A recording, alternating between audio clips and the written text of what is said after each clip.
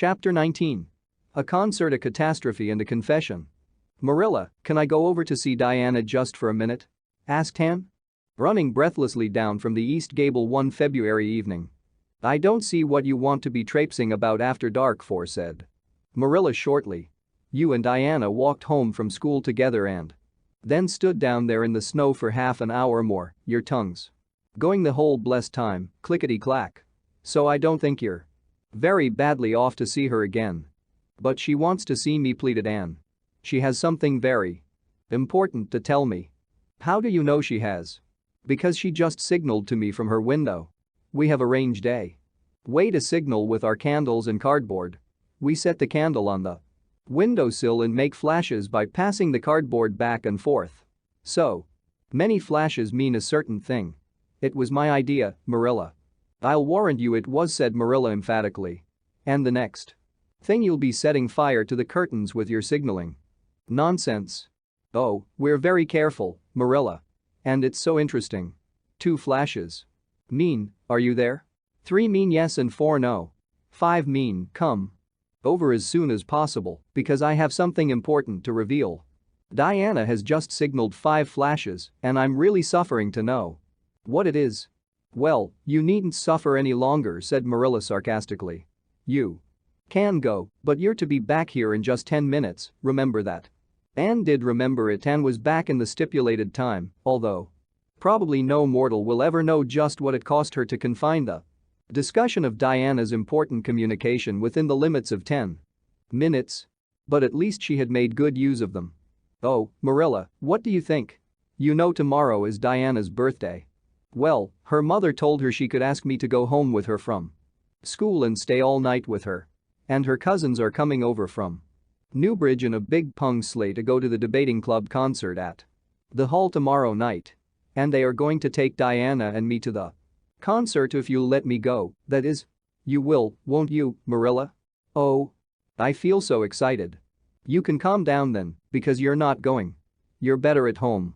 In your own bed, and as for that club concert, it's all nonsense, and little girls should not be allowed to go out to such places at all. I'm sure the debating club is a most respectable affair," pleaded Anne. "I'm not saying it isn't. But you're not going to begin gadding about to concerts and staying out all hours of the night. Pretty doings for children." "I'm surprised at Mrs. Barry's letting Diana go. But it's such a very special occasion," mourned Anne, on the verge of tears. "Diana has only one birthday in a year. It isn't as if birthdays were common things, Marilla. Prissy Andrews is going to recite curfew. Must not ring tonight. That is such a good moral piece, Marilla, I'm sure it would do me lots of good to hear it. And the choir are going to sing 4 lovely pathetic songs that are pretty near as good as hymns. And oh, Marilla, the minister is going to take part, yes, indeed, he is. He's going to give an address. That will be just about the same thing as a sermon. Please, mayn't I go, Marilla?" "You heard what I said, Anne, didn't you? Take off your boots now and go to bed. It's past 8. "There's just one more thing," Marilla said Anne, with the air of producing the last shot in her locker. "Mrs. Barry told Diana that we might sleep in the spare room bed. Think of the honor of your little Anne being put in the spare room bed. It's an honor you'll have to get along without. Go to bed, Anne, and don't let me hear another word out of you." When Anne, with tears rolling over her cheeks, had gone sorrowfully upstairs, Matthew, who had been apparently sound asleep on the lounge during the whole dialogue, opened his eyes and said decidedly, "Well now, Marilla, I think you ought to let Anne go." "I don't then," retorted Marilla. "Who's bringing this child up? Matthew, you or me?" "Well now, you," admitted Matthew. "Don't interfere then." "Well now, I ain't interfering. It ain't interfering to have your own opinion. And my opinion is that you ought to let Anne go." "You'd think I ought to let Anne go to the moon if she took the notion." "I've no doubt," was Marilla's amiable rejoinder. "I might have let her spend the night with Diana if that was all. But I don't approve of this concert plan. She'd go there and catch cold like as not and have her head filled up with nonsense and excitement. It wouldn't settle her for a week. I understand that child's disposition and what's good for it better than you, Matthew." "I think you ought to let Anne go," repeated Matthew firmly. "Argument. was not his strong point, but holding fast to his opinion certainly was. Marilla gave a gasp of helplessness and took refuge in silence. The next morning, when Anne was washing the breakfast dishes in the pantry, Matthew paused on his way out to the barn to say to Marilla again, "I think you ought to let Anne go, Marilla." For a moment Marilla looked things not lawful to be uttered. Then she yielded to the inevitable and said tartly, "Very well, she can go, since nothing else will please you." Anne flew out of the pantry, dripping dishcloth in hand. "Oh, Marilla, Marilla, say those blessed words again. I guess once is enough to say them. This is Matthew's doings and I wash my hands of it. If you catch pneumonia sleeping in a strange bed or coming out of that hot hall in the middle of the night, don't blame me. Blame Matthew. Anne Shirley, you're dripping greasy water all over the floor. I never saw such a careless child." "Oh, I know I'm a great trial to you," Marilla said Anne repentantly. "I make so many mistakes. But then just think of all the mistakes I don't make, although I might. I'll get some sand and scrub up the spots before I go to school. Oh, Marilla, my heart was just set on going to that concert. I never was to a concert in my life, and when the other girls talk about them in school I feel so out of it. You didn't know just how I felt about it, but you see Matthew did. Matthew understands me, and it's so nice to be understood, Marilla." Anne was too excited to do herself justice as to lessons that morning in school. Gilbert Blythe spelled her down in class and left her clear out of sight in mental arithmetic. Anne's consequent humiliation was less than it might have been, however, in view of the concert and the spare room bed. She and Diana talked so constantly about it all day that, with a stricter teacher than Mr. Phillips, dire disgrace must inevitably have been their portion. Anne felt that she could not have borne it if she had not been going to the concert, for nothing else was discussed that day in school. The Avonlea Debating Club, which met fortnightly all winter, had had several smaller free entertainments, but this was to be a big affair. Admission 10 cents in aid of the library. The Avonlea young people had been practicing for weeks, and all the scholars were especially interested in it by reason of older brothers and sisters who were going to take part. Everybody in school over 9 years of age expected to go, except Carrie Sloane, whose father shared Marilla's opinions about small girls going out to night concerts. Carrie Sloane cried into her grammar all the afternoon and felt that life was not worth living. For Anne, the real excitement began with the dismissal of school and increased therefrom in crescendo until it reached to a crash of positive ecstasy in the concert itself. They had a perfectly elegant tea and then came the delicious occupation of dressing in Diana's little room upstairs. Diana did Anne's front hair in the new pompadour style and Anne tied Diana's bows with the especial knack she possessed, and they experimented with at least half a dozen different ways of arranging their back hair. At last they were ready, cheeks scarlet and eyes glowing with excitement. True, Anne could not help a little pang when she contrasted her plain black tam and shapeless, tight-sleeved, homemade gray cloth coat with Diana's jaunty fur cap and smart little jacket. But she remembered in time that she had an imagination and could use it. Then Diana's cousins, the Murrays from Newbridge, came. They all crowded into the big pung sleigh, among straw and furry robes. Anne reveled in the drive to the hall, slipping along over the satin-smooth roads with the snow crisping under the runners. There was a magnificent sunset, and the snowy hills and deep blue water of the St. Lawrence Gulf seemed to rim in the splendor like a huge bowl of pearl and sapphire brimmed with wine and fire. Tinkles of sleigh bells and distant laughter that seemed like the mirth of wood elves came from every quarter. "Oh, Diana," breathed Anne, squeezing Diana's mittened hand under the fur robe, "isn't it all like a beautiful dream? Do I really look the same as usual? I feel so different that it seems to me it must show in my looks." "You look awfully nice," said Diana, who, having just received a compliment from one of her cousins, felt that she ought to pass it on. "You've got the loveliest color." The program that night was a series of thrills for at least one listener in the audience, and, as Anne assured Diana, every succeeding thrill was thrillier than the last.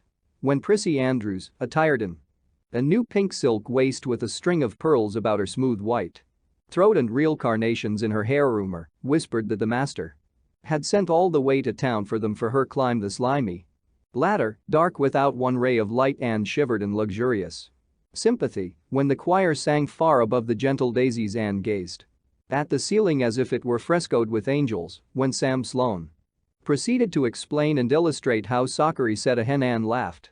Until people sitting near her laughed too, more out of sympathy with her than with amusement at a selection that was rather threadbare even in Avonlea. And when Mr. Phillips gave Mark Antony's oration over the dead body of Caesar in the most heart-stirring tones, looking at Prissy Andrews at the end of every sentence, Anne felt that she could rise and mutiny on the spot if but one Roman citizen led the way. Only one number on the program failed to interest her. When Gilbert Blythe recited Bingen on the Rhine, Anne picked up Rhoda Murray's library book and read it until he had finished, when she sat rigidly stiff and motionless while Diana clapped her hands until they tinkled. It was 11 when they got home, sated with dissipation, but with the exceeding sweet pleasure of talking it all over still to come. Everybody seemed asleep and the house was dark and silent. Anne and Diana tiptoed into the parlor, a long narrow room out of which the spare room opened. It was pleasantly warm and dimly lighted by the embers of a fire in the grate. "Let's undress here," said Diana. "It's so nice and warm." "Hasn't it been a delightful time?" sighed Anne rapturously. "It must be splendid to get up and recite there." "Do you suppose we will ever be asked to do it, Diana?" "Yes, of course, someday. They're always wanting the big scholars to recite. Gilbert Blythe does often, and he's only 2 years older than us." "Oh, Anne, how could you pretend not to listen to him when he came to the line? There's another, not a sister. He looked right down at you." "Diana," said Anne with dignity, "you are my bosom friend, but I cannot allow even you to speak to me of that person. Are you ready for bed? Let's run a race and see who'll get to the bed first." The suggestion appealed to Diana. The two little white-clad figures flew down the long room, through the spare room door, and bounded on the bed at the same moment. And then something moved beneath them. There was a gasp and a cry, and somebody said in muffled accents, "Merciful goodness." Anne and Diana were never able to tell just how they got off that bed and out of the room. They only knew that after one frantic rush they found themselves tiptoeing shiveringly upstairs. "Oh, who was it? What was it?" whispered Anne, her teeth chattering with cold and fright. "It was Aunt Josephine," said Diana, gasping with laughter. "Oh, Anne. It was Aunt Josephine, however she came to be there. Oh, and I know she will be furious. It's dreadful, it's really dreadful, but did you ever know anything so funny, Anne?" "Who is your Aunt Josephine?" "She's father's aunt and she lives in Charlottetown. She's awfully old, 70 anyhow, and I don't believe she was ever a little girl. We were expecting her out for a visit, but not so soon. She's awfully prim and proper and she'll scold dreadfully about this, I know. Well, we'll have to sleep with Minnie May, and you can't think how she kicks." Miss Josephine Barry did not appear at the early breakfast the next morning. Mrs. Barry smiled kindly at the two little girls. "Did you have a good time last night? I tried to stay awake until you came home, for I wanted to tell you Aunt Josephine had come and that you would have to go upstairs after all, but I was so tired I fell asleep. I hope you didn't disturb your Aunt Diana." Diana preserved a discreet silence, but she and Anne exchanged furtive smiles of guilty amusement across the table. Anne hurried home after breakfast and so remained in blissful ignorance of the disturbance which presently resulted in the Barry household until the late afternoon, when she went down to Mrs. Lynde's on an errand for Marilla. "So you and Diana nearly frightened poor old Miss Barry to death last night?" said Mrs. Lynde severely, but with a twinkle in her eye. "Mrs. Barry was here a few minutes ago on her way to Carmody. She's feeling real worried over it. Old Miss Barry was in a terrible temper when she got up this morning, and Josephine Barry's temper is no joke, I can tell you that. She wouldn't speak to Diana at all." "It wasn't Diana's fault," said Anne contritely. "It was mine. I suggested racing to see who would get into bed first." "I knew it," said Mrs. Lynde, with the exultation of a correct guesser. "I knew that idea came out of your head. Well, it's made a nice lot of trouble, that's what. Old Miss Barry came out to stay for a month, but she declares she won't stay another day and is going right back to town tomorrow, Sunday and all as it is. She'd have gone today if they could have taken her." She had promised to pay for a quarter's music lessons for Diana, but now she is determined to do nothing at all for such a tomboy. Oh, I guess they had a lively time of it there this morning. The Berries must feel cut up. Old Miss Berry is rich and they'd like to keep on the good side of her. Of course, Mrs. Berry didn't say just that to me, but I'm a pretty good judge of human nature, that's what. I'm such an unlucky girl, mourned Anne. I'm always getting into scrapes myself and getting my best friend's people I'd shed my heart's blood for into them too. Can you tell me why it is so, Mrs. Lynde? It's because you're too heedless and impulsive, child, that's what. You never stop to think whatever comes into your head to say, or do you say? Or do it without a moment's reflection? Oh, but that's the best of it, protested Anne. Something just flashes into your mind, so exciting, and you must out with it. If you stop to think it over, you spoil it all. Haven't you never felt that yourself, Mrs. Lynde? No, Mrs. Lynde had not. She shook her head sagely. You must learn to think a little, Anne, that's what. The proverb you need to go by is look before you leap, especially into spare room beds. Mrs. Lynde laughed comfortably over her mild joke, but Anne remained pensive. She saw nothing to laugh at in the situation, which to her eyes appeared very serious. When she left Mrs. Lynde's, she took her way across the crusted fields to Orchard Slope. Diana met her at the kitchen door. Your Aunt Josephine was very cross about it, wasn't she? Whispered Anne. Yes, answered Diana, stifling a giggle with an apprehensive glance over her shoulder at the closed sitting room door. She was fairly dancing with rage. Anne. Oh, how she scolded. She said I was the worst behaved girl she ever saw and that my parents ought to be ashamed of the way they had brought me up. She says she won't stay, and I'm sure I don't care. But father and mother do. Why didn't you tell them it was my fault? Demanded Anne. It's likely I'd do such a thing, isn't it? Said Diana with just scorn. I'm no telltale, Anne Shirley, and anyhow I was just as much to blame as you. Well, I'm going in to tell her myself, said Anne resolutely. Diana stared. Anne Shirley, you'd never. Why, she'll eat you alive. Don't frighten me any more than I am frightened, implored Anne. I'd rather walk up to a cannon's mouth. But I've got to do it, Diana. It was my fault and I've got to confess. I've had practice in confessing. Fortunately. Well, she's in the room, said Diana. You can go in if you want to. I wouldn't dare. And I don't believe you'll do a bit of good. With this encouragement, Anne bearded the lion in its den, that is to say, walked resolutely up to the sitting room door and knocked faintly. A sharp comment followed. Miss Josephine Berry, thin, prim, and rigid, was knitting fiercely by the fire, her wrath quite unappeased and her eyes snapping through her gold-rimmed glasses. She wheeled around in her chair, expecting to see Diana, and beheld a white-faced girl whose great eyes were brimmed up with a mixture of desperate courage and shrinking terror. Who are you? Demanded Miss Josephine Berry, without ceremony. I'm Anne of Green Gables, said the small visitor tremulously, clasping her hands with her characteristic gesture, and I've come to confess, if you please. Confess what? That it was all my fault about jumping into bed on you last night. I suggested it. Diana would never have thought of such a thing, I am sure. Diana is a very ladylike girl, Miss Berry. So you must see how unjust it is to blame her. Oh, I must, hey?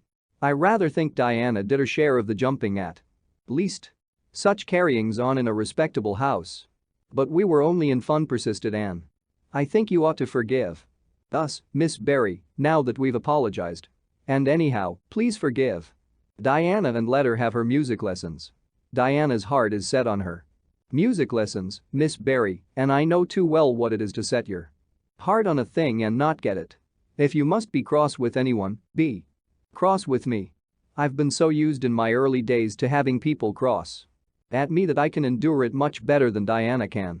Much of the snap had gone out of the old lady's eyes by this time. Anne was replaced by a twinkle of amused interest. But she still said severely, I don't think it is any excuse for you that you were only in fun. Little girls never indulged in that kind of fun when I was young. You don't know what it is to be awakened out of a sound sleep after a long and arduous journey by two great girls coming bounce down on you. I don't know, but I can imagine, said Anne eagerly. I'm sure it must have been very disturbing. But then, there is our side of it too. Have you any imagination, Miss Barry? If you have, just put yourself in our place. We didn't know there was anybody in that bed and you nearly scared us to death. It was simply awful the way we felt. And then we couldn't sleep in the spare room after being promised. I suppose you are used to sleeping in spare rooms. But just imagine what you would feel like if you were a little orphan girl who had never had such an honor. All the snap had gone by this time. Miss Barry actually laughed, a sound which caused Diana, waiting in speechless anxiety in the kitchen outside, to give a great gasp of relief. I'm afraid my imagination is a little rusty, it's so long since I used it, she said. I dare say your claim to sympathy is just as strong as mine. It all depends on the way we look at it. Sit down here and tell me about yourself. I am very sorry I can't, said Anne firmly. I would like to, because you seem like an interesting lady, and you might even be a kindred spirit, although you don't look very much like it. But it is my duty to go home to Miss Marilla Cuthbert. Miss Marilla Cuthbert is a very kind lady who has taken me to bring up properly. She is doing her best, but it is very discouraging work. You must not blame her because I jumped on the bed.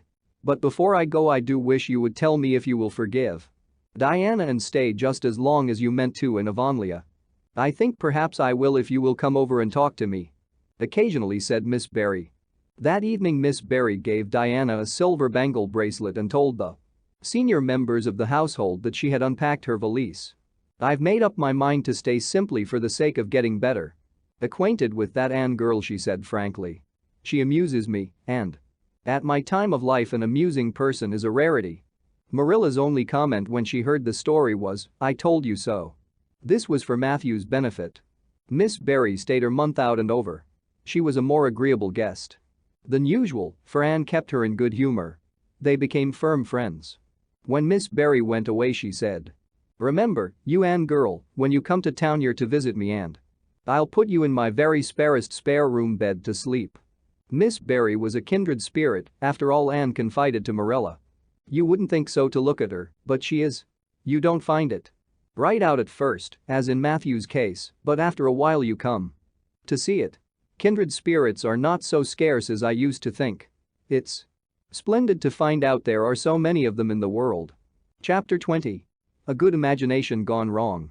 Spring had come once more to Green Gables, the beautiful, capricious, reluctant Canadian spring, lingering along through April and May in a succession of sweet, fresh, chilly days, with pink sunsets and miracles of resurrection and growth. The maples in Lover's Lane were red-budded, and little curly ferns pushed up around the Dryad's bubble. Away up in the barrens, behind Mr. Silas Sloane's place, the mayflowers blossomed out, pink and white stars of sweetness under their brown leaves. All the schoolgirls and boys had one golden afternoon gathering them, coming home in the clear, echoing twilight with arms and baskets full of flowery spoil. I'm so sorry for people who live in lands where there are no mayflowers, said Anne. Diana says perhaps they have something better. But there couldn't be anything better than mayflowers, could there? Marilla? And Diana says if they don't know what they are like they don't miss them. But I think that is the saddest thing of all. I think it would be tragic, Marilla, not to know what mayflowers are like and not to miss them. Do you know what I think mayflowers are, Marilla? I think they must be the souls of the flowers that died last summer, and this is their heaven. But we had a splendid time today, Marilla. We had our lunch down in a big mossy hollow by an old well, such a romantic spot. Charlie Sloane dared Artie Gillis to jump over it, and Artie did because he wouldn't take a dare. Nobody would in school. It is very fashionable to dare. Mr. Phillips gave all the mayflowers he found to Prissy Andrews. And I heard him to say sweets to the sweet. He got that out of a book, I know, but it shows he has some imagination. I was offered some mayflowers too, but I rejected them with scorn. I can't tell you the person's name because I have vowed never to let it cross my lips. We made wreaths of the mayflowers and put them on our hats, and when the time came to go home we marched in procession down the road, 2 by 2. With our bouquets and wreaths, singing My Home on the Hill. Oh, it was so thrilling, Marilla. All Mr. Silas Sloane's folks rushed out to see us. And everybody we met on the road stopped and stared after us. We made a real sensation. Not much wonder. Such silly doings," was Marilla's response. After the Mayflowers came the violets, and Violet Vale was empurpled. With them, Anne walked through it on her way to school with reverent steps and worshipping eyes, as if she trod on holy ground. Somehow she told Diana, "When I'm going through here I don't really care whether anybody gets ahead of me in class or not. But when I'm up in school it's all different and I care as much as ever. There's such a lot of different Annes in me. I sometimes think that is why I'm such a troublesome person. If I was just the one Anne it would be ever so much more comfortable, but then it wouldn't be half so interesting." One June evening, when the orchards were pink blossomed again, when the frogs were singing silverly sweet in the marshes about the head of the lake of shining waters, and the air was full of the savor of clover fields and balsamic fir woods, Anne was sitting by her gable window. She had been studying her lessons, but it had grown too dark to see the book, so she had fallen into wide-eyed reverie, looking out past the boughs of the Snow Queen, once more bestirred with its tufts of blossom. In all essential respects the little gable chamber was unchanged. The walls were as white, the pincushion as hard, the chairs as stiffly and yellowly upright as ever. Yet the whole character of the room was altered. It was full of a new vital, pulsing personality that seemed to pervade it and to be quite independent of schoolgirl books and dresses and ribbons, and even of the cracked blue jug full of apple blossoms on the table. It was as if all the dreams, sleeping and waking, of its vivid occupant had taken a visible although unmaterial form and had tapestried the bare room with splendid filmy tissues of rainbow and moonshine. Presently Marilla came briskly in with some of Anne's freshly ironed school aprons. She hung them over a chair and sat down with a short sigh. She had had one of her headaches that afternoon, and although the pain had gone she felt weak and tuckered out as she expressed it. Anne looked at her with eyes limpid with sympathy. "I do truly wish I could have had the headache in your place, Marilla. I would have endured it joyfully for your sake.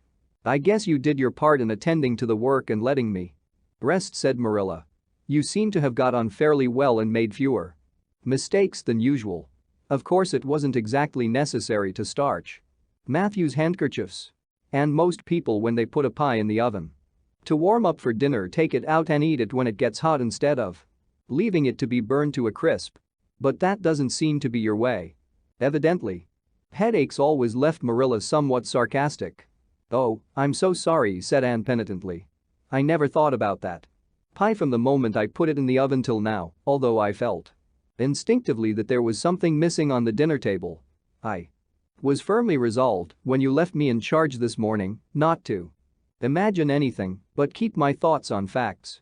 I did pretty well until I put the pie in, and then an irresistible temptation came to me to imagine I was an enchanted princess shut up in a lonely tower with a handsome knight riding to my rescue on a coal black steed. So that is how I came to forget the pie. I didn't know I starched the handkerchiefs. All the time I was ironing I was trying to think of a name for a new island Diana, and I have discovered up the brook. It's the most ravishing spot, Marilla. There are 2 maple trees on it and the brook flows right around it. At last it struck me that it would be splendid to call it Victoria Island because we found it on the Queen's birthday. Both Diana and I are very loyal. But I'm sorry about that pie. And the handkerchiefs. I wanted to be extra good today because it's an anniversary. Do you remember what happened this day last year, Marilla?" "No, I can't think of anything special." "Oh, Marilla, it was the day I came to Green Gables. I shall never forget it. It was the turning point in my life. Of course it wouldn't seem so important to you. I've been here for a year and I've been so happy. Of course, I've had my troubles, but one can live down troubles. Are you sorry you kept me, Marilla?" "No, I can't say I'm sorry," said Marilla, who sometimes wondered how she could have lived before Anne came to Green Gables. "No, not exactly. Sorry. If you've finished your lessons, Anne, I want you to run over and ask Mrs. Barry if she'll lend me Diana's apron pattern." "Oh, it's too dark," cried Anne. "Too dark? Why, it's only twilight. And goodness knows you've gone over often enough after dark." "I'll go over early in the morning," said Anne eagerly. "I'll get up at Sunrise and go over, Marilla. What has got into your head now, Anne Shirley? I want that pattern too. Cut out your new apron this evening. Go at once and be smart too. I'll have to go around by the road, then said Anne, taking up her hat. Reluctantly. Go by the road and waste half an hour. I'd like to catch you. I can't go through the haunted wood, Marilla cried Anne desperately. Marilla stared. The haunted wood? Are you crazy? What under the canopy is the haunted wood? The spruce wood over the brook, said Anne in a whisper. Fiddlesticks. There is no such thing as a haunted wood anywhere. Who has been telling you such stuff? Nobody, confessed Anne.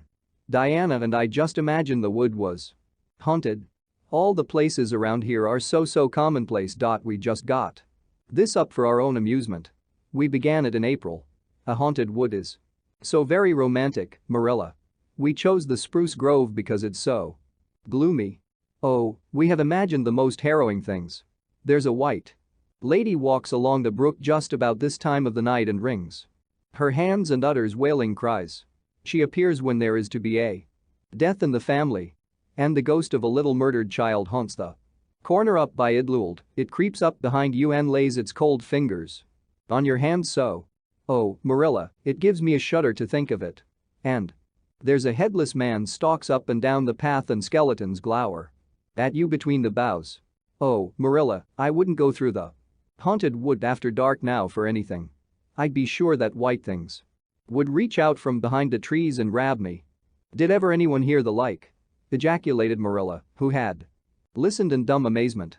Anne Shirley, do you mean to tell me you believe all that wicked nonsense of your own imagination? Not believe exactly, faltered Anne. At least, I don't believe it in daylight. But after dark, Marilla, it's different.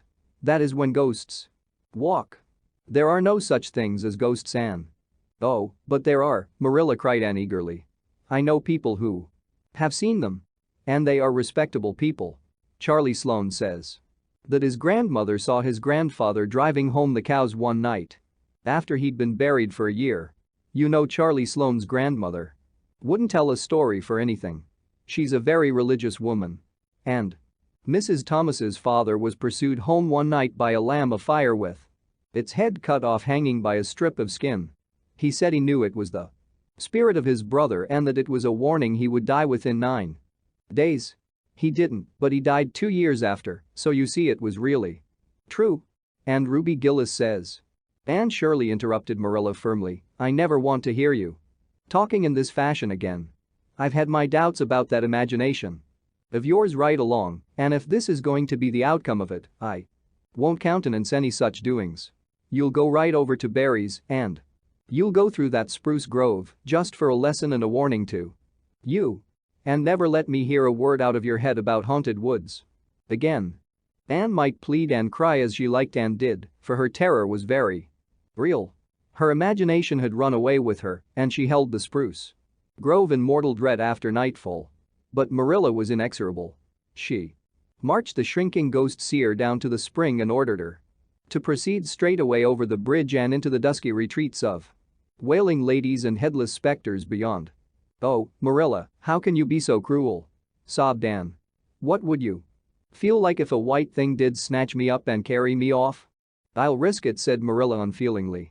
You know I always mean what I say. I'll cure you of imagining ghosts into places.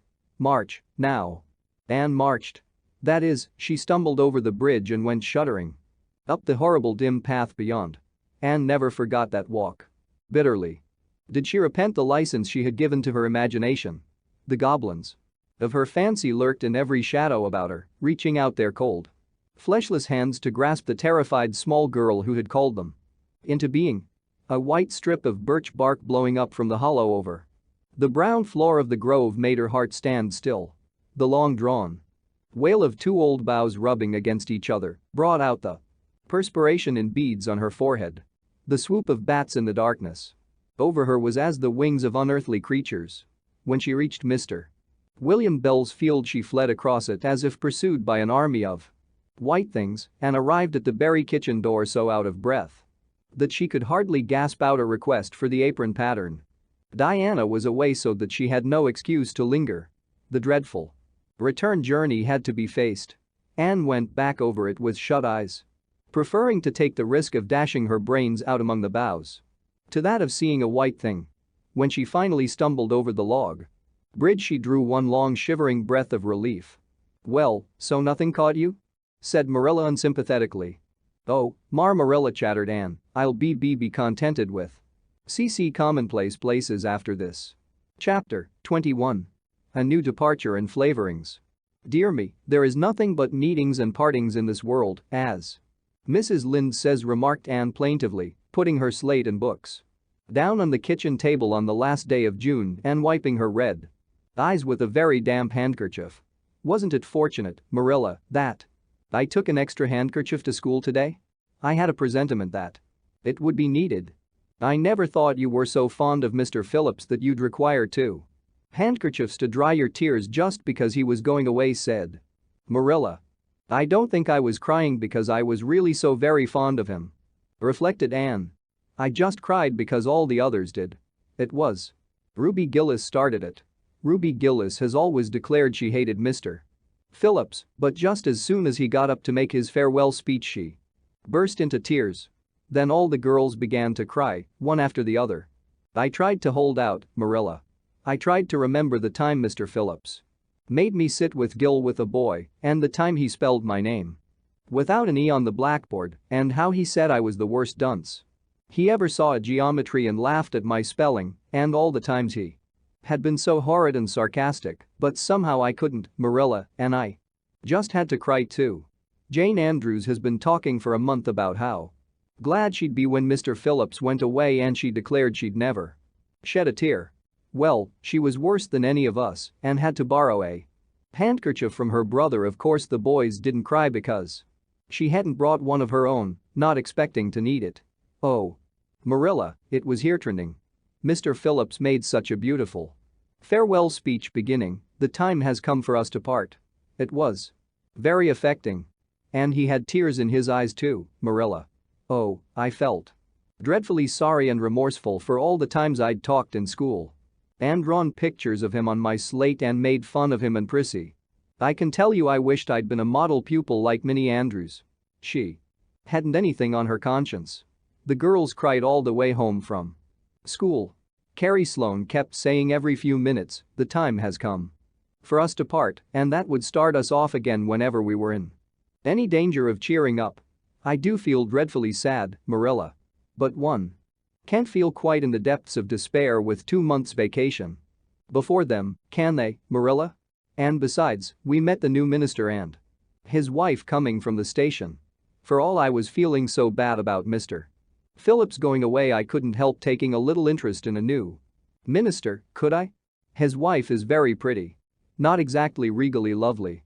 Of course it wouldn't do, I suppose, for a minister to have a regally lovely wife because it might set a bad example. Mrs. Lynde says the minister's wife over at Newbridge sets a very bad example because she dresses so fashionably. Our new minister's wife was dressed in blue muslin with lovely puffed sleeves and a hat trimmed with roses. Jane Andrews said she thought puffed sleeves were too worldly for a minister's wife, but I didn't make any such uncharitable remark, Marilla, because I know what it is to long for puffed sleeves. Besides, she's only been a minister's wife for a little while, so one should make allowances, shouldn't they? They are going to board with Mrs. Lynde until the manse is ready. If Marilla, in going down to Mrs. Lynde's that evening, was actuated by any motive save her avowed one of returning the quilting frames she had borrowed the preceding winter, it was an amiable weakness shared by most of the Avonlea people. Many a thing Mrs. Lynde had lent, sometimes never expecting to see it again, came home that night in charge of the borrowers thereof. A new minister, and moreover a minister with a wife, was a lawful object of curiosity in a quiet little country settlement where sensations were few and far between. Old Mr. Bentley, the minister whom Anne had found lacking in imagination, had been pastor of Avonlea for 18 years.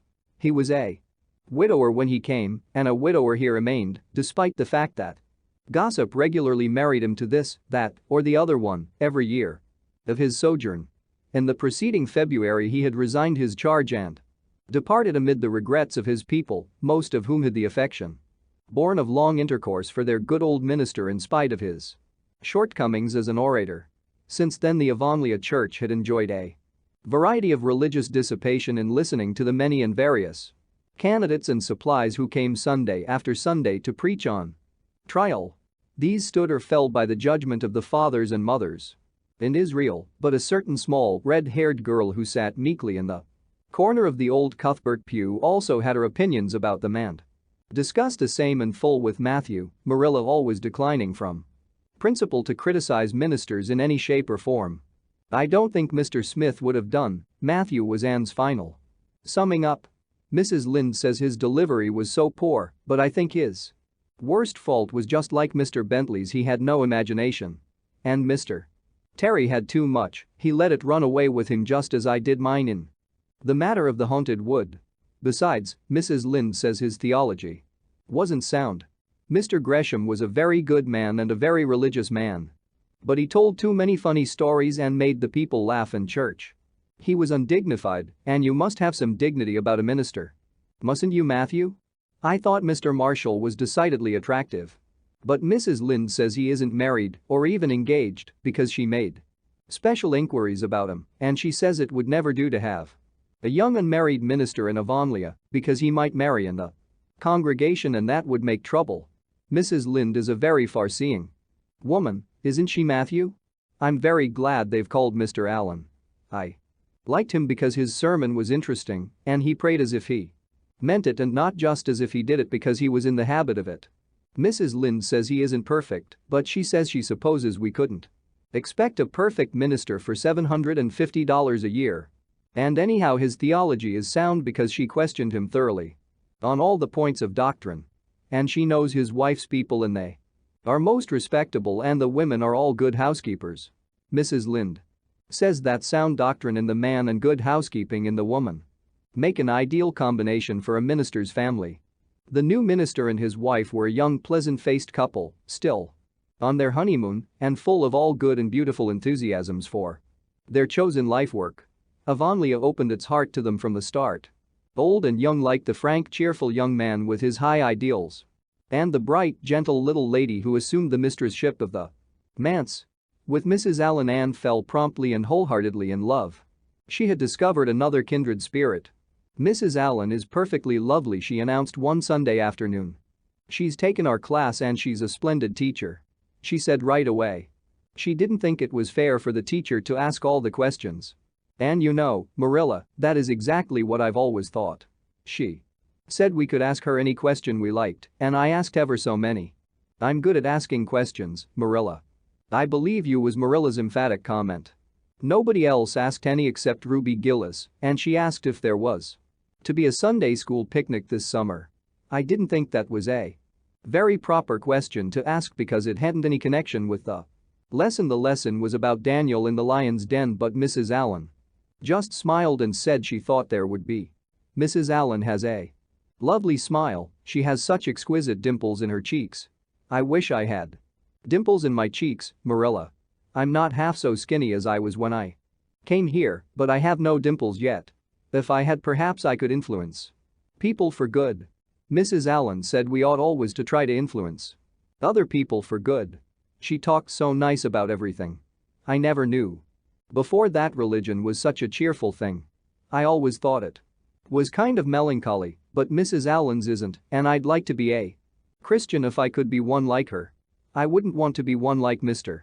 Superintendent Bell." "It's very naughty of you to speak so about Mr. Bell," said Marilla severely. "Mr. Bell is a real good man." "Oh, of course he's good," agreed Anne, "but he doesn't seem to get any comfort out of it. If I could be good I'd dance and sing all day because I was glad of it. I suppose Mrs. Allen is too old to dance and sing and of course it wouldn't be dignified in a minister's wife. But I can just feel she's glad she's a Christian and that she'd be one even if she could get to heaven without it." "I suppose we must have Mr. and Mrs. Allen up to tea someday soon," said Marilla reflectively. "They've been most everywhere but here. Let me see. Next Wednesday would be a good time to have them. But don't say a word to Matthew about it, for if he knew they were coming he'd find some excuse to be away that day. He'd got so used to Mr. Bentley he didn't mind him, but he's going to find it hard to get acquainted with a new Minister, and a new minister's wife will frighten him to death. I'll be as secret as the dead, assured Anne. But oh, Marilla, will you let me make a cake for the occasion? I'd love to do something for Mrs. Allen, and you know I can make a pretty good cake by this time. You can make a layer cake, promised Marilla. Monday and Tuesday great preparations went on at Green Gables. Having the minister and his wife to tea was a serious and important undertaking, and Marilla was determined not to be eclipsed by any of the Avonlea housekeepers. Anne was wild with excitement and delight. She talked it all over with Diana Tuesday night in the twilight as they sat on the big red stones by the Dryad's bubble and made rainbows in the water with little twigs dipped in fir balsam. Everything is ready, Diana, except my cake which I'm to make in the morning, and the baking powder biscuits which Marilla will make just before tea time. I assure you, Diana, that Marilla and I have had a busy 2 days of it. It's such a responsibility having a minister's family to tea. I never went through such an experience before.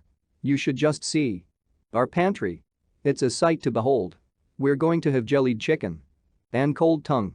We're to have 2 kinds of jelly, red and yellow, and whipped cream and lemon pie, and cherry pie, and 3 kinds of cookies and fruitcake, and Marilla's famous yellow plum preserves that she keeps especially for ministers, and pound cake and layer cake, and biscuits as aforesaid, and new bread and old both, in case the minister is dyspeptic and can't eat new. Mrs. Lynde says ministers are dyspeptic. But I don't think Mr. Allen has been a minister long enough for it to have had a bad effect on him. I just grow cold when I think of my layer cake. Oh, Diana, what if it shouldn't be good? I dreamed last night that I was chased all around by a fearful goblin with a big layer cake for a head. It'll be good, all right, assured Diana, who was a very comfortable sort of friend. I'm sure that piece of the one you made that we had for lunch in Idlewild 2 weeks ago was perfectly elegant.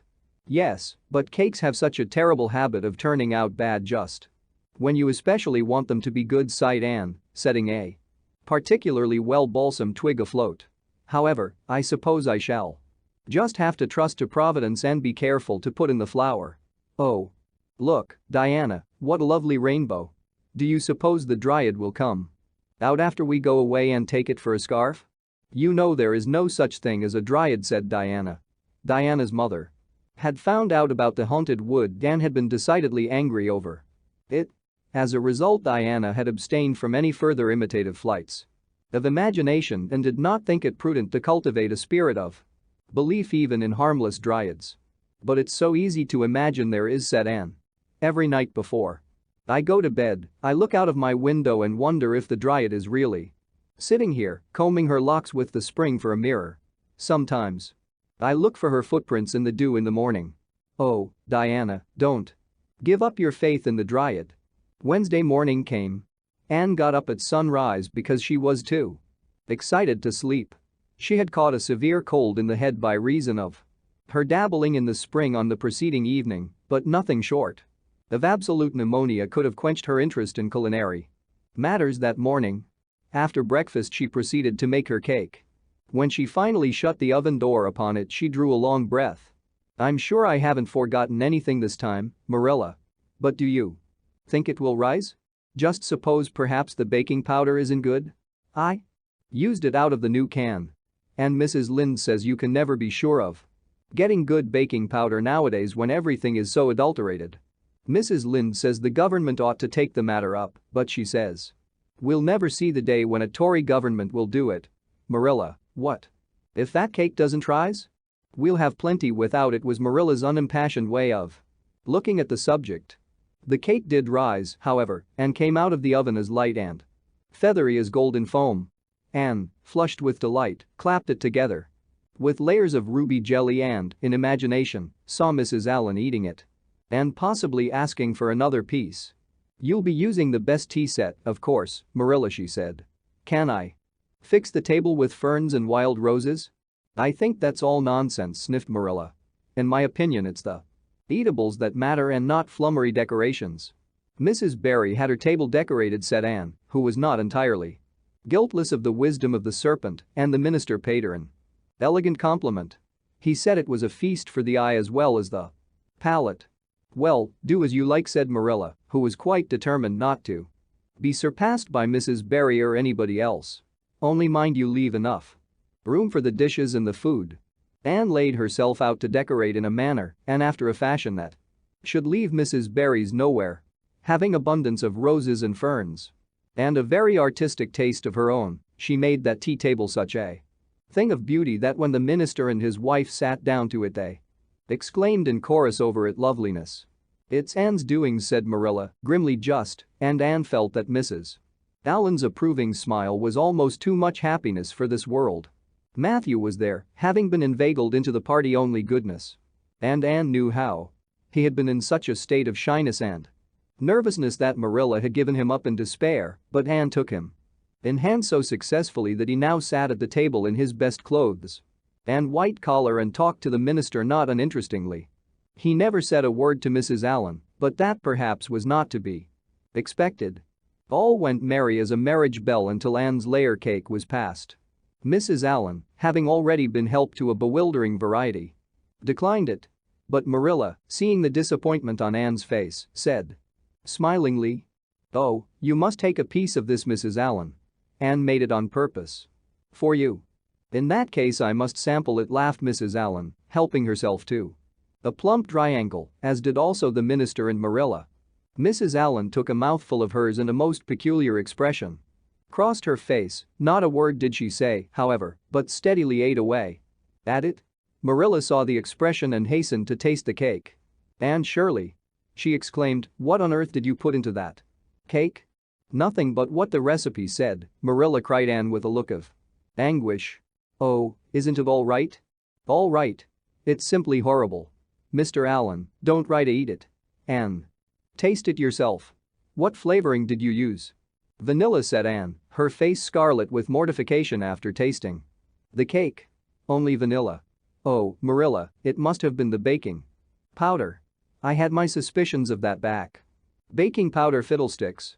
Go and bring me the bottle of vanilla you used." Anne fled to the pantry and returned with a small bottle partially filled with a brown liquid and labeled yellowly, "Best vanilla."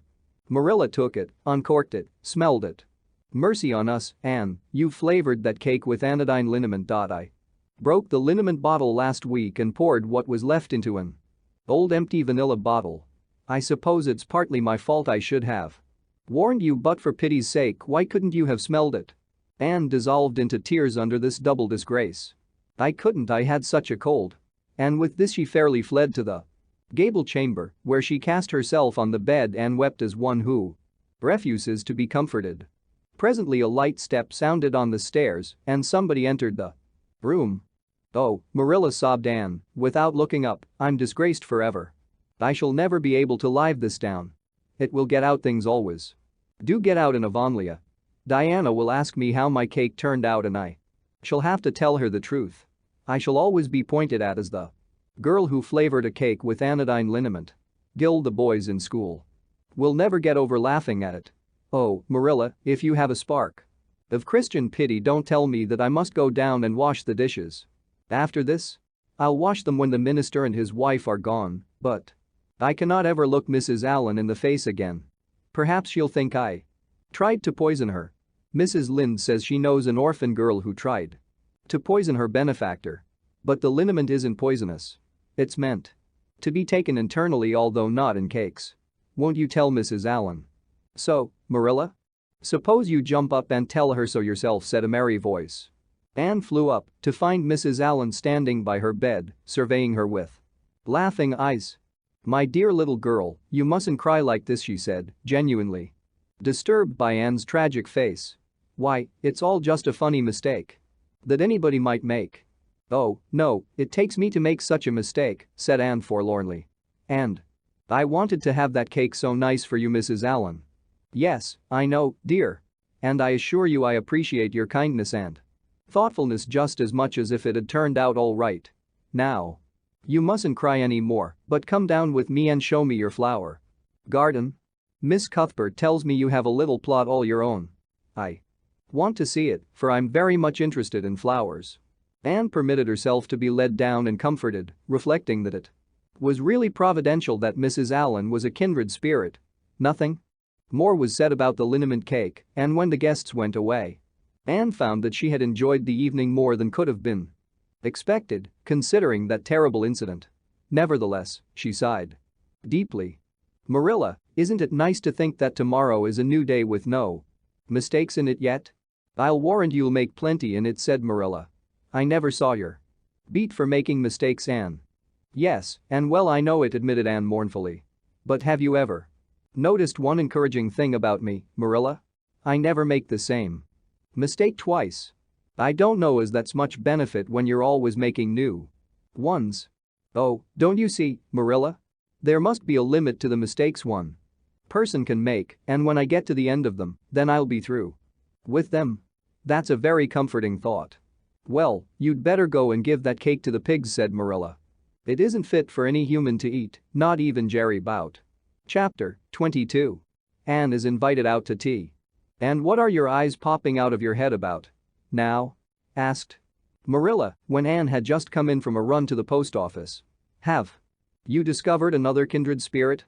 Excitement hung around Anne like a garment, shone in her eyes, kindled in every feature.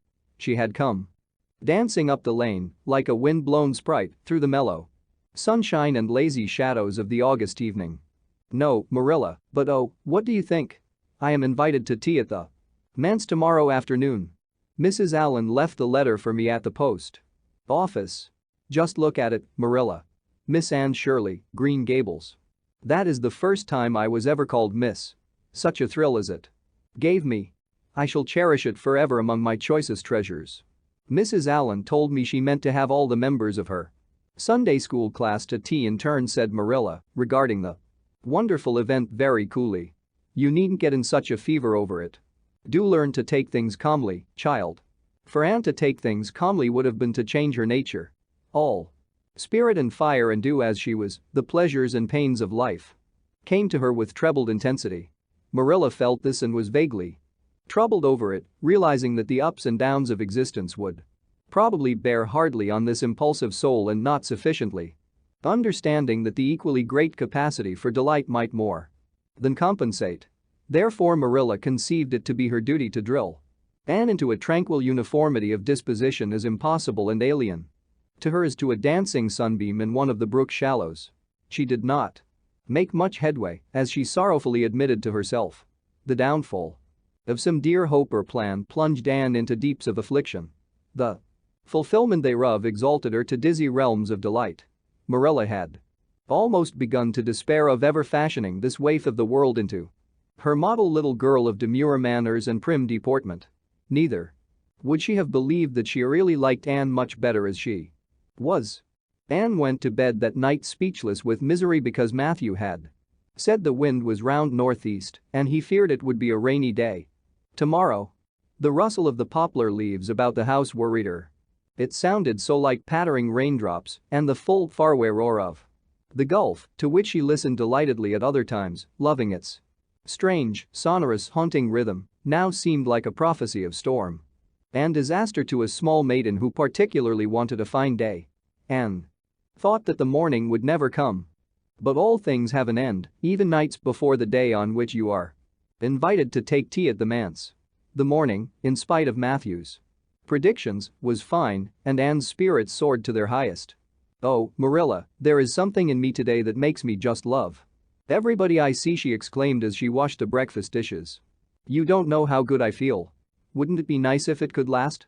I believe I could be a model child if I were just invited out to tea every day. But oh, Marilla, it's a solemn occasion too. I feel so anxious. What if I shouldn't behave properly? You know I never had tea at a manse before, and I'm not sure that I know all the rules of etiquette. Although I've been studying the rules given in the etiquette department of the Family Herald ever since I came here. I'm so afraid I'll do something silly or forget to do something I should do. Would it be good manners to take a second helping of anything if you wanted to very much? The trouble with you, Anne, is that you're thinking too much about yourself. You should just think of Mrs. Allen and what would be nicest and most agreeable to her," said Marilla, hitting for once in her life on a very sound and pithy piece of advice. Anne instantly realized this. "You are right, Marilla. I'll try not to think about myself at all." Anne evidently got through her visit without any serious breach of etiquette, for she came home through the twilight under a great high-sprung sky gloried over with trails of saffron and rosy cloud, in a beatified state of mind, and told Marilla all about it happily, sitting on the big red sandstone slab at the kitchen door with her tired curly head in Marilla's gingham lap. A cool wind was blowing down over the long harvest fields from the rims of furry western hills and whistling through the poplars. One clear star hung over the orchard and the fireflies were flitting over in Lover's Lane, in and out among the ferns and rustling boughs. Anne watched them as she talked and somehow felt that wind and stars and fireflies were all tangled up together into something unutterably sweet and enchanting. "Oh, Marilla, I've had a most fascinating time. I feel that I have not lived in vain, and I shall always feel like that even if I should never be invited to tea at a manse again." When I got there, Mrs. Allen met me at the door. She was dressed in the sweetest dress of pale pink organdy with dozens of frills and elbow sleeves, and she looked just like a seraph. "I really think I'd like to be a minister's wife when I grow up. Marilla. A minister mightn't mind my red hair because he wouldn't be thinking of such worldly things. But then of course one would have to be naturally good, and I'll never be that, so I suppose there's no use in thinking about it. Some people are naturally good, you know, and others are not. I'm one of the others. Mrs. Lynde says I'm full of original sin. No matter how hard I try to be good, I can never make such a success of it as those who are naturally good. It's a good deal like geometry, I expect. But don't you think that trying so hard ought to count for something? Mrs. Allen is one of the naturally good people. I love her passionately. You know, there are some people, like Matthew and Mrs. Allen, that you can love right off without any trouble. And there are others, like Mrs. Lynde, that you have to try very hard to love. You know you ought to love them because they know so much and are such active workers in the church, but you have to keep reminding yourself of it all the time or else you forget. There was another little girl at the manse to tea from the White Sands Sunday School. Her name was Laurette Bradley, and she was a very nice little girl. Not exactly a kindred spirit, you know, but still very nice. We had an elegant tea, and I think I kept all the rules of etiquette pretty well. After tea, Mrs. Allen played and sang, and she got Loretta and me to sing too. Mrs. Allen says I have a good voice, and she says I must sing in the Sunday school choir after this. You can't think how I was thrilled at the mere thought. I've longed so to sing in the Sunday school choir, as Diana does, but I feared it was an honor I could never aspire to. Loretta had to go home early because there is a big concert in the White Sands Hotel tonight and her sister is to recite at it. Loretta says that the Americans at the hotel give a concert every fortnight in 8 of the Charlottetown Hospital, and they ask lots of the White Sands people to recite. Loretta said she expected to be asked herself someday. I just gazed at her in awe. After she had gone, Mrs. Allen and I had a heart-to-heart talk. I told her everything about Mrs. Thomas and the twins and Katie Maurice and Violetta and coming to Green Gables and my troubles over geometry. And would you believe it, Marilla? Mrs. Allen told me she was a dunce at geometry too. You don't know how that encouraged me. Mrs. Lynde came to the manse just before I left, and what do you think, Marilla? The trustees have hired a new teacher, and it's a lady. Her name is Miss Muriel Stacy. Isn't it a romantic name? Mrs. Lynde says they've never had a female teacher in Avonlea before and she thinks it is a dangerous innovation.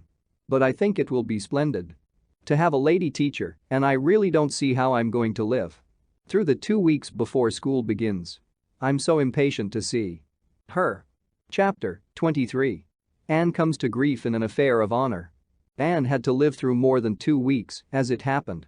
Almost a month having elapsed since the liniment cake episode, it was high time for her to get into fresh trouble of some sort, little mistakes, such as absent-mindedly emptying a pan of skim milk into a basket of yarn balls in the pantry instead of into the pig's bucket, and walking clean over the edge of the log bridge into the brook while wrapped in imaginative reverie, not really being worth counting. A week after the tea at the manse, Diana Barry gave a party. Small and select, Anne assured Marilla. Just the girls in our class. They had a very good time and nothing untoward happened until after tea.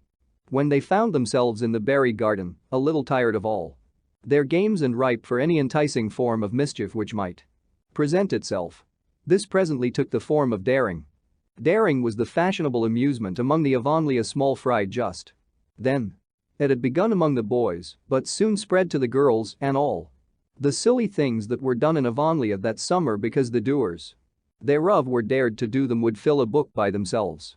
First of all, Carrie Sloane dared Ruby Gillis to climb to a certain point in the huge old willow tree before the front door, which Ruby Gillis, albeit in mortal dread of the fat green caterpillars with which said tree was infested and with the fear of her mother before her eyes if she should tear her new muslin dress, nimbly did, to the discomfiture of the aforesaid Carrie Sloane. Then Josie Pye dared Jane Andrews to hop on her left leg around the garden without stopping once or putting her right foot to the ground, which Jane Andrews gamely tried to do, but gave out at the third corner and had to confess herself defeated. Josie's triumph being rather more pronounced than good taste permitted. Anne Shirley dared her to walk along the top of the board fence which bounded the garden to the east. Now, to walk board fences requires more skill and steadiness of head and heel than one might suppose who has never tried it. But Josie Pye, if deficient in some qualities that make for popularity, had at least a natural and inborn gift, duly cultivated, for walking board fences. Josie walked the berry fence with an airy unconcern which seemed to imply that a little thing like that wasn't worth a dare. Reluctant admiration greeted her exploit, for most of the other girls could appreciate it, having suffered many things themselves in their efforts to walk fences. Josie descended from her perch, flushed with victory, and darted a defiant glance at Anne.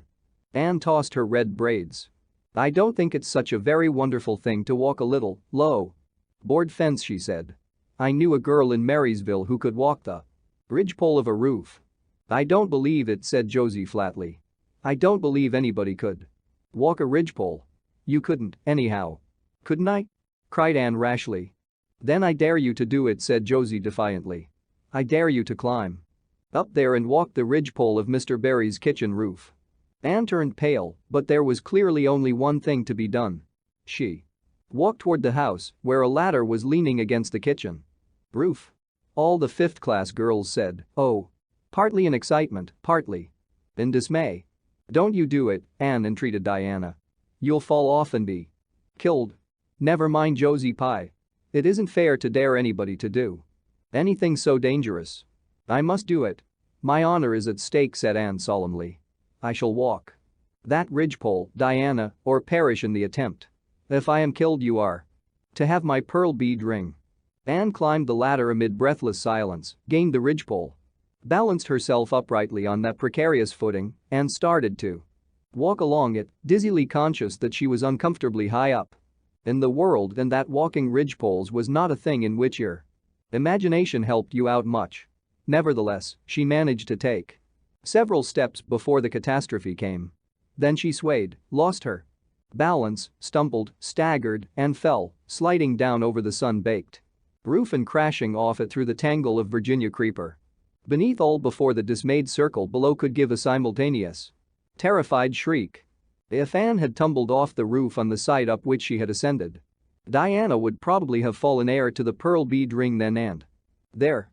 Fortunately, she fell on the other side, where the roof extended down over the porch so nearly to the ground that a fall therefrom was a much less serious thing.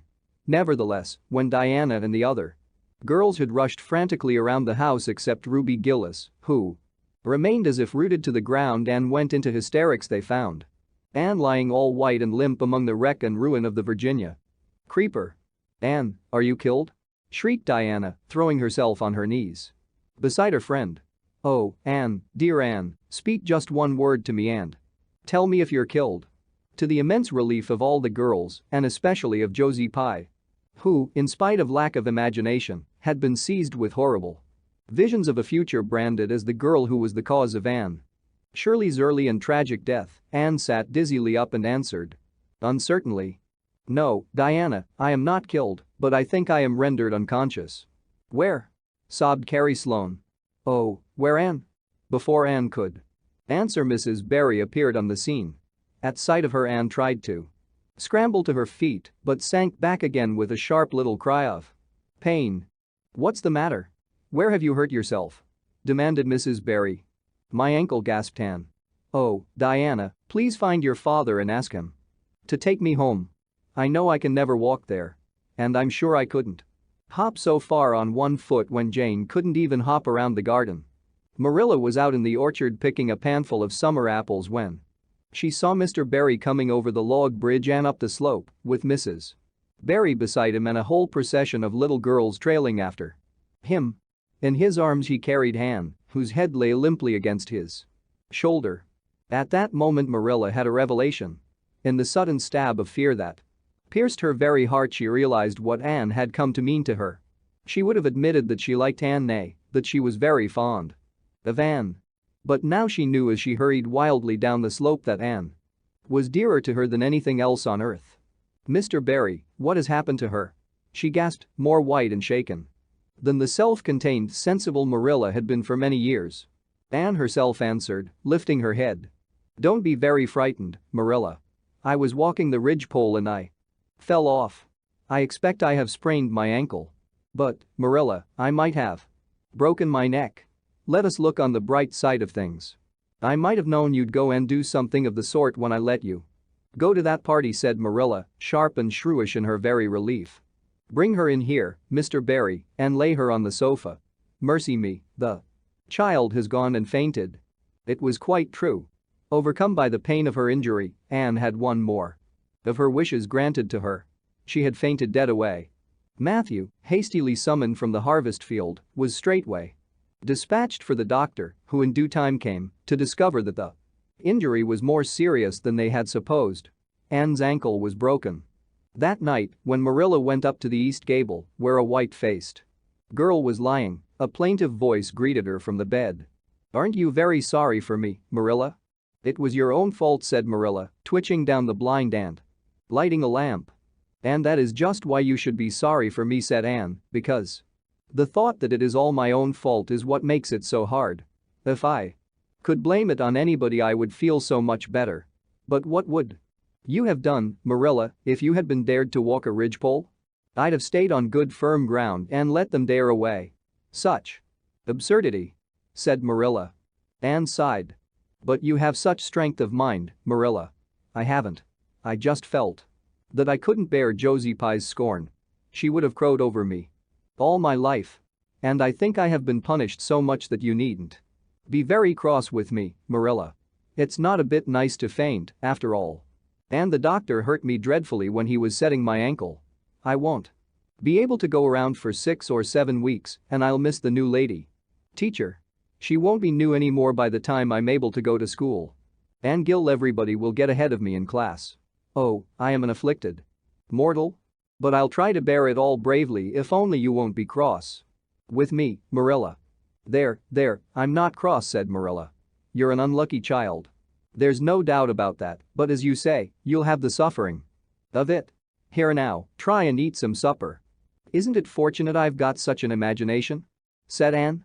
"It will help me through splendidly, I expect. What do people who haven't any imagination do when they break their bones, do you suppose, Marilla?" Anne had good reason to bless her imagination many a time and oft during the tedious 7 weeks that followed. But she was not solely dependent on it.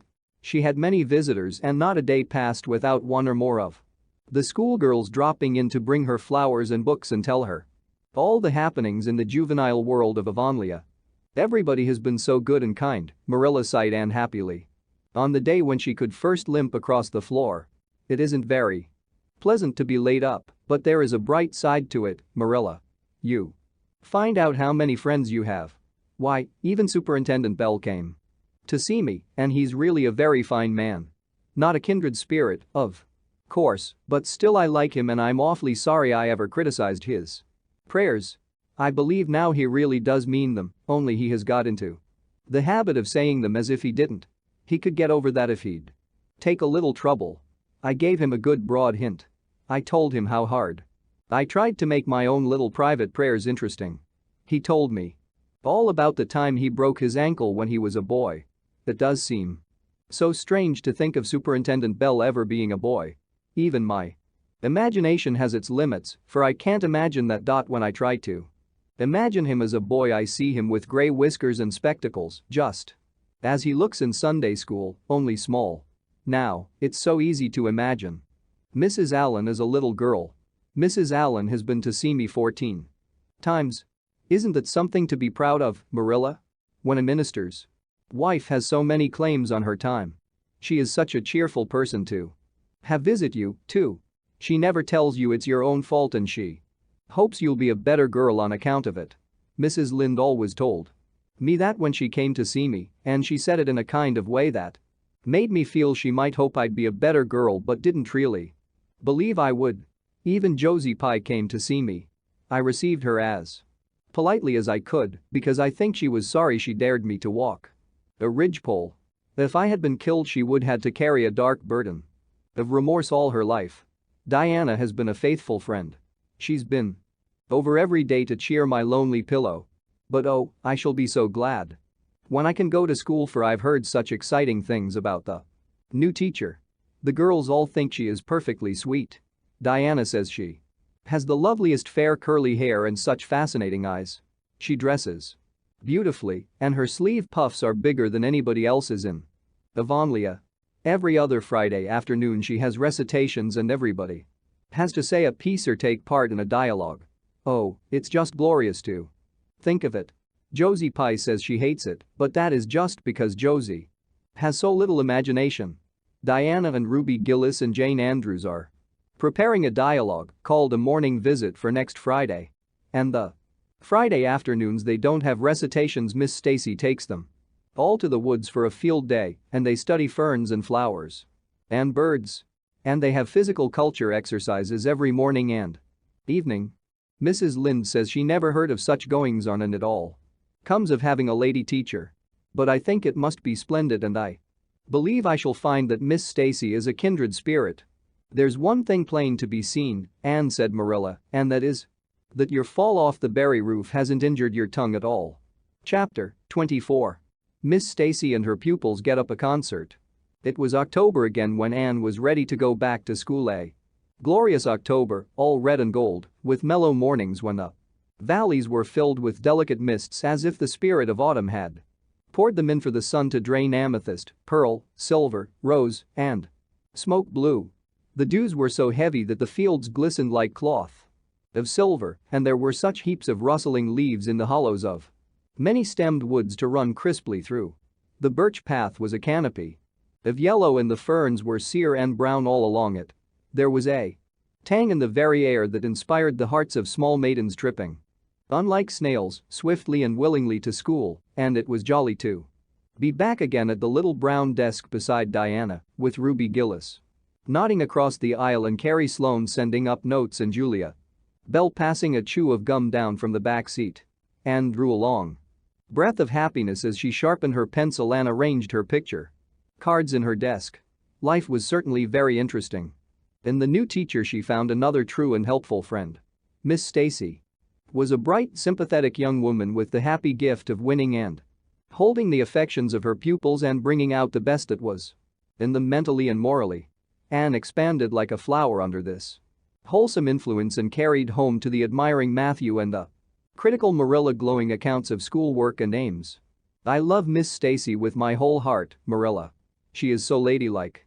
And she has such a sweet voice. When she pronounces my name I feel instinctively that she's spelling it with an E. We had recitations this afternoon. I just wish you could have been there to hear me recite Mary, Queen of Scots. I just put my whole soul into it.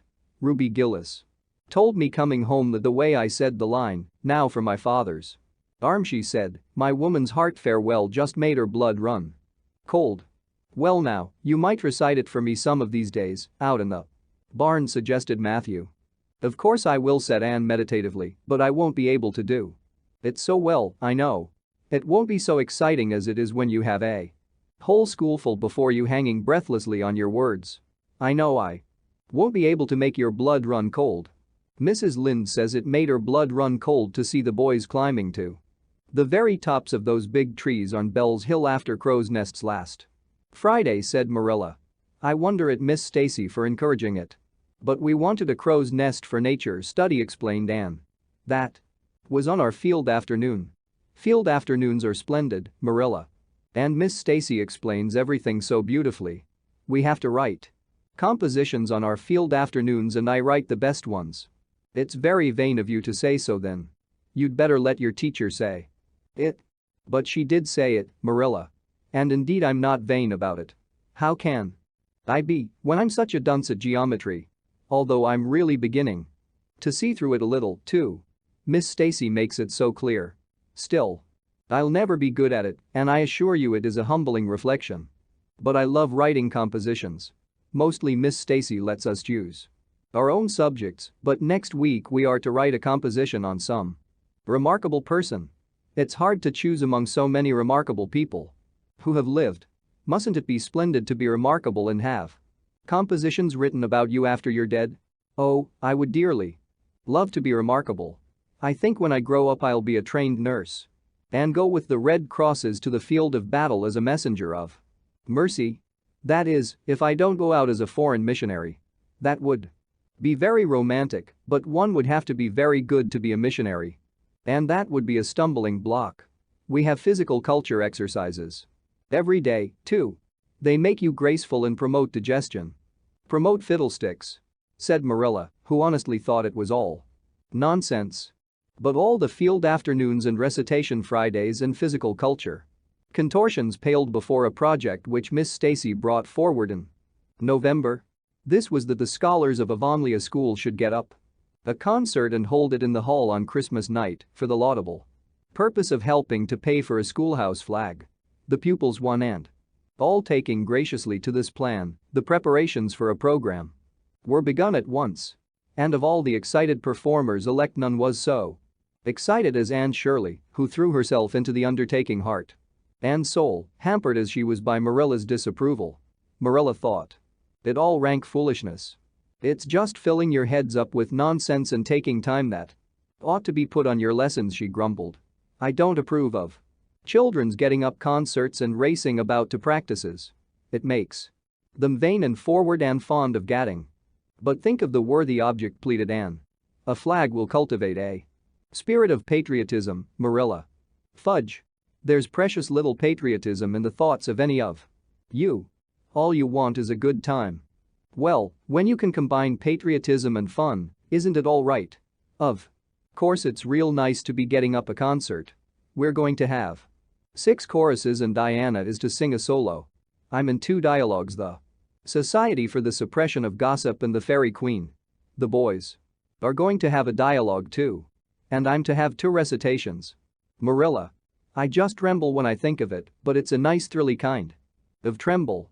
And we're to have a tableau at the last, Faith, Hope and Charity. Diana and Ruby and I are to be in it, all draped in white with flowing hair. I'm to be Hope, with my hands clasped so and my eyes uplifted. I'm going to practice my recitations in the garret. Don't be alarmed if you hear me groaning. I have to groan heartrendingly in one of them, and it's really hard to get up a good artistic groan, Marilla. Josie Pye is sulky because she didn't get the part she wanted in the dialogue. She wanted to be the fairy queen. That would have been ridiculous, for who ever heard of a fairy queen as fat as Josie? Fairy queens must be slender. Jane Andrews is to be the queen and I am to be one of her maids of honor. Josie says she thinks a red-haired fairy is just as ridiculous as a fat one, but I do not let myself mind what Josie says. I'm to have a wreath of white roses on my hair and Ruby Gillis is going to lend me her slippers because I haven't any of my own. It's necessary for fairies to have slippers, you know. You couldn't imagine a fairy wearing boots, could you? Especially with copper toes? We are going to decorate the hall with creeping spruce and fir mottos with pink tissue paper roses in them. And we are all to march in 2 by 2. After the audience is seated, while Emma White plays a march on the organ. Oh, Marilla, I know you are not so enthusiastic about it as I am. But don't you hope your little Anne will distinguish herself? All I hope is that you'll behave yourself. I'll be heartily glad when all this fuss is over and you'll be able to settle down. You are simply good for nothing just now with your head stuffed full of dialogues and groans and tableaus. As for your tongue, it's a marvel it's not clean. Worn out. Anne sighed and betook herself to the backyard, over which a young new moon was shining through the leafless poplar boughs from an apple-green western sky, and where Matthew was splitting wood.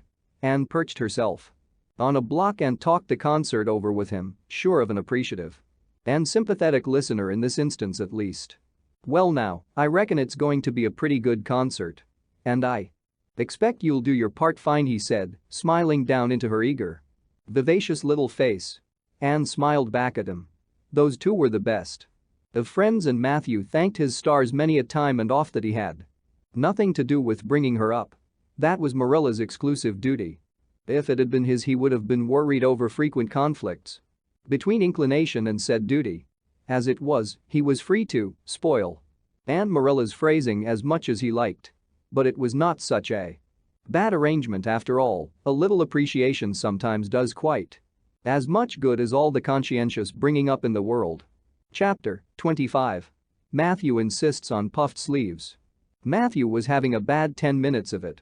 He had come into the kitchen in the twilight of a cold, gray December evening and had sat down in the woodbox corner to take off his heavy boots, unconscious of the fact that Anne and a bevy of her schoolmates were having a practice of the Fairy Queen in the sitting room. Presently they came trooping through the hall and out into the kitchen, laughing and chattering gaily. They did not see Matthew, who shrank bashfully back into the shadows beyond the woodbox with a boot in one hand and a bootjack in the other, and he watched them shyly for the aforesaid 10 minutes as they put on caps and jackets and talked about the dialogue and the concert. Anne stood among them, bright-eyed and animated as they, but Matthew suddenly became conscious that there was something about her different from her mates. And what worried Matthew was that the difference impressed him as being something that should not exist. Anne had a brighter face and bigger, starrier eyes and more delicate features than the other. Even shy, unobservant Matthew had learned to take note of these things, but the difference that disturbed him did not consist in any of these respects. Then in what did it consist? Matthew was haunted by this question long after the girls had gone, arm in arm, down the long, hard frozen lane, and Anne had betaken herself to her books. He could not refer it to Marilla, who, he felt, would be quite sure to sniff scornfully. Anne remarked that the only difference she saw between Anne and the other girls was that they sometimes kept their tongues quiet while Anne never did. This, Matthew felt, would be no great help. He had recourse to his pipe that evening to help him study it out, much to Marilla's disgust. After 2 hours of smoking and hard reflection, Matthew arrived at a solution of his problem. Anne was not dressed like the other girls. The more Matthew thought about the matter, the more he was convinced that Anne never had been dressed like the other girls, never since she had come to Green Gables. Marilla kept her clothed in plain, dark dresses, all made after the same unvarying pattern. If Matthew knew there was such a thing as fashion in dress, it was as much as he did, but he was quite sure that Anne's sleeves did not look at all like the sleeves the other girls wore. He recalled the cluster of little girls he had seen around her that evening, all gay in waists of red and blue and pink and white, and he wondered why Marilla always kept her so plainly and soberly gowned. Of course, it must be all right. Marilla knew best, and Marilla was bringing her up. Probably some wise, inscrutable motive was to be served thereby. But surely it would do no harm to let the child have one pretty dress, something like Diana Barry always wore. Matthew decided that he would give her one. That surely could not be objected to as an unwarranted putting in of his oar. Christmas was only a fortnight off. A nice new dress would be the very thing for a present. Matthew, with a sigh of satisfaction, put away his pipe and went to bed, while Marilla opened all the doors and aired the house. The very next evening Matthew betook himself to Carmody to buy the dress, determined to get the worst over and have done with it. It would be, he felt assured, no trifling ordeal. There were some things Matthew could buy and prove himself no mean bargainer, but he knew he would be at the mercy of shopkeepers when it came to buying a girl's dress. After much cogitation, Matthew resolved to go to Samuel Lawson's store instead of William Blair's. To be sure, the Cuthberts always had gone to William Blair's. It was almost as much a matter of conscience with them as to attend the Presbyterian church and vote Conservative. But William Blair's two daughters frequently waited on customers there and Matthew held them in absolute dread. He could contrive to deal with them when he knew exactly what he wanted and could point it out, but in such a matter as this, requiring explanation and consultation, Matthew felt that he must be sure of a man behind the counter. So he would go to Lawson's, where Samuel or his son would wait on him. Alas! Matthew did not know that Samuel, in the recent expansion of his business, had set up a lady clerk also. She was a niece of his wife's. And a very dashing young person indeed, with a huge drooping pompadour, big, rolling brown eyes, and a most extensive and bewildering smile. She was dressed with exceeding smartness and wore several bangle bracelets that glittered and rattled and tinkled with every movement of her hands. Matthew was covered with confusion at finding her there at all, and those bangles completely wrecked his wits at one fell swoop. "What can I do for you this evening, Mr. Cuthbert?" Miss Lucilla Harris inquired, briskly and ingratiatingly, tapping the counter with both hands. "Have you any well now, say any garden rakes?" stammered Matthew. Miss Harris looked somewhat surprised, as well she might, to hear a man inquiring for garden rakes in the middle of December. "I believe we have one or two left over," she said, "but they're upstairs in the lumber room. I'll go and see." During her absence, Matthew collected his scattered senses for another effort. When Miss Harris returned with the rake and cheerfully inquired, "Anything else tonight, Mr. Cuthbert?" Matthew took his courage in both hands and replied, "Well now, since you suggest it, I might as well take that is look at buy some hayseed." Miss Harris had heard Matthew Cuthbert called odd. She now concluded that he was entirely crazy. "We only keep hayseed in the spring," she explained loftily.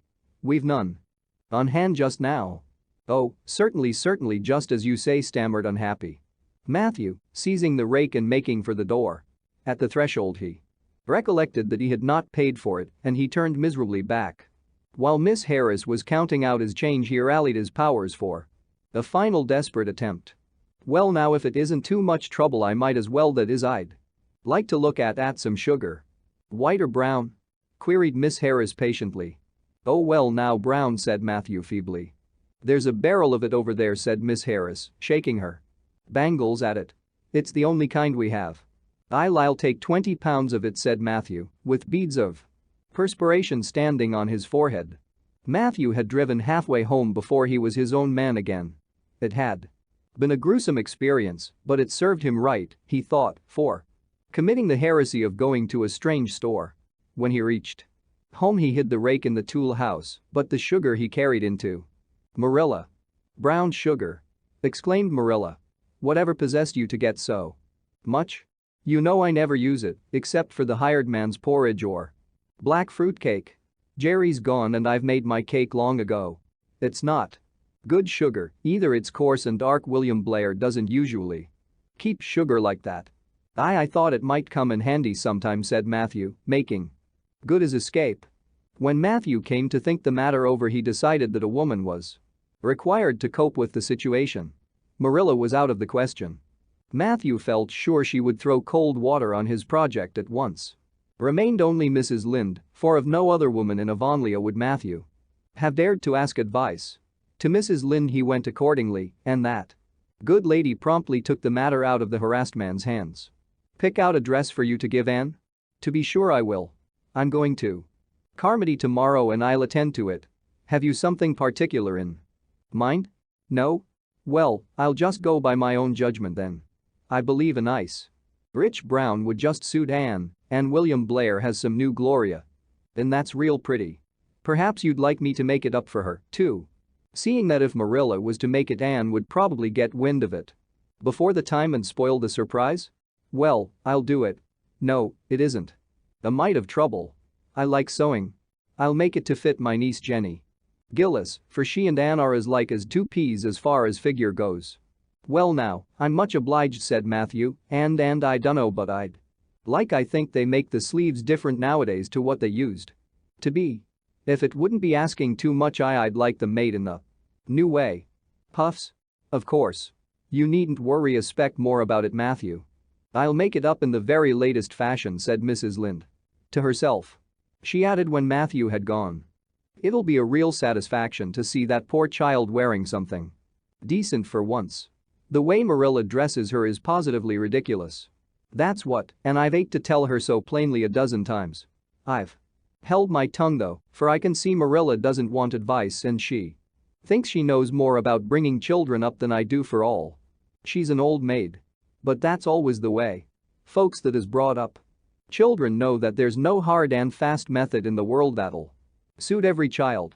But them as never have think it's all as plain and easy as rule of 3, just set your 3 terms down so fashion and the sum will work out correct. But flesh and blood don't come under the head of arithmetic, and that's where Marilla Cuthbert makes her mistake. I suppose she's trying to cultivate a spirit of humility in Anne by dressing her as she does, but it's more likely to cultivate envy and discontent. I'm sure the child must feel the difference between her clothes and the other girls. But to think of Matthew taking notice of it. That man is waking up after being asleep for over 60 years. Marilla knew all the following fortnight that Matthew had something on his mind, but what it was she could not guess until Christmas Eve, when Mrs. Lynde brought up the new dress. Marilla behaved pretty well on the whole, although it is very likely she distrusted Mrs. Lynde's diplomatic explanation that she had made the dress because Matthew was afraid Anne would find out about it too soon if Marilla made it. So this is what Matthew has been looking so mysterious over and grinning about to himself for 2 weeks, is it? She said a little stiffly but tolerantly. I knew he was up to some foolishness. Well, I must say I don't think Anne needed any more dresses. I made her 3 good, warm, serviceable ones this fall, and anything more is sheer extravagance. There's enough material in those sleeves alone to make a waist, I declare there is. You'll just pamper Anne's vanity, Matthew. And she's as vain as a peacock now. Well, I hope she'll be satisfied at last, for I know she's been hankering after those silly sleeves ever since they came in, although she never said a word after the first. The puffs have been getting bigger and more ridiculous right along. They're as big as balloons now. Next year anybody who wears them will have to go through a door sideways. Christmas morning broke on a beautiful white world. It had been a very mild December and people had looked forward to a green Christmas, but just enough snow fell softly in the night to transfigure Avonlea. Anne peeped out from her frosted gable window with delighted eyes. The firs in the haunted wood were all feathery and wonderful, the birches and wild cherry trees were outlined in pearl, the plowed fields were stretches of snowy dimples, and there was a crisp tang in the air that was glorious. Anne ran downstairs singing until her voice re-echoed through Green Gables. Merry Christmas, Marilla. Merry Christmas, Matthew. Isn't it a lovely Christmas? I'm so glad it's white. Any other kind of Christmas doesn't seem real, does it? I don't like green Christmases. They're not green, they're just nasty faded browns and grays. What makes people call them green? Why Matthew, is that for me? Oh Matthew? Matthew had sheepishly unfolded the dress from its paper swathings and held it out with a deprecatory glance at Marilla, who feigned to be contemptuously filling the teapot but nevertheless watched the scene out of the corner of her eye with a rather interested air. Anne took the dress and looked at it in reverent silence. Oh, how pretty. It was a lovely soft brown gloria with all the gloss of silk, a skirt with dainty frills and shirrings, a waist elaborately pin-tucked in the most fashionable way, with a little ruffle of filmy lace at the neck. But the sleeves, they were the crowning glory. Long elbow cuffs, and above them 2 beautiful puffs divided by rows of shirring and bows of brown silk ribbon. That's a Christmas present for you, Anne said Matthew shyly. Why Anne, don't you like it? Well now. For Anne's eyes had suddenly filled with tears. Like it? Oh Matthew. Anne laid the dress over a chair and clasped her hands. Matthew, it's perfectly exquisite. Oh, I can never thank you enough. Look at those sleeves. Oh, it seems to me this must be a happy dream. Well, let us have breakfast, interrupted Marilla. I must say, Anne, I don't think you needed the dress, but since Matthew has got it for you, see that you take good care of it. There's a hair ribbon Mrs. Lynde left for you. It's brown, to match the dress. Come now, sit in. I don't see how I'm going to eat breakfast, said Anne rapturously. Breakfast seems so commonplace at such an exciting moment. I'd rather feast my eyes on that dress. I'm so glad that puffed sleeves are still fashionable. It did seem to me that I'd never get over it if they went out before I had a dress with them. I'd never have felt quite satisfied. You see, it was lovely of Mrs. Lynde to give me the ribbon too. I feel that I ought to be a very good girl indeed. It's at times like this I'm sorry I'm not a model little girl, and I always resolve that I will be in future. But somehow it's hard to carry out your resolutions when irresistible temptations come. Still, I really will make an extra effort. After this. When the commonplace breakfast was over, Diana appeared, crossing the white log bridge in the hollow, a gay little figure in her crimson ulster. Anne flew down the slope to meet her. "Merry Christmas, Diana. And oh, it's a wonderful Christmas. I've something splendid to show you. Matthew has given me the loveliest dress, with such sleeves. I couldn't even imagine any nicer. I've got something more for you," said Diana breathlessly. "Hear this box.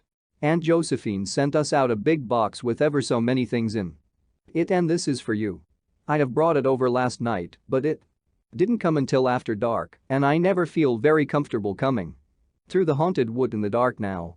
Anne opened the box and peeked in.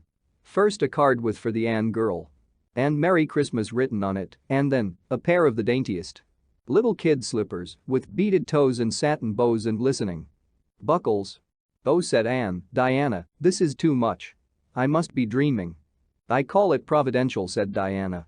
"You won't have to borrow Ruby's slippers now, and that's a blessing, for they're 2 sizes too big for you, and it would be awful to hear a fairy shuffling. Josie Pye would be delighted. Mind you, Rob Wright went home with Gertie Pye from a practice night before last. Did you ever hear anything equal to that?" All the Avonlea scholars were in a fever of excitement that day, for the hall had to be decorated and a last grand rehearsal held. The concert came off in the evening and was a pronounced success. The little hall was crowded, all the performers did excellently well, but Anne was the bright particular star of the occasion, as even envy, in the shape of Josie Pye, dared not deny. "Oh, hasn't it been a brilliant evening?" sighed Anne when it was all over and she and Diana were walking home together under a dark, starry sky. "Everything went off very well," said Diana practically. "I guess we must have made as much as $10. Mind you, Mr. Allen is going to send an account of it to the Charlottetown papers." "Oh, Diana, will we really see our names in print? It makes me thrill to think of it. Your solo was perfectly elegant, Diana. I felt prouder than you did when it was encored. I just said to myself, it is my dear bosom friend who is so honored." "Well, your recitations just brought down the house, Anne. That sad one was simply splendid." "Oh, I was so nervous, Diana. When Mr. Allen called out my name, I really cannot tell how I ever got up on that platform. I felt as if a million eyes were looking at me and through me, and for one dreadful moment I was sure I couldn't begin at all. Then I thought of my lovely puffed sleeves and took courage. I knew that I must live up to those sleeves, Diana. So I started in, and my voice seemed to be coming from ever so far away. I just felt like a parrot. It's providential that I practiced those recitations so often up in the garret, or I'd never have been able to get through." "Did I groan all right?" "Yes, indeed, you groaned lovely," assured Diana. "I saw old Mrs. Sloane wiping away tears when I sat down. It was splendid to think I had touched somebody's heart. It's so romantic to take part in a concert, isn't it? Oh, it's been a very memorable occasion indeed." "Wasn't the boys' dialogue fine?" said Diana. "Gilbert Blythe was just splendid. Anne, I do think it's awful mean the way you treat Gil. Wait till I tell you. When you ran off the platform after the fairy dialogue, one of your roses fell out of your hair. I saw Gil pick it up and put it in his breast pocket. There now. You're so romantic that I'm sure you ought to be pleased at that." "It's nothing to me what that person does," said Anne loftily. "I simply never waste a thought on him, Diana." That night Marilla and Matthew, who had been out to a concert for the first time in 20 years, sat for a while by the kitchen fire after Anne had gone to bed. "Well now, I guess our Anne did as well as any of them," said Matthew proudly. Yes, she did, admitted Marilla. She's a bright child, Matthew. And she looked real nice too. I've been kind of opposed to this concert scheme, but I suppose there's no real harm in it after all. Anyhow, I was proud of Anne tonight, although I'm not going to tell her so. Well now, I was proud of her, and I did tell her so 'fore she went upstairs, said Matthew. We must see what we can do for her some of these days, Marilla. I guess she'll need something more than Avonlea school by and by. There's time enough to think of that, said Marilla. She's only 13 in March. Though tonight it struck me she was growing quite a big girl. Mrs. Lynde made that dress a mite too long, and it makes Anne look so tall. She's quick to learn, and I guess the best thing we can do for her will be to send her to Queen's after a spell. But nothing need be said about that for a year or two yet. Well now, it'll do no harm to be thinking it over off and on, said Matthew. Things like that are all the better for lots of thinking over. Chapter 26. The Story Club is formed. Junior Avonlea found it hard to settle down to humdrum existence. Again. To Anne in particular, things seemed fearfully flat, stale, and unprofitable after the goblet of excitement she had been sipping for weeks. Could she go back to the former quiet pleasures of those faraway days before the concert? At first, as she told Diana, she did not really think she could. I'm positively certain, Diana, that life can never be quite the same again as it was in those olden days, she said mournfully, as if referring to a period of at least 50 years back. Perhaps after a while I'll get used to it, but I'm afraid concerts spoil people for everyday life. I suppose that is why Marilla disapproves of them. Marilla is such a sensible woman. It must be a great deal better to be sensible, but still, I don't believe I'd really want to be a sensible person because they are so unromantic. Mrs. Lynde says there is no danger of my ever being one, but you can never tell. I feel just now that I may grow up to be sensible yet. But perhaps that is only because I'm tired. I simply couldn't sleep last night for ever so long. I just lay awake and imagined the concert over and over again. That's one splendid thing about such affairs, it's so lovely to look back to them. Eventually, however, Avonlea School slipped back into its old groove and took up its old interests. To be sure, the concert left traces. Ruby Gillis and Emma White, who had quarreled over a point of precedence in their platform seats, no longer sat at the same desk, and a promising friendship of 3 years was broken up. Josie Pye and Julia Bell did not speak for 3 months because Josie Pye had told Bessie Wright that Julia Bell's bow when she got up to recite made her think of a chicken jerking its head, and Bessie told Julia none of the Sloanes would have any dealings with the Bells because the Bells had declared that the Sloanes had too much to do in the program, and the Sloanes had retorted that the Bells were not capable of doing the little they had to do properly. Finally, Charlie Sloane for Moody Spurgeon Macpherson. Because Moody Spurgeon had said that Anne Shirley put on airs about her recitations and Moody Spurgeon was licked, consequently Moody Spurgeon's sister, Ella May, would not speak to Anne Shirley all the rest of the winter. With the exception of these trifling frictions, work in Miss Stacy's little kingdom went on with regularity and smoothness. The winter weeks slipped by. It was an unusually mild winter, with so little snow that Anne and Diana could go to school nearly every day by way of the birch path. On Anne's birthday they were tripping lightly down it, keeping eyes and ears alert amid all their chatter, for Miss Stacy had told them that they must soon write a composition on a winter's walk in the woods, and it behooved them to be observant. "Just think, Diana, I'm 13 years old today," remarked Anne in an odd voice. "I can scarcely realize that I'm in my teens. When I woke this morning it seemed to me that everything must be different. You've been 13 for a month, so I suppose it doesn't seem such a novelty to you as it does to me. It makes life seem so much more interesting. In 2 more years I'll be really grown up. It's a great comfort to think that I'll be able to use big words then without being laughed at." Ruby Gillis says she means to have a beau as soon as she's 15. Said Diana. Ruby Gillis thinks of nothing but beaux, said Anne disdainfully. She's actually delighted when anyone writes her name up in a take notice for all she pretends to be so mad. But I'm afraid that is an uncharitable speech. Mrs. Allen says we should never make uncharitable Speeches, but they do slip out so often before you think, don't they? I simply can't talk about Josie Pye without making an uncharitable speech. So I never mention her at all. You may have noticed that. I'm trying to be as much like Mrs. Allen as I possibly can, for I think she's perfect. Mr. Allen thinks so too. Mrs. Lynde says he just worships the ground she treads on, and she doesn't really think it right for a minister to set his affections so much on a mortal being. But then, Diana, even ministers are human and have their besetting sins just like everybody else. I had such an interesting talk with Mrs. Allen about besetting sins last Sunday afternoon. There are just a few things it's proper to talk about on Sundays, and that is one of them. My besetting sin is imagining too much and forgetting my duties. I'm striving very hard to overcome it, and now that I'm really 13, perhaps I'll get on better. In 4 more years we'll be able to put our hair up, said Diana. Alice Bell is only 16 and she is wearing hers up, but I think that's ridiculous. I shall wait until I'm 17. If I had Alice Bell's crooked nose, said Anne decidedly, I wouldn't, but there. I won't say what I was going to because it was extremely uncharitable. Besides, I was comparing it with my own nose, and that's vanity. I'm afraid I think too much about my nose ever since I heard that compliment about it long ago. It really is a great comfort to me. Oh, Diana, look, there's a rabbit.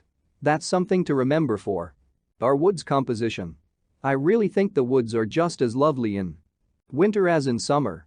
They're so white and still, as if they were asleep and dreaming pretty dreams. I won't mind writing that composition when its time comes, sighed Diana. I can manage to write about the woods, but the one we're to hand on Monday is terrible. The idea of Miss Stacy telling us to write a story out of our own heads. Why, it's as easy as wink, said Anne. It's easy for you because you have an imagination, retorted Diana. But what would you do if you had been born without one? I suppose you have your composition all done? Anne nodded, trying hard not to look virtuously complacent and failing miserably. I wrote it last Monday evening. It's called The Jealous Rival, or In Death Not Divided. I read it to Marilla and she said it was stuff and nonsense. Then I read it to Matthew and he said it was fine. That is the kind of critic I like. It's a sad, sweet story. I just cried like a child while I was writing it. It's about 2 beautiful maidens called Cordelia Montmorency and Geraldine Seymour, who lived in the same village and were devotedly attached to each other. Cordelia was a regal brunette with a coronet of midnight hair and duskly flashing eyes. Geraldine was a queenly blonde with hair like spun gold and velvety purple eyes. I never saw anybody with purple eyes, said Diana dubiously. Neither did I just imagined them. I wanted something out of the common. Geraldine had an alabaster brow too. I've found out what an alabaster brow is. That is one of the advantages of being 13. You know so much more than you did when you were only 12. Well, what became of Cordelia and Geraldine? Asked Diana, who was beginning to feel rather interested in their fate.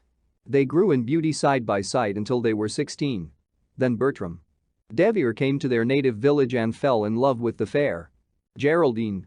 He saved her life when her horse ran away with her in a carriage, and she fainted in his arms and he carried her home 3 miles because, you understand, the carriage was all smashed up. I found it rather hard to imagine the proposal because I had no experience to go by. I asked Ruby Gillis if she knew anything about how men proposed because I thought she'd likely be an authority on the subject, having so many sisters married. Ruby told me she was hid in the hall pantry when Malcolm Andres proposed to her sister Susan.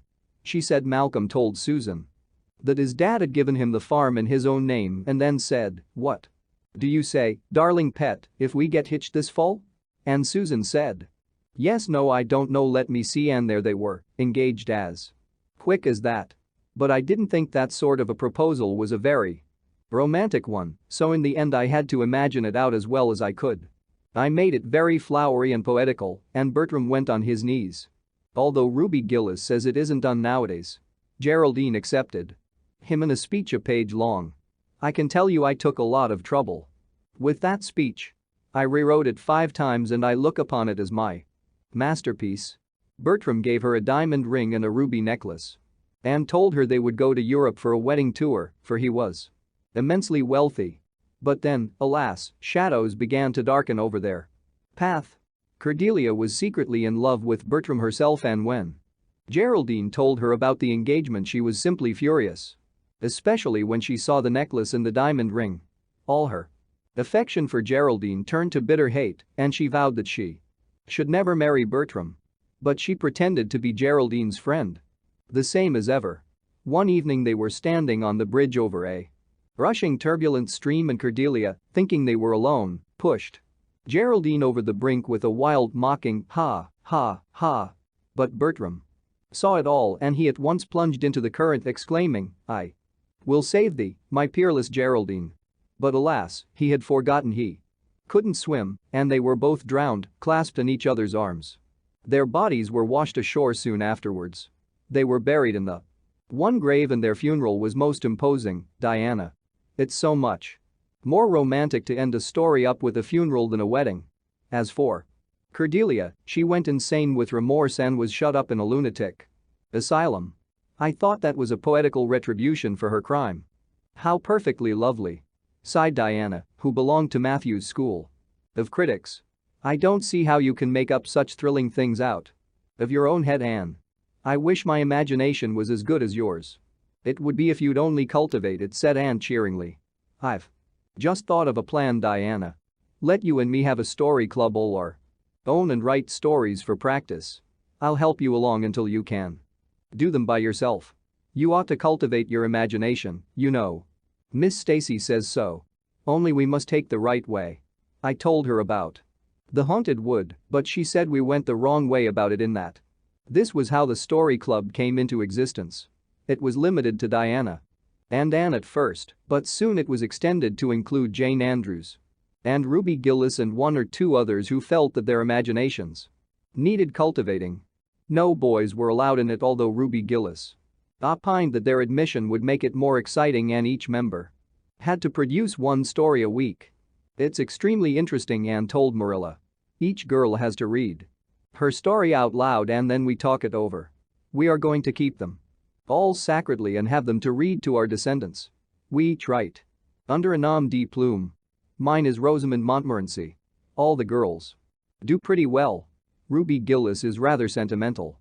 She puts too much lovemaking into her stories, and you know too much is worse than too little. Jane never puts any because she says it makes her feel so silly when she had to read it out loud. Jane's stories are extremely sensible. Then Diana puts too many murders into hers. She says most of the time she doesn't know what to do with the people, so she kills them off to get rid of them. I mostly always have to tell them what to write about, but that isn't hard, for I've millions of ideas. I think this story writing business is the foolishest yet, scoffed Marilla. You'll get a pack of nonsense into your heads and waste time. That should be put on your lessons. Reading stories is bad enough, but writing them is worse. But we're so careful to put a moral into them all, Marilla explained. Anne. I insist upon that. All the good people are rewarded and all the bad ones are suitably punished. I'm sure that must have a wholesome effect. The moral is the great thing. Mr. Allen says so. I read one of my stories to him and Mrs. Allen, and they both agreed that the moral was excellent. Only they laughed in the wrong places. I like it better when people cry. Jane and Ruby almost always cry when I come to the pathetic parts. Diana wrote her Aunt Josephine about our club, and her Aunt Josephine wrote back that we were to send her some of our stories. So we copied out 4 of our very best and sent them. Miss Josephine Barry wrote back that she had never read anything so amusing in her life. That kind of puzzled us because the stories were all very pathetic and almost everybody died. But I'm glad Miss Barry liked them. It shows our club is doing some good in the world. Mrs. Allen says that ought to be our object in everything.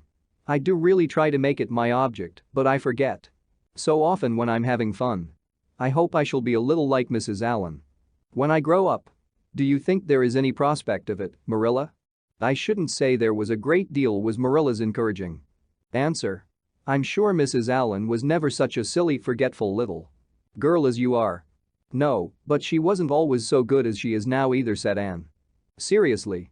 She told me so herself, that is, she said she was a dreadful mischief when she was a girl and was always getting into scrapes. I felt so encouraged when I heard that. Is it very wicked of me, Marilla, to feel encouraged when I hear that other people have been bad and mischievous? Mrs. Lynde says it is. Mrs. Lynde says she always feels shocked when she hears of anyone ever having been naughty, no matter how small they were. Mrs. Lynde says she once heard a minister confess that when he was a boy he stole a strawberry tart out of his aunt's pantry. And she never had any respect for that minister again. Now, I wouldn't have felt that way. I'd have thought that it was real noble of him to confess it, and I'd have thought what an encouraging thing it would be for small boys nowadays who do naughty things and are sorry for them to know that perhaps they may grow up to be ministers in spite of it. That's how I'd feel, Marilla. The way I feel at present, Anne said Marilla, is that it's high time you had those dishes washed. You've taken half an hour longer than you should with all your chattering. Learn to work first and talk afterwards. Chapter 27. Vanity and Vexation of Spirit. Marilla, walking home one late April evening from an aid meeting, realized that the winter was over and gone with the thrill of delight that spring never fails to bring to the oldest and saddest as well as to the youngest and merriest. Marilla was not given to subjective analysis of her thoughts and feelings. She probably imagined that she was thinking about the aides and their missionary box and the new carpet for the vestry room, but under these reflections was a harmonious consciousness of red fields smoking into pale purply mists in the declining sun, of long, sharp-pointed fir shadows falling over the meadow beyond the brook, of still, crimson-budded maples around a mirror-like wood pool, of awakening in the world and a stir of hidden pulses under the gray sod. The spring was abroad in the land and Marilla's sober, middle-aged step was lighter and swifter because of its deep, primal gladness. Her eyes dwelt affectionately on Green Gables, peering through its network of trees and reflecting the sunlight back from its windows in several little coruscations of glory. Marilla, as she picked her steps along the damp lane, thought that it was really a satisfaction to know that she was going home to a briskly snapping wood fire and a table nicely spread for tea, instead of to the cold comfort of old aid meeting evenings before Anne had come to Green Gables. Consequently, when Marilla entered her kitchen and found the fire black out, with no sign of Anne anywhere, she felt justly disappointed and irritated. She had told Anne to be sure and have tea ready at 5 o'clock, but now she must hurry to take off her second-best dress and prepare the meal herself against Matthew's return from plowing. "I'll settle Miss Anne when she comes home," said Marilla grimly, as she shaved up kindlings with a carving knife and with more vim than was strictly necessary. Matthew had come in and was waiting patiently for his tea in his corner. "She's gadding off somewhere with Diana, writing stories or practicing dialogues or some such tomfoolery, and never thinking once about the time or her duties. She's just got to be pulled up short and sudden on this sort of thing. I don't care if Mrs. Allen does say she's the brightest and sweetest child she ever knew. She may be bright and sweet enough, but her head is full of nonsense, and there's never any knowing what shape it'll break out in next. Just as soon as she grows out of one freak she takes up with another. But there. Here I am saying the very thing I was so riled with Rachel Lynde for saying at the aid today. I was real glad when Mrs. Allen spoke up for Anne, for if she hadn't I know I'd have said something too sharp to Rachel before everybody. Anne's got plenty of faults, goodness knows, and far be it from me to deny it. But I'm bringing her up and not Rachel Lynde, who'd pick faults in the angel Gabriel himself if he lived in Avonlea. Just the same, Anne has no business to leave the house like this when I told her she was to stay home this afternoon and look after things. I must say, with all her faults, I never found her disobedient or untrustworthy before, and I'm real sorry to find her so now." "Well now, I dunno," said Matthew, who, being patient and wise and, above all, hungry, had deemed it best to let Marilla talk her wrath out unhindered, having learned by experience that she got through with whatever work was on hand much quicker if not delayed by untimely argument. "Perhaps you're judging her too hasty, Marilla. Don't call her untrustworthy until you're sure she has disobeyed you. Meb it can all be explained. Anne's a great hand at explaining." "She's not here when I told her to," retorted Marilla. "I reckon She'll find it hard to explain that to my satisfaction. Of course I knew. You'd take her part, Matthew. But I'm bringing her up, not you. It was dark when supper was ready, and still no sign of Anne coming.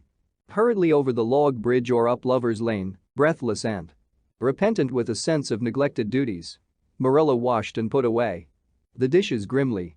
Then, wanting a candle to light her way down the cellar, she went up to the east gable for the one that generally stood on Anne's table. Lighting it, she turned around to see Anne herself lying on the bed, face downward among the pillows. "Mercy on us," said astonished Marilla. "Have you been asleep, Anne?" "No," was the muffled reply. "Are you sick then?" demanded Marilla anxiously, going over to the bed. Anne cowered deeper into her pillows as if desirous of hiding herself forever from mortal eyes. "No. But please, Marilla, go away and don't look at me. I'm in the depths of despair and I don't care who gets head in class or writes the best composition or sings in the Sunday school choir anymore. Little things like that are of no importance now because I don't suppose I'll ever be able to go anywhere again. My career is closed. Please, Marilla. Go away and don't look at me." Did anyone ever hear the like? The mystified Marilla wanted to know. "Anne Shirley, whatever is the matter with you? What have you done? Get right up this minute and tell me. This minute, I say. There now, what is it?" Anne had slid to the floor in despairing obedience. "Look at my hair, Marilla," she whispered. Accordingly, Marilla lifted her candle and looked scrutinizingly at Anne's hair, flowing in heavy masses down her back. It certainly had a very strange appearance. "Anne Shirley, what have you done to your hair?" "Why, it's green." Green it might be called if it were any earthly color a queer, dull, bronzy green, with streaks here and there of the original red. To heighten the ghastly effect. Never in all her life had Marilla seen anything so grotesque as Anne's hair at that moment. "Yes, it's green," moaned Anne. "I thought nothing could be as bad as red hair. But now I know it's 10 times worse to have green hair. Oh. Marilla, you little know how utterly wretched I am. I little know how you got into this fix, but I mean to find out," said Marilla. "Come right down to the kitchen, it's too cold up here, and tell me just what you've done. I've been expecting something queer for some time. You haven't got into any scrape for over 2 months, and I was sure another one was due. Now, then, what did you do to your hair?" "I dyed it." "Dyed it? Dyed your hair? Anne Shirley, didn't you know it was a wicked thing to do?" "Yes, I knew it was a little wicked," admitted Anne. "But I thought it was worthwhile to be a little wicked to get rid of red hair. I counted the cost, Marilla. Besides, I meant to be extra good in other ways to make up for it." "Well," said Marilla sarcastically, "if I'd decided it was worthwhile to dye my hair I'd have dyed it a decent color at least. I wouldn't have dyed it green." "But I didn't mean to dye it green," Marilla protested Anne dejectedly. "If I was wicked I meant to be wicked to some purpose." He said it would turn my hair a beautiful raven black. He positively assured me that it would. How could I doubt his word, Marilla? I know what it feels like to have your word doubted. And Mrs. Allen says we should never suspect anyone of not telling us the truth unless we have proof that they're not. I have proof now. Green hair is proof enough for anybody. But I hadn't then and I believed every word he said implicitly. Who said? Who are you talking about?" "The peddler that was here this afternoon. I bought the dye from him." "Anne Shirley, how often have I told you never to let one of those Italians in the house? I don't believe in encouraging them to come around at all." "Oh, I didn't let him in the house. I remembered what you told me, and I went out, carefully shut the door, and looked at his things on the step. Besides, he wasn't an Italian, he was a German Jew. He had a big box full of very interesting things and he told me he was working hard to make enough money to bring his wife and children out from Germany. He spoke so feelingly about them that it touched my heart. I wanted to buy something from him to help him in such a worthy object. Then all at once I saw the bottle of hair dye. The peddler said it was warranted to dye any hair a beautiful raven black and wouldn't wash off.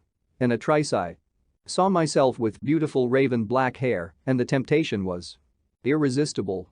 But the price of the bottle was 75 cents and I had only 50 cents left out of my chicken money.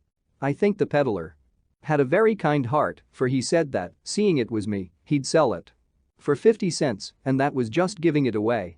So I bought it, and as soon as he had gone I came up here and applied it with an old hairbrush. As the directions said. I used up the whole bottle, and oh, Marilla. When I saw the dreadful color it turned my hair. I repented of being wicked, I can tell you. And I've been repenting ever since. Well, I hope you'll repent to good purpose, said Marilla severely. And that you've got your eyes open to where your vanity has led you. Anne. Goodness knows what's to be done. I suppose the first thing is to give your hair a good washing and see if that will do any good. Accordingly, Anne washed her hair, scrubbing it vigorously with soap and water, but for all the difference it made she might as well have been scouring its original red. The peddler had certainly spoken the truth when he declared that the dye wouldn't wash off, however his veracity might be impeached in other respects. Oh, Marilla, what shall I do? Questioned Anne in tears. I can never live this down. People have pretty well forgotten my other mistakes, the liniment cake and setting Diana drunk and flying into a temper with Mrs. Lynde. But they'll never forget this. They will think I am not respectable. Oh, Marilla, what a tangled web we weave when first we practice to deceive. That is poetry, but it is true. And oh, how Josie Pye will laugh. Marilla, I cannot face Josie Pye. I am the unhappiest girl in Prince Edward Island. Anne's unhappiness continued for a week. During that time she went nowhere and shampooed her hair every day. Diana alone of outsiders knew the fatal secret, but she promised solemnly never to tell, and it may be stated here and now that she kept her word. At the end of the week, Marilla said decidedly. It's no use, Anne. That is fast dye if ever there was any. Your hair must be cut off, there is no other way. You can't go out with it looking like that. Anne's lips quivered, but she realized the bitter truth of Marilla's remarks. With a dismal sigh she went for the scissors. Please cut it off at once, Marilla, and have it over. Oh, I feel that. My heart is broken. This is such an unromantic affliction. The girls in books lose their hair in fevers or sell it to get money for some good deed, and I'm sure I wouldn't mind losing my hair in some such fashion. Half so much. But there is nothing comforting in having your hair cut off because you've dyed it a dreadful color, is there? I'm going to weep. All the time you're cutting it off, if it won't interfere. It seems such a tragic thing. Anne wept then, but later on, when she went upstairs and looked in the glass, she was calm with despair. Marilla had done her work thoroughly. And it had been necessary to shingle the hair as closely as possible. The result was not becoming, to state the case as mildly as may be. Anne promptly turned her glass to the wall. I'll never look at myself again until my hair grows, she exclaimed passionately. Then she suddenly righted the glass. Yes, I will, too. I do penance for being wicked that way. I'll look at myself every time I come to my room and see how ugly I am. And I won't write to imagine it away, either. I never thought I was vain about my hair, of all things, but now I know I was, in spite of its being red, because it was so long and thick and curly. I expect something will happen to my nose next. Anne's clipped head made a sensation in school on the following Monday. But to her relief nobody guessed the real reason for it, not even Josie Pye, who, however, did not fail to inform Anne that she looked like a perfect scarecrow. I didn't say anything when Josie said that to me, Anne confided that evening to Marilla, who was lying on the sofa after one of her headaches, because I thought it was part of my punishment and I ought to bear it patiently. It's hard to be told you look like a scarecrow. And I wanted to say something back. But I didn't. I just swept her one scornful look and then I forgave her. It makes you feel very virtuous when you forgive people, doesn't it? I mean to devote all my energies to being good after this, and I shall never try to be beautiful again. Of course it's better to be good. I know it is, but it's sometimes so hard to believe a thing even when you know it. I do really want to be good, Marilla, like you and Mrs. Allen and Miss Stacy, and grow up to be a credit to you. Diana says when my hair begins to grow to tie a black velvet ribbon around my head with a bow at one side. She says she thinks it will be very becoming.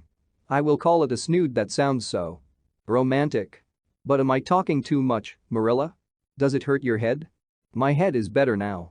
It was terrible bad this afternoon, though. These headaches of mine are getting worse and worse. I'll have to see the doctor about them. As for your chatter, I don't know that I mind it. I've got so used to it." Which was Marilla's way of saying that she liked to hear it. Chapter 28. An unfortunate lily maid. "Of course you must be Elaine," Anne said. "Diana. I could never have the courage to float down there." "Nor I," said Ruby Gillis, with a shiver. "I don't mind floating down. When there's 2 or 3 of us in the flat and we can sit up. It's fun. Then. But to lie down and pretend I was dead, I just couldn't. I'd die. Really of fright." "Of course it would be romantic," conceded Jane Andrews, "but I know I couldn't keep still. I'd be popping up every minute or so to see where I was and if I wasn't drifting too far out. And you know, Anne, that would spoil the effect. But it's so ridiculous to have a redeeded Elaine," mourned Anne. "I'm not afraid to float down, and I'd love to be Elaine. But it's ridiculous. Just the same. Ruby ought to be Elaine because she is so fair and has such lovely long golden hair." Elaine had all her bright hair streaming down, you know. And Elaine was the lily maid. Now, a red-haired person cannot be a lily maid. "Your complexion is just as fair as Ruby's," said Diana earnestly, "and your hair is ever so much darker than it used to be before you cut it." "Oh, do you really think so?" exclaimed Anne, flushing sensitively with delight. "I've sometimes thought it was myself, but I never dared to ask anyone for fear she would tell me it wasn't." "Do you think it could be called auburn now, Diana?"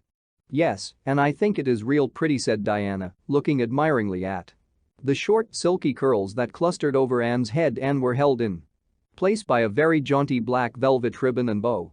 They were standing on the bank of the pond, below Orchard Slope, where a little headland fringed with birches ran out from the bank. At its tip was a small wooden platform built out into the water for the convenience of fishermen and duck hunters. Ruby and Jane were spending the midsummer afternoon with Diana, and Anne had come over to play with them. Anne and Diana had spent most of their playtime that summer on and about the pond. Idlewild was a thing of the past, Mr. Bell having ruthlessly cut down the little circle of trees in his back pasture in the spring. Anne had sat among the stumps and wept, not without an eye to the romance of it, but she was speedily consoled, for, after all, as she and Diana said, big girls of 13, going on 14, were too old for such childish amusements as playhouses, and there were more fascinating sports to be found about the pond. It was splendid to fish for trout over the bridge, and the 2 girls learned to row themselves about in the little flat-bottomed dory Mr. Barry kept for duck shooting. It was Anne's idea that they dramatize Elaine. They had studied Tennyson's poem in school the preceding winter, the superintendent of education having prescribed it in the English course for the Prince Edward Island schools. They had analyzed and parsed it and torn it to pieces in general until it was a wonder there was any meaning at all left in it for them, but at least the fair lily maid and Lancelot and Guinevere and King Arthur had become very real people to them, and Anne was devoured by secret regret that she had not been born in Camelot. Those days, she said, were so much more romantic than the present. Anne's plan was hailed with enthusiasm. The girls had discovered that if the flat were pushed off from the landing place, it would drift down with the current under the bridge and finally strand itself on another headland lower down, which ran out at a curve in the pond. They had often gone down like this, and nothing could be more convenient for playing Elaine.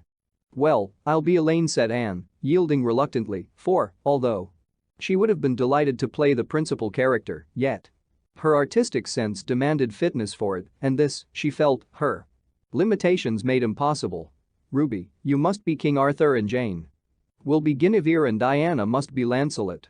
But first you must be the brothers and the father. We can't have the old dumb servitor because there isn't room for 2 in the flat when one is lying down. We must pall the barge all its length in blackest samite. That old black shawl of your mother's will be just the thing, Diana."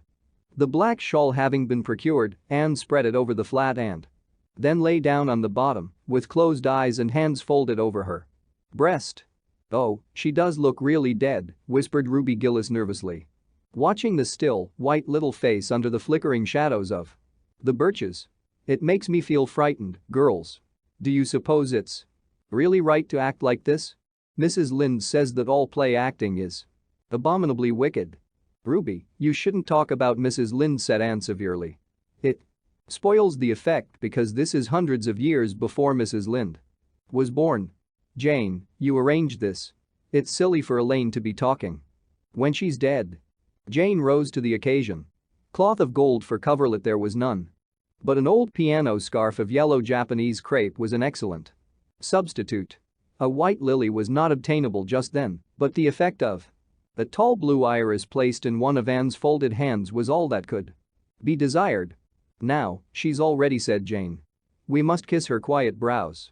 And, Diana, you say, sister, farewell forever, and Ruby, you say, farewell, sweet sister, both of you as sorrowfully as you possibly can. Anne, for goodness sake smile a little. You know Elaine lay as though she smiled. That's better. Now push the flat off." The flat was accordingly pushed off, scraping roughly over an old embedded stake in the process. Diana and Jane and Ruby only waited long enough to see it caught in the current and headed for the bridge before scampering up through the woods, across the road, and down to the lower headland where, as Lancelot and Guinevere and the king, they were to be in readiness to receive the Lily Maid. For a few minutes Anne, drifting slowly down, enjoyed the romance of her situation to the full. Then something happened not at all romantic. The flat began to leak. In a very few moments it was necessary for Elaine to scramble to her feet, pick up her cloth of gold coverlet and pall of blackest samite and gaze blankly at a big crack in the bottom of her barge through which the water was literally pouring. That sharp stake at the landing had torn off the strip of batting nailed on the flat. Anne did not know this, but it did not take her long to realize that she was in a dangerous plight. At this rate the flat would fill and sink long before it could drift to the lower headland. Where were the oars? Left behind at the landing. Anne gave one gasping little scream which nobody ever heard. She was white to the lips, but she did not lose her self-possession. There was one chance, just one. "I was horribly frightened," she told Mrs. Allen the next day, "and it seemed like years while the flat was drifting down to the bridge and the water rising in it every moment. I prayed, Mrs. Allen, most earnestly. But I didn't shut my eyes to pray, for I knew the only way God could save me was to let the flat float close enough to one of the bridge piles for me to climb up on it. You know the piles are just old tree trunks and there are lots of knots and old branch stubs on them. It was proper to pray, but I had to do my part by watching out and right well. I knew it. I just said, dear God, please take the flat close to a pile. And I'll do the rest over and over again. Under such circumstances you don't think much about making a flowery prayer. But mine was answered. For the flat bumped right into a pile for a minute, and I flung the scarf and the shawl over my shoulder and scrambled up on a big providential stub. And there I was, Mrs. Allen, clinging to that slippery old pile with no way of getting up or down. It was a very unromantic position. But I didn't think about that at the time. You don't think much about romance when you have just escaped from a watery grave. I said a grateful prayer at once and then I gave all my attention to holding on tight, for I knew I should probably have to depend on human aid to get back to dry land. The flat drifted under the bridge and then promptly sank in midstream. Ruby, Jane, and Diana, already awaiting it on the lower headland, saw it disappear before their very eyes and had not a doubt but that Anne had gone down with it. For a moment they stood still, white as sheets, frozen with horror at the tragedy, then, shrieking at the tops of their voices, they started on a frantic run up through the woods, never pausing as they crossed the main road to glance the way of the bridge. Anne, clinging desperately to her precarious foothold, saw their flying forms and heard their shrieks. Help would soon come, but meanwhile her position was a very uncomfortable one. The minutes passed by, each seeming an hour to the unfortunate Lily Maid. Why didn't somebody come? Where had the girls gone? Suppose they had fainted, one and all. Suppose nobody ever came. Suppose she grew so tired and cramped that she could hold on no longer. Anne looked at the wicked green depths below her, wavering with long oily shadows, and shivered. Her imagination began to suggest all manner of gruesome possibilities to her. Then, just as she thought she really could not endure the ache in her arms and wrists another moment, Gilbert Blythe came rowing under the bridge in Harmon Andrews' dory. Gilbert glanced up and, much to his amazement, beheld a little white, scornful face looking down upon him with big, frightened but also scornful gray eyes. "Anne Shirley. How on earth did you get there?" he exclaimed. Without waiting for an answer, he pulled close to the pile and extended his hand. There was no help for it. Anne, clinging to Gilbert Blythe's hand, scrambled down into the dory, where she sat, drabbled and furious, in the stern with her arms full of dripping shawl and wet crepe. It was certainly extremely difficult to be dignified under the circumstances. "What has happened, Anne?" asked Gilbert, taking up his oars. "We were playing Elaine," explained Anne frigidly, without even looking at a rescuer, "and I had to drift down to Camelot in the barge. I mean the flat. The flat began to leak and I climbed out on the pile. The girls went for help. Will you be kind enough to row me to the landing?" Gilbert obligingly rowed to the landing and Anne, disdaining assistance, sprang nimbly on shore. "I'm very much obliged to you," she said haughtily as she turned away. But Gilbert had also sprung from the boat and now laid a detaining hand on her arm. "Anne," he said hurriedly, "look here. Can't we be good friends? I'm awfully sorry I made fun of your hair that time. I didn't mean to vex you and I only meant it for a joke. Besides, it's so long ago. I think your hair is awfully pretty now, honest I do. Let's be friends." For a moment Anne hesitated. She had an odd, newly awakened consciousness under all her outraged dignity that the half-shy, half-eager expression in Gilbert's hazel eyes was something that was very good to see. Her heart gave a quick, queer little beat. But the bitterness of her old grievance promptly stiffened up her wavering determination. That scene of 2 years before flashed back into her recollection as vividly as if it had taken place yesterday. Gilbert had called her carrots and had brought about her disgrace before the whole school. Her resentment, which to other and older people might be as laughable as its cause, was in no whit allayed and softened by time. Seemingly, she hated Gilbert Blythe. She would never forgive him. "No," she said coldly, "I shall never be friends with you, Gilbert Blythe, and I don't want to be." "All right." Gilbert sprang into his skiff with an angry color in his cheeks. "I'll never ask you to be friends again, Anne Shirley. And I don't care either." He pulled away with swift, defiant strokes, and Anne went up the steep, ferny little path under the maples. She held her head very high, but she was conscious of an odd feeling of regret. She almost wished she had answered Gilbert differently. Of course, he had insulted her terribly. But still, altogether, Anne rather thought it would be a relief to sit down and have a good cry. She was really quite unstrung, for the reaction from her fright and cramped clinging was making itself felt. Halfway up the path she met Jane and Diana rushing back to the pond in a state narrowly removed from positive frenzy. They had found nobody at Orchard Slope, both Mr. and Mrs. Barry being away. Here Ruby Gillis had succumbed to hysterics and was left to recover from them as best she might, while Jane and Diana flew through the haunted wood and across the brook to Green Gables. There they had found nobody either, for Marilla had gone to Carmody and Matthew was making hay in the backfield. "Oh," Anne gasped Diana, fairly falling on the former's neck and weeping with relief and delight. "Oh, Anne, we thought you were drowned and we felt like murderers because we had made you be Elaine. And Ruby is in hysterics. Oh, Anne, how did you escape?" "I climbed up on one of the piles," explained Anne wearily, "and Gilbert Blythe came along in Mr. Andrews' dory and brought me to land." "Oh, Anne, how splendid of him. Why, it's so romantic," said Jane, finding breath enough for utterance at last. "Of course you'll speak to him after this." "Of course I won't," flashed Anne, with a momentary return of her old spirit. "And I don't want ever to hear the word romantic again, Jane. Andrews. I'm awfully sorry you were so frightened, girls. It is all my fault. I feel sure I was born under an unlucky star. Everything I do gets me or my dearest friends into a scrape. We've gone and lost your father's flat, Diana, and I have a presentiment that we'll not be allowed to row on the pond anymore." Anne's presentiment proved more trustworthy than presentiments are apt to do. Great was the consternation in the Barry and Cuthbert households when the events of the afternoon became known. "Will you ever have any sense, Anne?" groaned Marilla. "Oh, yes, I think I will," Marilla returned Anne optimistically. "A good cry, indulged in the grateful solitude of the East Gable, had soothed her nerves and restored her to her wonted cheerfulness. I think my prospects of becoming sensible are brighter now than ever.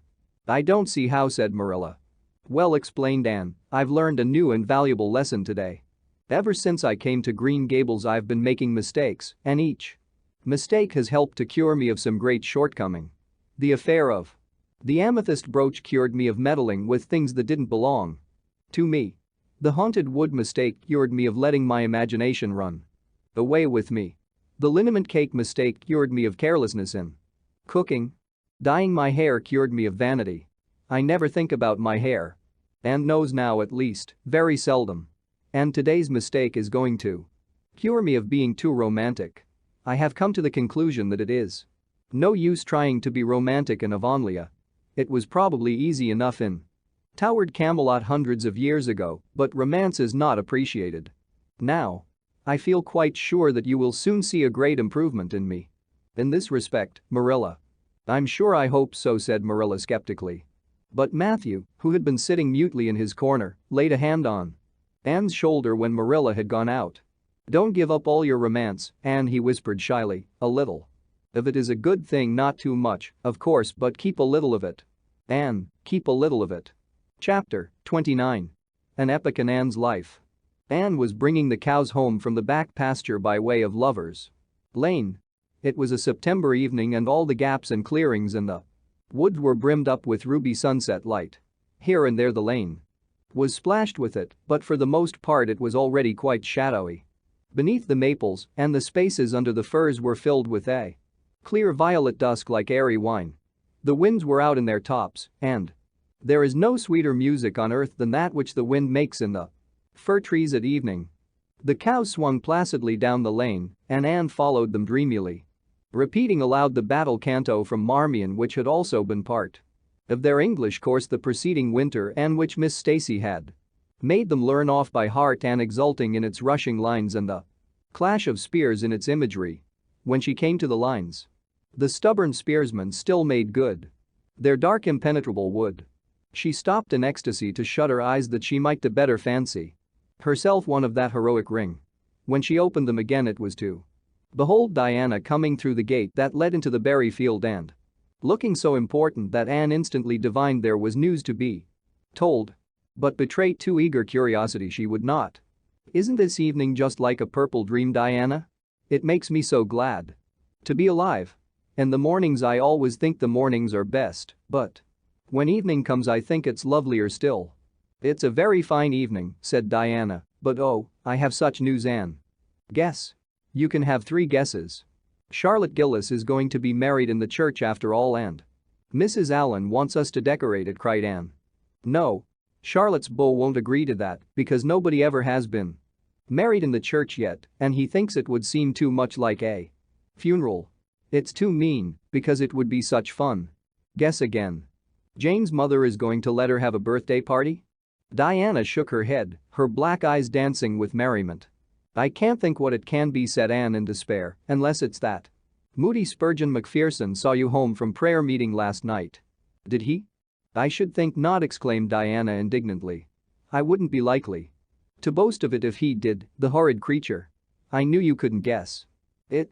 Mother had a letter from Aunt Josephine today, and Aunt Josephine wants you and me to go to town next Tuesday and stop with her for the exhibition. There. Oh, Diana, whispered Anne, finding it necessary to lean up against a maple tree for support, do you really mean it? But I'm afraid Marilla won't let me go. She will say that she can't encourage gadding about. That was what she said last week when Jane invited me to go with them in their double-seated buggy to the American concert at the White Sands Hotel. I wanted to go, but Marilla said I'd be better at home learning my lessons, and so would Jane. I was bitterly disappointed, Diana. I felt so heartbroken that I wouldn't say my prayers when I went to bed. But I repented of that and got up in the middle of the night and said them. I'll tell you, said Diana, we'll get Mother to ask Marilla. She'll be more likely to let you go then, and if she does we'll have the time of our lives, Anne. I've never been to an exhibition, and it's so aggravating to hear the other girls talking about their trips. Jane and Ruby have been twice, and they're going this year again. I'm not going to think about it at all until I know whether I can go. Or not, said Anne resolutely. If I did and then was disappointed, it would be more than I could bear. But in case I do go, I'm very glad my new coat will be ready by that time. Marilla didn't think I needed a new coat. She said my old one would do very well for another winter and that I ought to be satisfied with having a new dress. The dress is very pretty, Diana, navy blue and made so fashionably. Marilla always makes my dresses fashionably now because she says she doesn't intend to have Matthew going to Mrs. Lynde to make them. I'm so glad. It is ever so much easier to be good if your clothes are fashionable. At least, it is easier for me. I suppose it doesn't make such a difference to naturally good people. But Matthew said I must have a new coat, so Marilla bought a lovely piece of blue broadcloth, and it's being made by a real dressmaker over at Carmody. It's to be done Saturday night, and I'm trying not to imagine myself walking up the church aisle on Sunday in my new suit and cap because I'm afraid it isn't right to imagine such things. But it just slips into my mind in spite of me. My cap is so pretty. Matthew bought it for me the day we were over at Carmody. It is one of those little blue velvet ones that are all the rage, with gold cord and tassels. Your new hat is elegant, Diana, and so becoming. When I saw you come into church last Sunday, my heart swelled with pride to think you were my dearest friend. Do you suppose it's wrong for us to think so much about our clothes? Marilla says it is very sinful. But it is such an interesting subject, isn't it? Marilla agreed to let Anne go to town, and it was arranged that Mr. Barry should take the girls in on the following Tuesday. As Charlottetown was 30 miles away and Mr. Barry wished to go and return the same day, it was necessary to make a very early start. But Anne counted it all joy and was up before sunrise on Tuesday morning. A glance from her window assured her that the day would be fine, for the eastern sky behind the firs of the haunted wood was all silvery and cloudless. Through the gap in the trees a light was shining in the western gable of Orchard Slope, a token that Diana was also up. Anne was dressed by the time Matthew had the fire on and had the breakfast ready when Marilla came down, but for her own part was much too excited to eat. After breakfast the jaunty new cap and jacket were donned, and Anne hastened over the brook and up through the firs to Orchard Slope. Mr. Barry and Diana were waiting for her, and they were soon on the road. It was a long drive, but Anne and Diana enjoyed every minute of it. It was delightful to rattle along over the moist roads in the early red sunlight that was creeping across the shorn harvest fields. The air was fresh and crisp, and little smoke blue mists curled through the valleys and floated off from the hills. Sometimes the road went through woods where maples were beginning to hang out scarlet banners, sometimes it crossed rivers on bridges that made Anne's flesh cringe with the old half-delightful fear, sometimes it wound along a harbor shore and passed by a little cluster of weather-gray fishing huts, again it mounted to hills whence a far sweep of curving upland or misty blue sky could be seen, but wherever it went there was much of interest to discuss. It was almost noon when they reached town and found their way to Beechwood. It was quite a fine old mansion, set back from the street in a seclusion of green elms and branching beeches. Miss Barry met them at the door with a twinkle in her sharp black eyes. "So you've come to see me at last, you Anne girl," she said. "Mercy. Child, how you have grown. You're taller than I am, I declare. And you're ever so much better looking than you used to be, too. But I dare say you know that without being told." "Indeed I didn't," said Anne radiantly. "I know I'm not so freckled as I used to be, so I've much to be thankful for, but I really hadn't dared to hope there was any other improvement. I'm so glad you think there is." Miss Barry's house was furnished with great magnificence. As Anne told Marilla afterward, the two little country girls were rather abashed by the splendor of the parlor where Miss Barry left them when she went to see about dinner. "Isn't it just like a palace?" whispered Diana. "I never was in Aunt Josephine's house before, and I'd no idea it was so grand. I just wish Julia Bell could see this. She puts on such airs about her mother's parlor. Velvet carpet," sighed Anne luxuriously, "and silk curtains. I've dreamed of such things, Diana. But do you know I don't believe I feel very comfortable with them after all.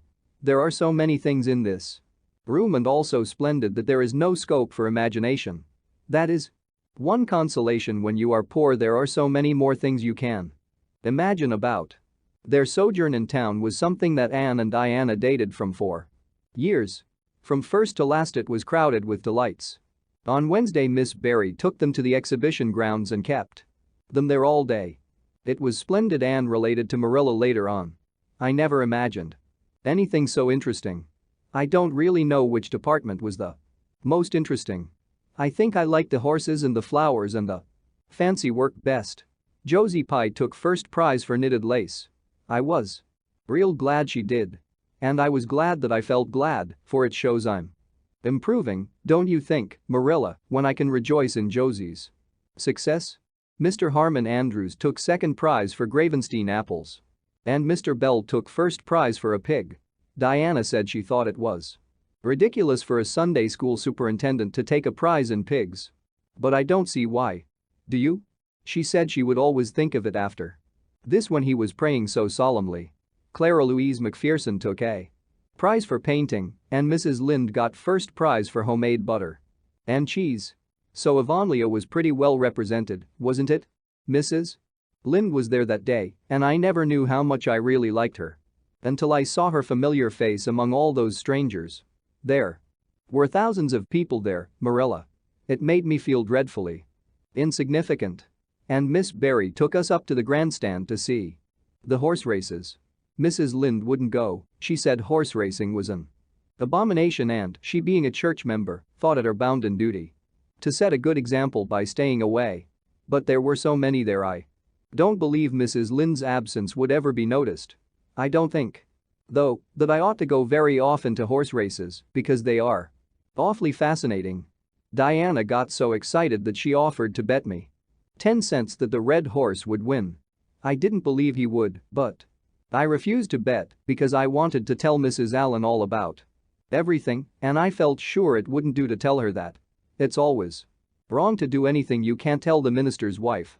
It's as good as an extra conscience to have a minister's wife for your friend. And I was very glad I didn't bet because the red horse did win and I would have lost 10 cents. So you see, that virtue was its own reward. We saw a man go up in a balloon. I'd love to go up in a balloon, Marilla, it would be simply thrilling, and we saw a man selling fortunes. You paid him 10 cents and the little bird picked out your fortune for you. Miss Barry gave Diana and me 10 cents each to have our fortunes told. Mine was that I would marry a dark-complected man who was very wealthy and I would go across water to live. I looked carefully at all the dark men I saw after that, but I didn't care much for any of them, and anyhow I suppose it's too early to be looking out for him yet. Oh, it was a never to be forgotten day, Marilla. I was so tired I couldn't sleep at night. Miss Barry put us in the spare room, according to promise. It was an elegant room, Marilla, but somehow sleeping in a spare room isn't what I used to think it was. That's the worst of growing up, and I'm beginning to realize it. The things you wanted so much when you were a child don't seem half so wonderful to you when you get them. Thursday the girls had a drive in the park, and in the evening Miss Barry took them to a concert in the Academy of Music, where a noted prima donna was to sing. To Anne the evening was a glittering vision of delight. Oh, Marilla, it was beyond description. I was so excited I couldn't even talk, so you may know what it was like. I just sat in enraptured silence. Madame Solitsky was perfectly beautiful and wore white satin and diamonds. But when she began to sing I never thought about anything else. Oh, I can't tell you how I felt. But it seemed to me that it could never be hard to be good anymore. I felt like I do when I look up to the stars. Tears came into my eyes, but oh, they were such happy tears. I was so sorry when it was all over, and I told Miss Barry I didn't see how I was ever to return to common life again. She said she thought if we went over to the restaurant across the street and had an ice cream, it might help me. That sounded so prosaic, but to my surprise I found it true. The ice cream was delicious, Marilla, and it was so lovely and dissipated to be sitting there eating it at 11 o'clock at night. Diana said she believed she was born for city life. Miss Barry asked me what my opinion was, but I said I would have to think it over very Seriously, before I could tell her what I really thought. So I thought it over after I went to bed. That is the best time to think things out. And I came to the conclusion, Marilla, that I wasn't born for city life and that I was glad of it. It's nice to be eating ice cream at brilliant restaurants at 11 o'clock at night once in a while, but as a regular thing I'd rather be in the East Gable at 11, sound asleep, but kind of knowing even in my sleep that the stars were shining outside and that the wind was blowing in the firs across the brook. I told Miss Barry so at breakfast the next morning and she laughed. Miss Barry generally laughed at anything I said, even when I said the most solemn things. I don't think I liked it, Marilla, because I wasn't trying to be funny. But she is a most hospitable lady and treated us royally. Friday brought going home time, and Mr. Barry drove in for the girls. Well, I hope you've enjoyed yourselves, said Miss Barry, as she bade them goodbye. Indeed we have, said Diana. And you, Anne girl? I've enjoyed every minute of the time, said Anne, throwing her arms impulsively about the old woman's neck and kissing her wrinkled cheek. Diana would never have dared to do such a thing and felt rather aghast at Anne's freedom. But Miss Barry was pleased and she stood on her veranda and watched the buggy out of sight. Then she went back into her big house with a sigh. It seemed very lonely, lacking those fresh young lives. Miss Barry was a rather selfish old lady, if the truth must be told, and had never cared much for anybody but herself. She valued people only as they were of service to her or amused her. Anne had amused her and consequently stood high in the old lady's good graces. But Miss Barry found herself thinking less about Anne's quaint speeches than of her fresh enthusiasms, her transparent emotions, her little winning ways, and the sweetness of her eyes and lips.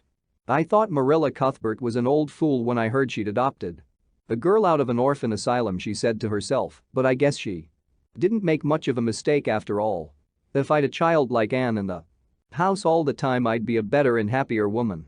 Anne and Diana found the drive home as pleasant as the drive in, pleasanter, indeed, since there was the delightful consciousness of home waiting at the end of it.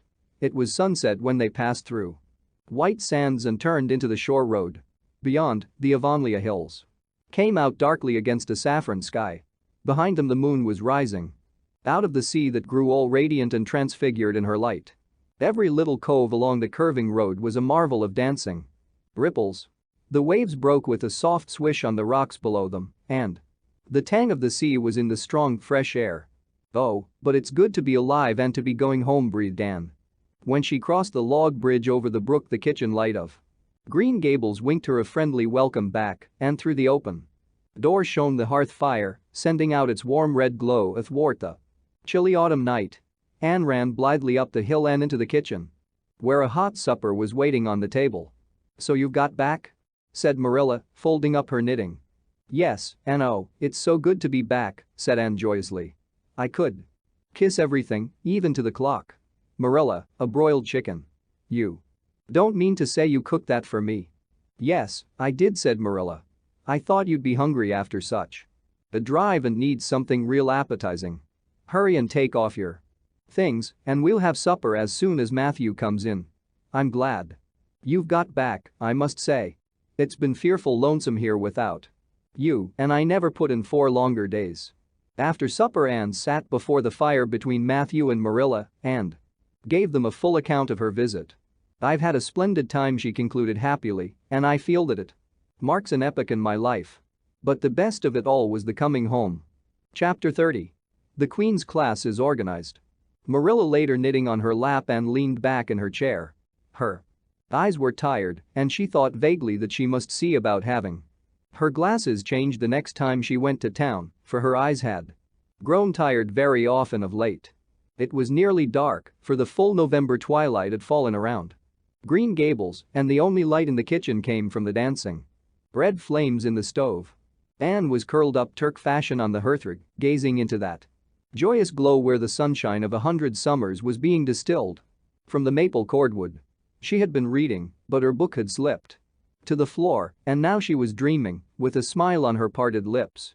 Glittering castles in Spain were shaping themselves out of the mists and rainbows of her lively fancy, adventures wonderful and enthralling were happening to her in cloudland, adventures that always turned out triumphantly and never involved her in scrapes like those of actual life. Marilla looked at her with a tenderness that would never have been suffered to reveal itself in any clearer light than that soft mingling of fireshine and shadow. The lesson of a love that should display itself easily in spoken word and open look was one Marilla could never learn. But she had learned to love this slim, gray-eyed girl with an affection all the deeper and stronger from its very undemonstrativeness. Her love made her afraid of being unduly indulgent. Indeed, she had an uneasy feeling that it was rather sinful to set one's heart so intensely on any human creature as she had set hers on Anne, and perhaps she performed a sort of unconscious penance for this by being stricter and more critical than if the girl had been less dear to her. Certainly Anne herself had no idea how Marilla loved her. She sometimes thought wistfully that Marilla was very hard to please and distinctly lacking in sympathy and understanding. But she always checked the thought reproachfully, remembering what she owed to Marilla. Anne said Marilla abruptly, "Miss Stacy was here this afternoon when you were out with Diana." Anne came back from her other world with a start and a sigh. "Was she? Oh, I'm so sorry I wasn't in. Why didn't you call me, Marilla? Diana and I were only over in the haunted wood. It's lovely in the woods now. All the little wood things, the ferns and the satin leaves and the crackerberries have gone to sleep, just as if somebody had tucked them away until spring under a blanket of leaves. I think it was a little gray fairy with a rainbow scarf that came tiptoeing along the last moonlight night and did it." Diana wouldn't say much about that, though. Diana has never forgotten the scolding her mother gave her about imagining ghosts into the haunted wood. It had a very bad effect on Diana's imagination. It blighted it. Mrs. Lynde says Myrtle Bell is a blighted being. I asked Ruby Gillis why Myrtle was blighted, and Ruby said she guessed it was because her young man had gone back on her. Ruby Gillis thinks of nothing but young men, and the older she gets the worse she is. Young men are all very well in their place, but it doesn't do to drag them into everything, does it? Diana and I are thinking seriously of promising each other that we will never marry but be nice old maids and live together forever. Diana hasn't quite made up her mind though, because she thinks perhaps it would be nobler to marry some wild, dashing, wicked young man and reform him. Diana and I talk a great deal about serious subjects now, you know. We feel that we are so much older than we used to be that it isn't becoming to talk of childish matters. It's such a solemn thing to be almost 14, Marilla. Miss Stacy took all us girls who are in our teens down to the brook last Wednesday and talked to us about it. She said we couldn't be too careful what habits we formed and what ideals we acquired in our teens, because by the time we were 20 our characters would be developed and the foundation laid for our whole future life. And she said if the foundation was shaky we could never build anything really worthwhile on it. Diana and I talked the matter over coming home from school. We felt extremely solemn, Marilla. And we decided that we would try to be very careful indeed and form respectable habits and learn all we could and be as sensible as possible so that by the time we were 20 our characters would be properly developed. It's perfectly appalling to think of being 20. Marilla. It sounds so fearfully old and grown up. But why was Miss Stacy here this afternoon? That is what I want to tell you, Anne, if you'll ever give me a chance to get a word in edgewise. She was talking about you. About me? Anne looked rather scared. Then she flushed and exclaimed. Oh, I know what she was saying. I meant to tell you, Marilla, honestly. I did, but I forgot. Miss Stacy caught me reading Ben-Hur in school yesterday afternoon when I should have been studying my Canadian history. Jane Andrews lent it to me. I was reading it at dinner hour. And I had just got to the chariot race when school went in. I was simply wild to know how it turned out, although I felt sure Ben-Hur must win. Because it wouldn't be poetical justice if he didn't, so I spread the history open on my desk lid and then tucked Ben-Hur between the desk and my knee. I just looked as if I were studying Canadian history, you know. While all the while I was reveling in Ben-Hur. I was so interested in it that I never noticed Miss Stacy coming down the aisle until all at once I just looked up and there she was looking down at me, so reproachful like. I can't tell you how ashamed I felt, Marilla. Especially when I heard Josie Pye giggling. Miss Stacy took Ben-Hur away, but she never said a word then. She kept me in at recess and talked to me. She said I had done very wrong in two respects. First, I was wasting the time I ought to have put on my studies, and secondly, I was deceiving my teacher in trying to make it appear I was reading a history when it was a storybook instead. I had never realized until that moment, Marilla, that what I was doing was deceitful. I was shocked. I cried bitterly and asked Miss Stacy to forgive me, and I'd never do such a thing again, and I offered to do penance by never so much as looking at Ben-Hur for a whole week, not even to see how the chariot race turned out. But Miss Stacy said she wouldn't require that, and she forgave me freely. So I think it wasn't very kind of her to come up here to you about it after all. Miss Stacy never mentioned such a thing to me, Anne, and it's only your guilty conscience that's the matter with you. You have no business to be taking storybooks to school. You read too many novels anyhow. When I was a girl I wasn't so much as allowed to look at a novel. Oh, how can you call Ben-Hur a novel when it's really such a religious book? Protested Anne. Of course it's a little too exciting to be proper reading for Sunday, and I only read it on weekdays. And I never read any book now unless either Miss Stacy or Mrs. Allen thinks it is a proper book for a girl 13 3/4 to read. Miss Stacy made me promise that. She found me reading a book one day called The Lurid Mystery of the Haunted Hall. It was one Ruby Gillis had lent me. And, oh, Marilla, it was so fascinating and creepy. It just curdled the blood in my veins. But Miss Stacy said it was a very silly, unwholesome book, and she asked me not to read any more of it or any like it. I didn't mind promising not to read any more like it, but it was agonizing to give back that book without knowing how it turned out. But my love for Miss Stacy stood the test and I did. It's really wonderful, Marilla, what you can do when you're truly anxious to please a certain person. Well, I guess I'll light the lamp and get to work, said Marilla. I see plainly that you don't want to hear what Miss Stacy had to say. You're more interested in the sound of your own tongue than in anything else. Oh, indeed, Marilla, I do want to hear it, cried Anne contritely. I won't say another word, not one. I know I talk too much, but I am really trying to overcome it, and although I say far too much, yet if you only knew how many things I want to say and don't, you'd give me some credit for it. Please tell me, Marilla. Well, Miss Stacy wants to organize a class among her advanced students who mean to study for the entrance examination into Queen's. She intends to give them extra lessons for an hour after school. And she came to ask Matthew and me if we would like to have you join it. What do you think about it yourself, Anne? Would you like to go to Queen's and pass for a teacher? Oh, Marilla. Anne straightened to her knees and clasped her hands. It's been the dream of my life, that is, for the last 6 months, ever since Ruby and Jane began to talk of studying for the entrance. But I didn't say anything about it because I supposed it would be perfectly useless. I'd love to be a teacher. But won't it be dreadfully expensive? Mr. Andrews says it cost him $150 to put Prissy through, and Prissy wasn't a dunce in geometry. I guess you needn't worry about that part of it. When Matthew and I took you to bring up, we resolved we would do the best we could for you and give you a good education. I believe in a girl being fitted to earn her own living whether she ever has to or not. You'll always have a home at Green Gables as long as Matthew and I are here, but nobody knows what is going to happen in this uncertain world, and it's just as well to be prepared. So you can join the Queen's class, if you like, Anne. Oh, Marilla, thank you. Anne flung her arms about Marilla's waist and looked up earnestly into her face. I'm extremely grateful to you and Matthew. And I'll study as hard as I can and do my very best to be a credit to you.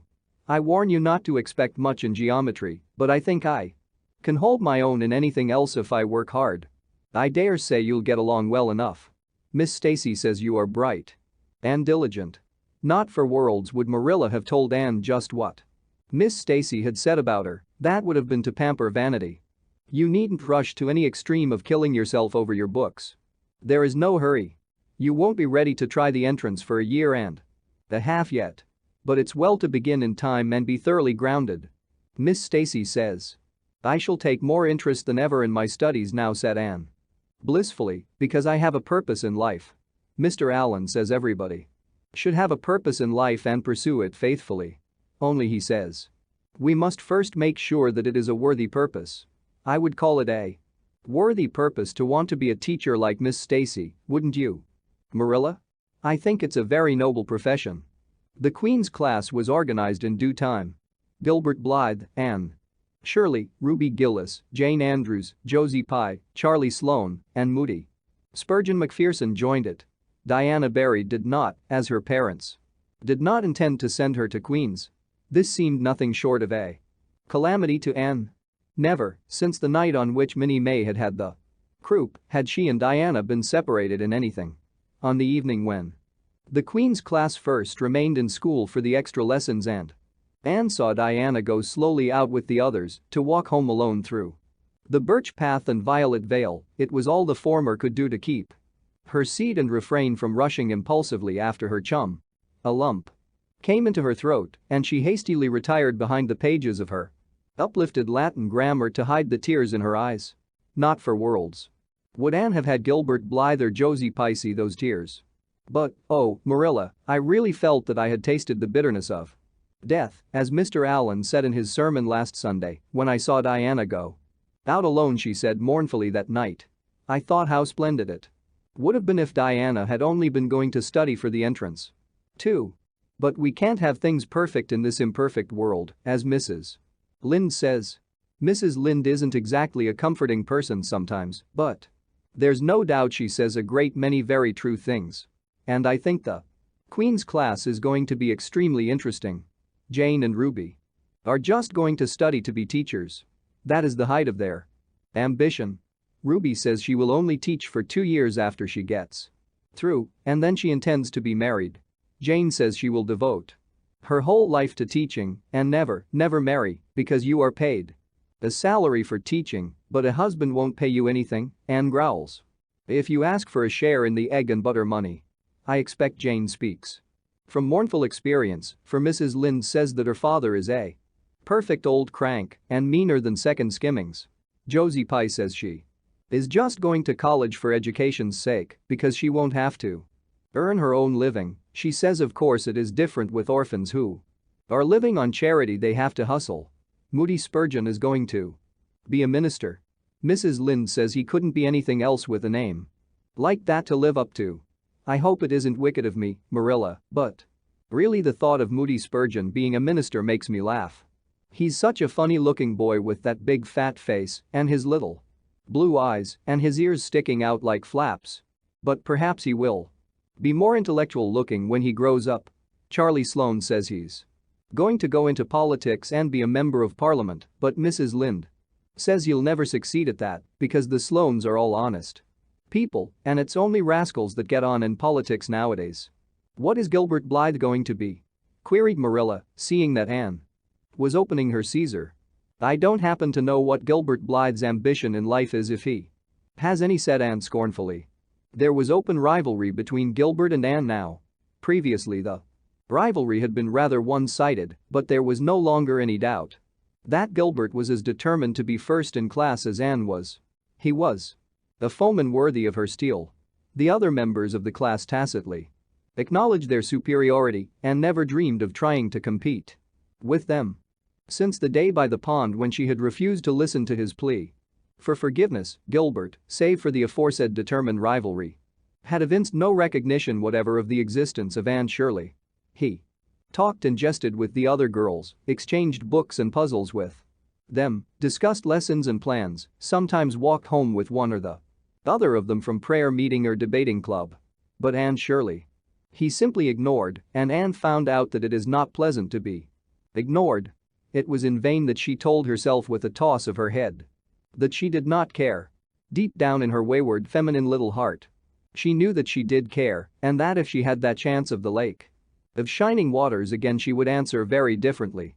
All at once, as it seemed, and to her secret dismay, she found that the old resentment she had cherished against him was gone just when she most needed its sustaining power. It was in vain that she recalled every incident and emotion of that memorable occasion and tried to feel the old satisfying anger. That day by the pond had witnessed its last spasmodic flicker. Anne realized that she had forgiven and forgotten. without knowing it. But it was too late. And at least neither Gilbert nor anybody else, not even Diana, should ever suspect how sorry she was and how much she wished she hadn't been so proud and horrid. She determined to shroud her feelings in deepest oblivion, and it may be stated here and now that she did it so successfully that Gilbert, who possibly was not quite so indifferent as he seemed, could not console himself with any belief that Anne felt his retaliatory scorn. The only poor comfort he had was that she snubbed Charlie Sloane unmercifully, continually, and undeservedly. Otherwise the winter passed away in a round of pleasant duties and studies. For Anne the days slipped by like golden beads on the necklace of the year. She was happy, eager, interested. There were lessons to be learned and honor to be won, delightful books to read, new pieces to be practiced for the Sunday school choir, pleasant Saturday afternoons at the manse with Mrs. Allen, and then, almost before Anne realized it, spring had come again to Green Gables and all the world was abloom once more.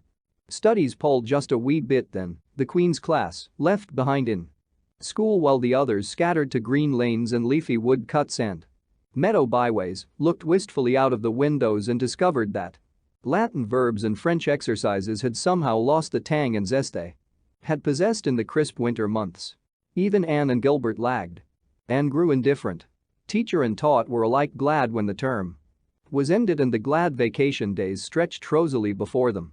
"But you've done good work this past year," Miss Stacy told them on the last evening, "and you deserve a good, jolly vacation.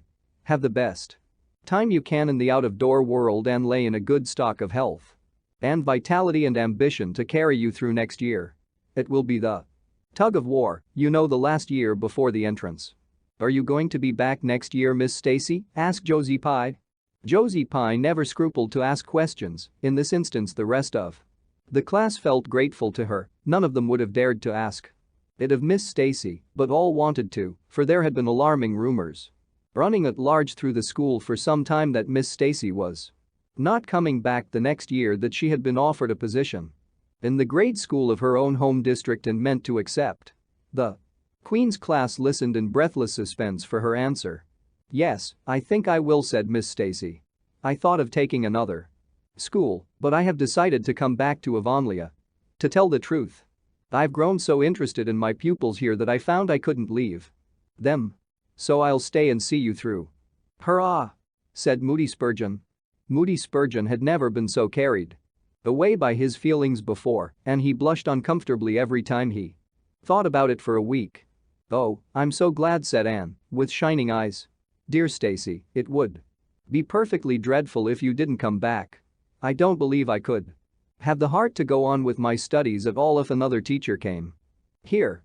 When Anne got home that night she stacked all her textbooks away in an old trunk in the attic, locked it, and threw the key into the blanket box. "I'm not even going to look at a school book in vacation," she told Marilla. "I've studied as hard all the term as I possibly could and I've pored over the geometry until I know every proposition in the first book off by heart, even when the letters are changed. I just feel tired of everything sensible and I'm going to let my imagination run riot for the summer." "Oh, you needn't be alarmed, Marilla. I'll only let it run riot within reasonable limits. But I want to have a real good jolly time this summer, for maybe it's the last summer I'll be a little girl. Mrs. Lynde says that if I keep stretching out next year as I've done this, I'll have to put on longer skirts.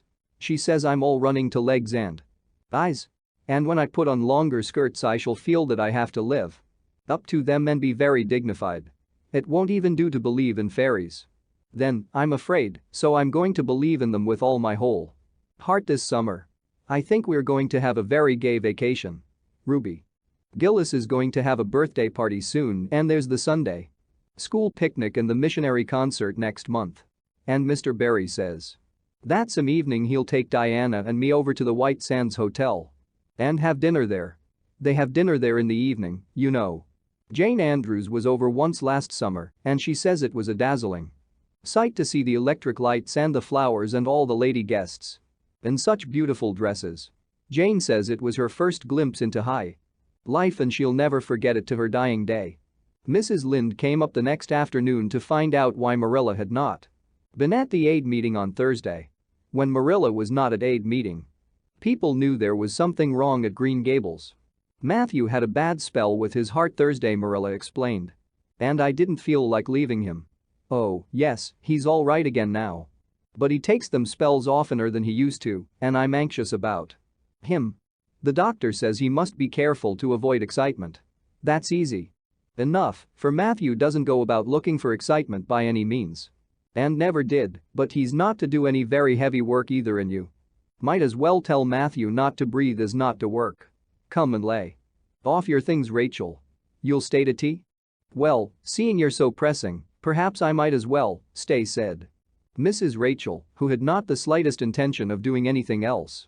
Mrs. Rachel and Marilla sat comfortably in the parlor while Anne got the tea and made hot biscuits that were light and white enough to defy even Mrs. Rachel's criticism. I must say Anne has turned out a real smart girl, admitted Mrs. Rachel, as Marilla accompanied her to the end of the lane at sunset. She must be a great help to you. She is, said Marilla, and she's real steady and reliable now. I used to be afraid she'd never get over her feather-brained ways, but she has. And I wouldn't be afraid to trust her in anything now. I never would have thought she'd have turned out so well that first day. I was here 3 years ago, said Mrs. Rachel. Lawful heart, shall I ever forget that tantrum of hers? When I went home that night I says to Thomas, says I, mark my words, Thomas, Marilla Cuthbert LL live to rue the step she's took. But I was mistaken and I'm real glad of it. I ain't one of those kind of people, Marilla, as can never be brought to own up that they've made a mistake. No, that never was my way, thank goodness. I did make a mistake in judging Anne, but it weren't no wonder, for an odder, unexpecteder witch of a child there never was in this world, that's what. There was no ciphering her out by the rules. That worked with other children. It's nothing short of wonderful how she's improved these 3 years, but especially in looks. She's a real pretty girl, got to be, though I can't say I'm overly partial to that pale, big-eyed style myself. I like more snap and color, like Diana. Barry has a Ruby Gillis. Ruby Gillis's looks are real showy. But somehow I don't know how it is, but when Anne and them are together, though she ain't half as handsome, she makes them look kind of common. And overdone, something like them white June lilies she calls narcissus. Alongside of the big red peonies, that's what. Chapter 31. Where the brook and river meet. Anne had a good summer and enjoyed it wholeheartedly. She and Diana fairly lived outdoors, reveling in all the delights that Lover's Lane and the Dryad's Bubble and Willowmere and Victoria Island afforded. Marilla offered no objections to Anne's gypsyings. The Spencerville doctor who had come the night Minnie May had the croup met Anne at the house of a patient one afternoon early in vacation, looked her over sharply, screwed up his mouth, shook his head, and sent a message to Marilla Cuthbert by another person. It was, keep that redeeded girl of yours in the open air all summer and don't let her read books until she gets more spring into her step. This message frightened Marilla wholesomely. She read Anne's death warrant by consumption in it unless it was scrupulously obeyed. As a result, Anne had the golden summer of her life as far as freedom and frolic went.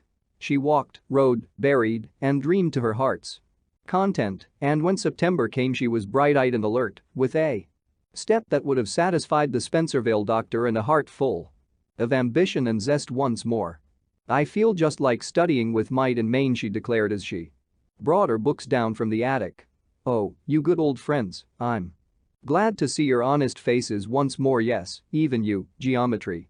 I've had a perfectly beautiful summer, Marilla, and now I'm rejoicing as a strong man to run a race, as Mr. Allen said last Sunday. Doesn't Mr. Allen preach magnificent sermons? Mrs. Lynde says he is improving every day, and the first thing we know some city church will gobble him up. And then we'll be left and have to turn to and break in another green preacher. But I don't see the use of meeting trouble halfway, do you? Marilla? I think it would be better just to enjoy Mr. Allen while we have him. If I were a man I think I'd be a minister. They can have such an influence for good if their theology is sound, and it must be thrilling to preach splendid sermons and stir your hearers' hearts. Why can't women be ministers, Marilla? I asked Mrs. Lynde that and she was shocked and said it would be a scandalous thing. She said there might be female ministers in the States, and she believed there was, but thank goodness we hadn't got to that stage in Canada yet, and she hoped we never would. But I don't see why. I think women would make splendid ministers. When there is a social to be got up or a church tea or anything else to raise money, the women have to turn to and do the work. I'm sure Mrs. Lind can pray every bit as well as Superintendent Bell. And I've no doubt she could preach too with a little practice. Yes, I believe she could, said Marilla dryly. She does plenty of unofficial preaching as it is. Nobody has much of a chance to go wrong. And Avonlea with Rachel to oversee them. Marilla, said Anne in a burst of confidence, I want to tell you something and ask you what you think about it. It has worried me terribly on Sunday afternoons, that is, when I think specially about such matters. I do really want to be good, and when I'm with you or Mrs. Allen or Miss Stacy, I want it more than ever, and I want to do just what would please you and what you would approve of. But mostly when I'm with Mrs. Lind I feel desperately wicked, Dan, as if I wanted to go and do the very thing she tells me I oughtn't to do. I feel irresistibly tempted to do it. Now, what do you think is the reason I feel like that? Do you think it's because I'm really bad and unregenerate? Marilla looked dubious for a moment. Then she laughed. If you are, I guess I am too, Anne, for Rachel often has that very effect on me. I sometimes think she'd have more of an influence for good, as you say yourself, if she didn't keep nagging people to do right. There should have been a special commandment against nagging. But there, I shouldn't talk so. Rachel is a good Christian woman and she means well. There isn't a kinder soul in Avonlea, and she never shirks her share of work. I'm very glad you feel the same, said Anne decidedly. It's so encouraging.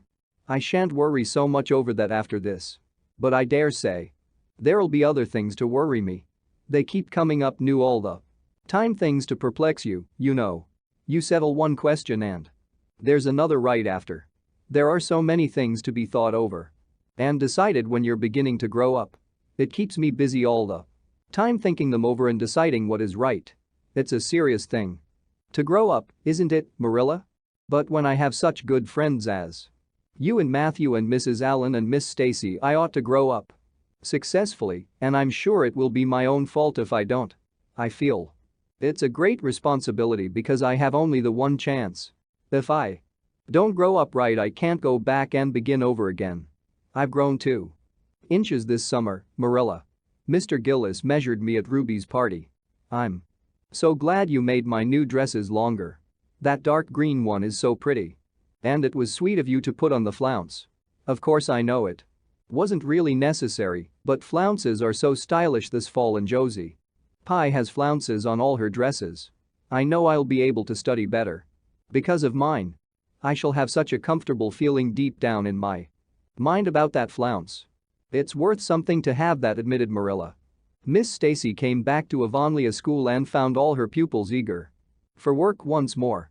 Especially did the Queen's class gird up their loins for the fray, for at the end of the coming year, dimly shadowing their pathway already, loomed up that fateful thing known as the entrance. At the thought of which one and all felt their hearts sink into their very shoes. Suppose they did not pass? That thought was doomed to haunt Anne through the waking hours of that winter, Sunday afternoons. Inclusive, to the almost entire exclusion of moral and theological problems. When Anne had bad dreams, she found herself staring miserably at pass lists of the entrance exams where Gilbert Blythe's name was blazoned at the top and in which hers did not appear at all. But it was a jolly, busy, happy, swift-flying winter. Schoolwork was as interesting, class rivalry as absorbing, as of yore. New worlds of thought, feeling, and ambition, fresh, fascinating fields of unexplored knowledge seemed to be opening out before Anne's eager eyes. Hills peeped o'er hill and Alps on Alps arose. Much of all this was due to Miss Stacy's tactful, careful, broad-minded guidance. She led her class to think and explore and discover for themselves and encouraged straying from the old beaten paths to a degree that quite shocked Mrs. Lind and the school trustees, who viewed all innovations on established methods rather dubiously. Apart from her studies, Anne expanded socially, for Marilla, mindful of the Spencerville doctor's dictum, no longer vetoed occasional outings. The debating club flourished and gave several concerts. There were one Or two parties almost verging on grown-up affairs, there were sleigh drives and skating frolics galore. Between times Anne grew, shooting up so rapidly that Marilla was astonished one day when they were standing side by side to find the girl was taller than herself. "Why, Anne, how you've grown," she said, almost unbelievingly. A sigh followed on the words. Marilla felt a queer regret over Anne's inches. The child she had learned to love had vanished somehow, and here was this tall, serious-eyed girl of 15, with the thoughtful brows and the proudly poised little head in her place. Marilla loved the girl as much as she had loved the child, but she was conscious of a queer sorrowful sense of loss. And that night, when Anne had gone to prayer meeting with Diana, Marilla sat alone in the wintry twilight and indulged in the weakness of a cry. Matthew, coming in with a lantern, caught her at it. Anne gazed at her in such consternation that Marilla had to laugh through her tears. "I was thinking about Anne," she explained. "She's got to be such a big girl and she'll probably be away from us next winter. I'll miss her. Terrible." "She'll be able to come home often," comforted Matthew, to whom Anne was as yet and always would be the little eager girl he had brought home from Bright River on that June evening 4 years before. "The branch railroad will be built to Carmody by that time. It won't be the same thing as having her here all the time," sighed Marilla gloomily, determined to enjoy her luxury of grief uncomforted. But their men can't understand these things. There were other changes in Anne no less real than the physical change.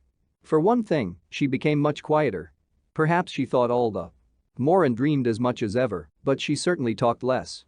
Marilla noticed and commented on this also.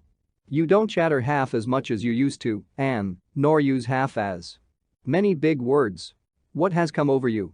Anne colored and laughed a little as she dropped her book and looked dreamily out of the window, where big fat red buds were bursting out on the creeper in response to the lure of the spring sunshine.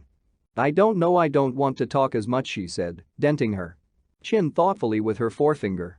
"It's nicer to think dear, pretty thoughts and keep them in one's heart, like treasures. I don't like to have them laughed at or wondered over. And somehow I don't want to use big words anymore. It's almost a pity, isn't it, now that I'm really growing big enough to say them if I did want to. It's fun to be almost grown up in some ways, but it's not the kind of fun I expected, Marilla. There's so much to learn and do and think that there isn't time for big words. Besides, Miss Stacy says the short ones are much stronger and better. She makes us write all our essays as simply as possible." It was hard at first. "I was so used to crowding in all the fine big words I could think of, and I thought of any number of them. But I've got used to it now and I see it's so much better." "What has become of your story club? I haven't heard you speak of it for a long time." "The story club isn't in existence any longer. We hadn't time for it, and anyhow I think we had got tired of it. It was silly to be writing about love and murder and elopements and mysteries. Miss Stacy sometimes has us write a story for training in composition, but she won't let us write anything but what might happen in Avonlea in our own lives, and she criticizes it very sharply and makes us criticize our own too.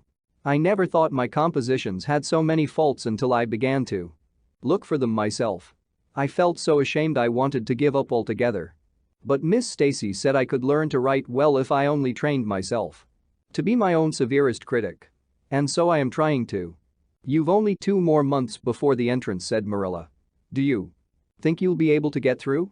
Anne shivered. "I don't know. Sometimes I think I'll be all right and then I get horribly afraid. We've studied hard and Miss Stacy has drilled us thoroughly, but we mayn't get through for all that. We've each got a stumbling block. Mine is geometry, of course, and Jane's is Latin, and Ruby and Charlie's is algebra, and Josie's is arithmetic. Moody Spurgeon says he feels it in his bones that he is going to fail in English. History. Miss Stacy is going to give us examinations in June just as hard as we'll have at the entrance and mark us just as strictly, so we'll have some idea. I wish it was all over, Marilla. It haunts me. Sometimes I wake up in the night and wonder what I'll do if I don't pass." "Why, go to school next year and try again," said Marilla unconcernedly. "Oh, I don't believe I'd have the heart for it. It would be such a disgrace to fail, especially if the others passed. And I get so nervous in an examination that I'm likely to make a mess of it. I wish I had nerves like Jane Andrews. Nothing rattles her. Anne sighed and, dragging her eyes from the witcheries of the spring world, the beckoning day of breeze and blue, and the green things upspringing in the garden, buried herself resolutely in her book. There would be other springs, but if she did not succeed in passing the entrance, Anne felt convinced that she would never recover sufficiently to enjoy them. Chapter 32. The pass list is out. With the end of June came the close of the term and the close of Miss Stacy's rule in Avonlea school. Anne and Diana walked home that evening feeling very sober indeed. Red eyes and damp handkerchiefs bore convincing testimony to the fact that Miss Stacy's farewell words must have been quite as touching as Mr. Phillips had been under similar circumstances 3 years before. Diana looked back at the schoolhouse from the foot of the spruce hill and sighed deeply. "It does seem as if it was the end of everything, doesn't it?" she said dismally. "You oughtn't to feel half as badly as I do," said Anne, hunting vainly for a dry spot on her handkerchief. "You'll be back again next winter. But I suppose I've left the dear old school forever if I have good luck, that is. It won't be a bit the same. Miss Stacy won't be there, nor you nor Jane. Nor Ruby probably. I shall have to sit all alone, for I couldn't bear to have another deskmate after you. Oh, we have had jolly times, haven't we, Anne? It's dreadful to think they're all over." 2 big tears rolled down by Diana's nose. "If you would stop crying I could," said Anne imploringly. "Just as soon as I put away my hanky I see you brimming up, and that starts me off again. As Mrs. Lynde says, if you can't be cheerful, be as cheerful as you can. After all, I dare say I'll be back next year. This is one of the times I know I'm not going to pass. They're getting alarmingly frequent." "Why, you came out splendidly in the exams Miss Stacy gave." "Yes, but those exams didn't make me nervous. When I think of the real thing you can't imagine what a horrid cold fluttery feeling comes round my heart. And then my number is 13 and Josie Pye says it's so unlucky. I am not superstitious and I know it can make no difference. But still I wish it wasn't 13. I do wish I was going in with you," said Diana. "Wouldn't we have a perfectly elegant time? But I suppose you'll have to cram in the evenings." "No, Miss Stacy has made us promise not to open a book at all.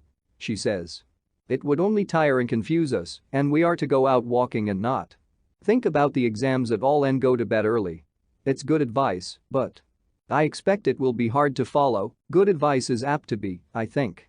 Prissy Andrews told me that she sat up half the night every night of her entrance week and crammed for dear life, and I had determined to sit up at least as long as she did.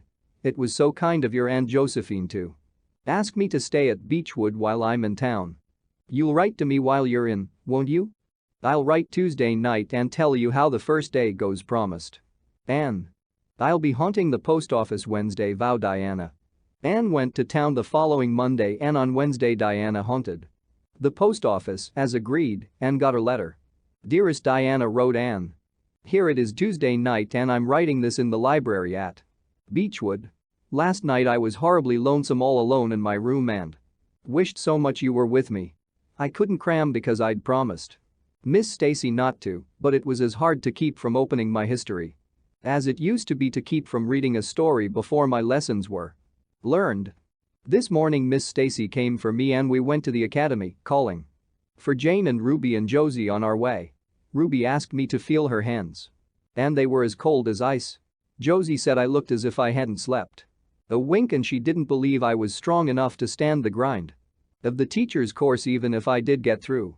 There are times and seasons even yet when I don't feel that I've made any great headway in learning to like Josie Pye." When we reached the academy there were scores of students there from all over the island. The first person we saw was Moody Spurgeon sitting on the steps and muttering away to himself. Jane asked him what on earth he was doing and he said he was repeating the multiplication table over and over to steady his nerves and for pity's sake not to interrupt him, because if he stopped for a moment he got frightened and forgot everything he ever knew, but the multiplication table kept all his facts firmly in their proper place. When we were assigned to our rooms Miss Stacy had to leave us. Jane and I sat together and Jane was so compassed that I envied her. No need of. The multiplication table for good, steady, sensible Jane. I wondered if. I looked as I felt and if they could hear my heart thumping clear. Across the room. Then a man came in and began distributing the English examination sheets. My hands grew cold then and my head fairly whirled around as I picked it up. Just one awful moment, Diana, I felt exactly as I did 4 years ago when I asked Marilla if I might stay at Green Gables, and then everything cleared up in my mind and my heart began beating again. I forgot to say that it had stopped altogether. For I knew I could do something with that paper anyhow. At noon we went home for dinner and then back again for history in the afternoon. The history was a pretty hard paper and I got dreadfully mixed up in the dates. Still, I think I did fairly well today. But oh, Diana, tomorrow the geometry exam comes off, and when I think of it, it takes every bit of determination I possess to keep from opening my Euclid. If I thought the multiplication table would help me any, I would recite it from now till tomorrow morning. I went down to see the other girls this evening. On my way I met Moody Spurgeon wandering distractedly around. He said he knew he had failed in history and he was born to be a disappointment to his parents, and he was going home on the morning train, and it would be easier to be a carpenter than a minister, anyhow. I cheered him up and persuaded him to stay to the end because it would be unfair to Miss Stacy if he didn't. Sometimes I have wished I was born a boy, but when I see Moody Spurgeon, I'm always glad I'm a girl and not his sister. Ruby was in hysterics when I reached their boarding house. She had just discovered a fearful mistake she had made in her English paper. When she recovered, we went uptown and had an ice cream. How we wished you had been with us. Oh, Diana, if only the geometry examination were over. But there, as Mrs. Lynde would say, the sun will go on rising and setting whether I fail in geometry or not. That is true but not especially comforting. I think I'd rather it didn't go on if I failed. Yours devotedly, Anne. The geometry examination and all the others were over in due time, and Anne arrived home on Friday evening, rather tired, but with an air of chastened triumph about her. Diana was over at Green Gables when she arrived and they met as if they had been parted for years. You old darling, it's perfectly splendid to see you back again. It seems like an age since you went to town, and oh, Anne, how did you get along? Pretty well, I think, in everything but the geometry. I don't know whether I passed in it or not, and I have a creepy crawly presentiment that I didn't. Oh, how good it is to be back. Green Gables is the dearest, loveliest spot in the world. How did the others do? The girls say they know they didn't pass, but I think they did pretty well. Josie says the geometry was so easy a child of 10 could do it. Moody Spurgeon still thinks he failed in history, and Charlie says he failed in algebra. But we don't really know anything about it and won't until the pass list is out. That won't be for a fortnight. Fancy living a fortnight in such suspense. I wish I could go to sleep and never wake up until it is over. Diana knew it would be useless to ask how Gilbert Blythe had fared, so she merely said, "Oh, you'll pass all right. Don't worry. I'd rather not pass at all than not come out pretty well up on the list," flashed Anne, by which she meant, and Diana knew she meant that success would be incomplete and bitter if she did not come out ahead of Gilbert Blythe. With this end in view, Anne had strained every nerve during the examinations. So had Gilbert. They had met and passed each other on the street a dozen times without any sign of recognition, and every time Anne had held her head a little higher and wished a little more earnestly that she had made friends with Gilbert when he asked her, and vowed a little more determinedly to surpass him in the examination. She knew that all of Avonlea Jr. was wondering which would come out first. She even knew that Jimmy Glover and Ned Wright had a bet on the question, and that Josie Pye had said there was no doubt in the world that Gilbert would be first, and she felt that her humiliation would be unbearable if she failed. But she had another and nobler motive for wishing to do well. She wanted to pass high for the sake of Matthew and Marilla, especially Matthew. Matthew had declared to her his conviction that she would beat the whole island. That, Anne felt, was something it would be foolish to hope for even in the wildest dreams. But she did hope fervently that she would be among the first 10 at least, so that she might see Matthew's kindly brown eyes gleam with pride in her achievement. That, she felt would be a sweet reward indeed for all her hard work and patient grubbing among unimaginative equations and conjugations. At the end of the fortnight Anne took to haunting the post office. Also, in the distracted company of Jane, Ruby, and Josie, opening the Charlottetown dailies with shaking hands and cold sink-away feelings. As bad as any experience during the entrance week. Charlie and Gilbert were not above doing this too, but Moody Spurgeon stayed resolutely away. "I haven't got the grit to go there and look at a paper in cold blood," he told Anne. "I'm just going to wait until somebody comes and tells me suddenly whether I've passed or not." When 3 weeks had gone by without the pass list appearing, Anne began to feel that she really couldn't stand the strain much longer. Her appetite failed and her interest in Avonlea doings languished. Mrs. Lynde wanted to know what else you could expect with a Tory superintendent of education at the head of affairs, and Matthew, noting Anne's paleness and indifference and the lagging steps that bore her home from the post office every afternoon, began seriously to wonder if he hadn't better vote Grit at the next election. But one evening the news came.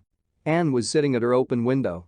For the time forgetful of the woes of examinations and the cares of the world, as she drank in the beauty of the summer dusk, sweet-scented with flower breaths from the garden below and sibilant and rustling from the stir of poplars.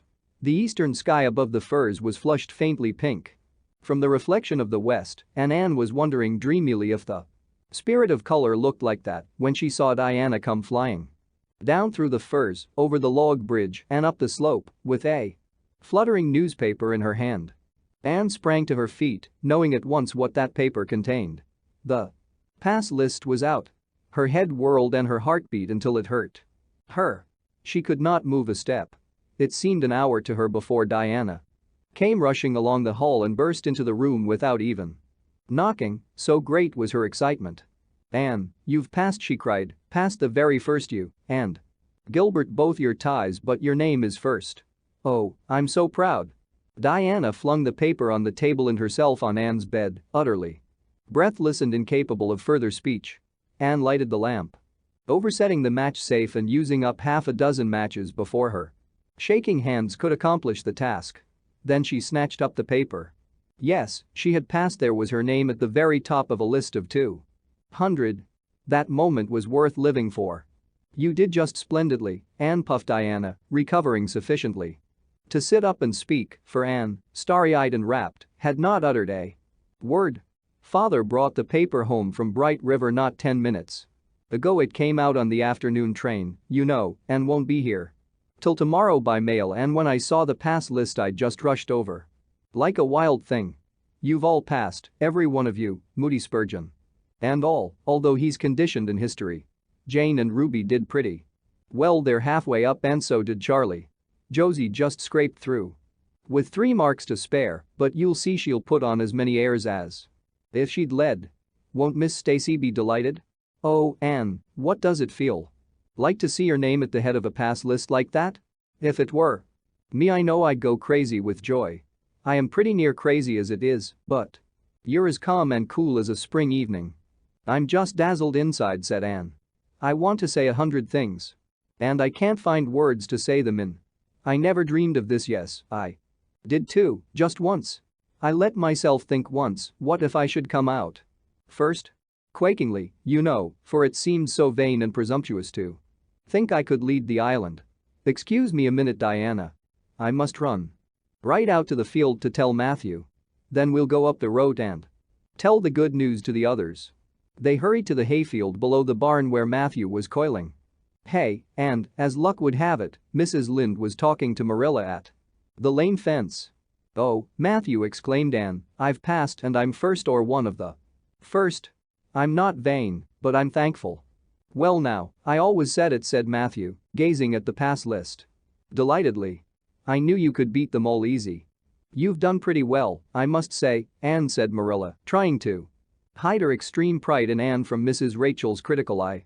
But that good soul said heartily, "I just guess she has done well, and far be it from me to be backward in saying it. You're a credit to your friends, Anne, that's what, and we're all proud of you." That night Anne, who had wound up the delightful evening with a serious little talk with Mrs. Allen at the manse, knelt sweetly by her open Window in a great sheen of moonshine. Anne murmured a prayer of gratitude and aspiration that came straight from her heart. There was in it thankfulness for the past and reverent petition for the future, and when she slept on her white pillow her dreams were as fair and bright and beautiful as maidenhood might desire. Chapter 33. The Hotel Concert.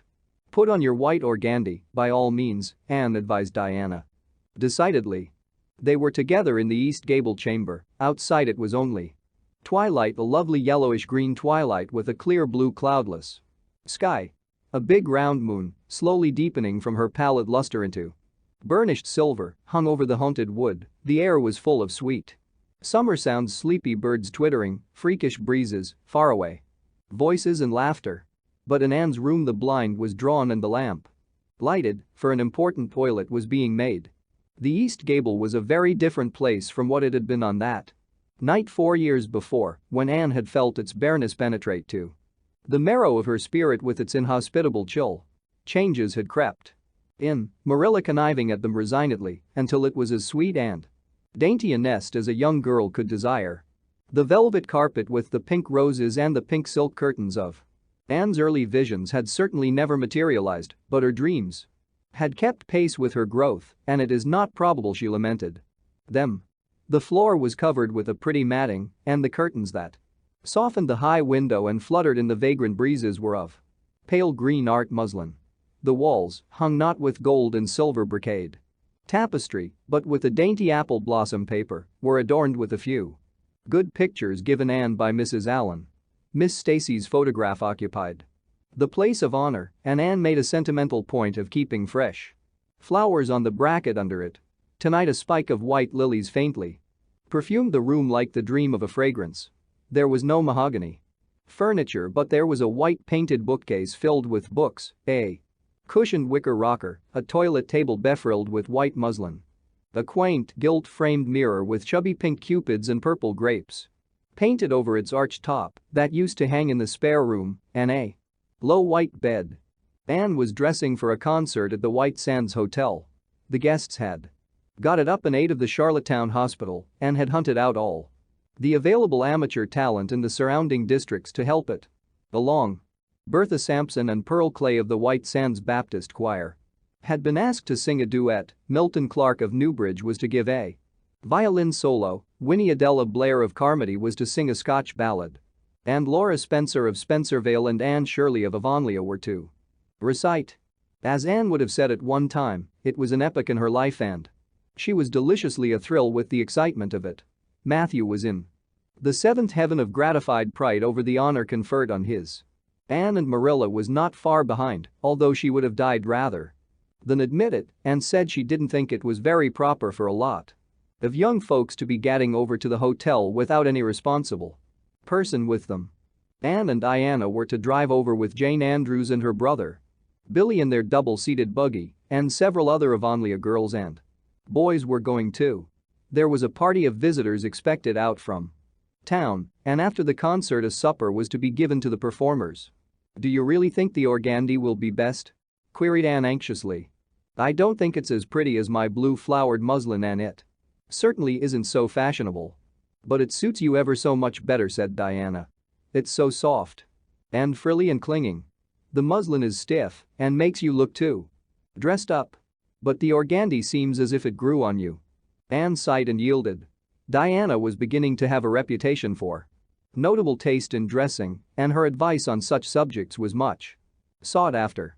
She was looking very pretty herself on this particular night in a dress of the lovely wild rose pink, from which Anne was forever debarred, but she was not to take any part in the concert, so her appearance was of minor importance.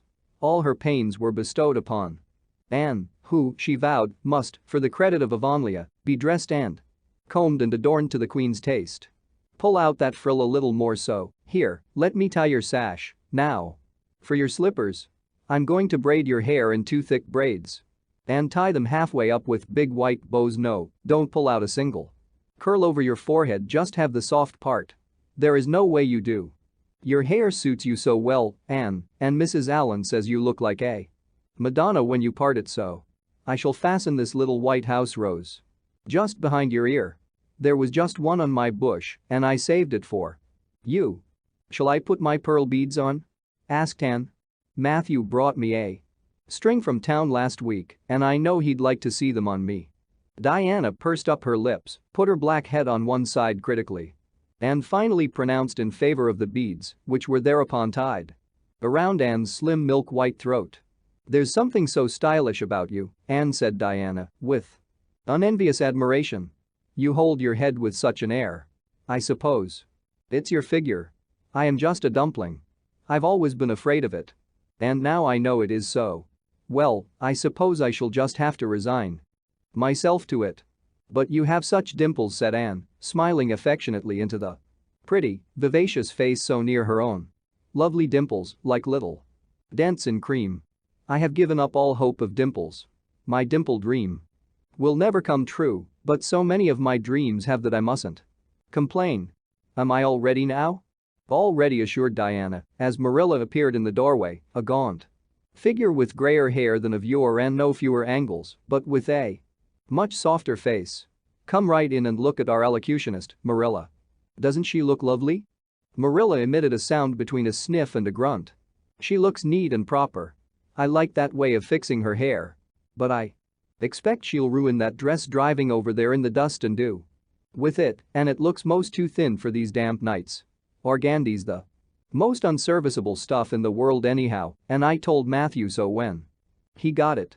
But there is no use in saying anything to Matthew nowadays. Time was when he would take my advice, but now he just buys things for Anne regardless, and the clerks at Carmody know they can palm anything off on him. Just let them tell him a thing is pretty and fashionable, and Matthew plunks his money down for it. Mind you keep your skirt clear of the wheel, Anne, and put your warm jacket on." Then Marilla stalked downstairs, thinking proudly how sweet Anne looked with that one moonbeam from the forehead to the crown, and regretting that she could not go to the concert herself to hear her girl recite. "I wonder if it is too damp for my dress," said Anne anxiously. "Not a bit of it," said Diana, pulling up the window blind. "It's a perfect night, and there won't be any dew. Look at the moonlight. I'm so glad my window looks east into the sun rising," said Anne, going over to Diana. "It's so splendid to see the morning coming up over those long hills and glowing through those sharp fir tops. It's new every morning, and I feel as if I washed my very soul in that bath of earliest sunshine. Oh, Diana, I love this little room so dearly. I don't know how I'll get along without it when I go to town next month." "Don't speak of your going away tonight," begged Diana. "I don't want to think of it, it makes me so miserable, and I do want to have a good time. This evening. What are you going to recite, Anne? And are you nervous?" "Not a bit. I've recited so often in public I don't mind at all now. I've decided to give the maiden's vow. It's so pathetic. Laura Spencer is going to give a comic recitation, but I'd rather make people cry than laugh." "What will you recite if they encore you?" "They won't dream of encoring me," scoffed Anne, who was not without her own secret hopes that they would, and already visioned herself telling Matthew all about it at the next morning's breakfast table. "There are Billy and Jane now, I hear the wheels. Come on." Billy Andrews insisted that Anne should ride on the front seat with him, so she unwillingly climbed up. She would have much preferred to sit back with the girls, where she could have laughed and chattered to her heart's content. There was not much of either laughter or chatter in Billy. He was a big, fat, stolid youth of 20, with a round, expressionless face and a painful lack of conversational gifts. But he admired Anne immensely and was puffed up with pride over the prospect of driving to White Sands with that slim, upright figure beside him.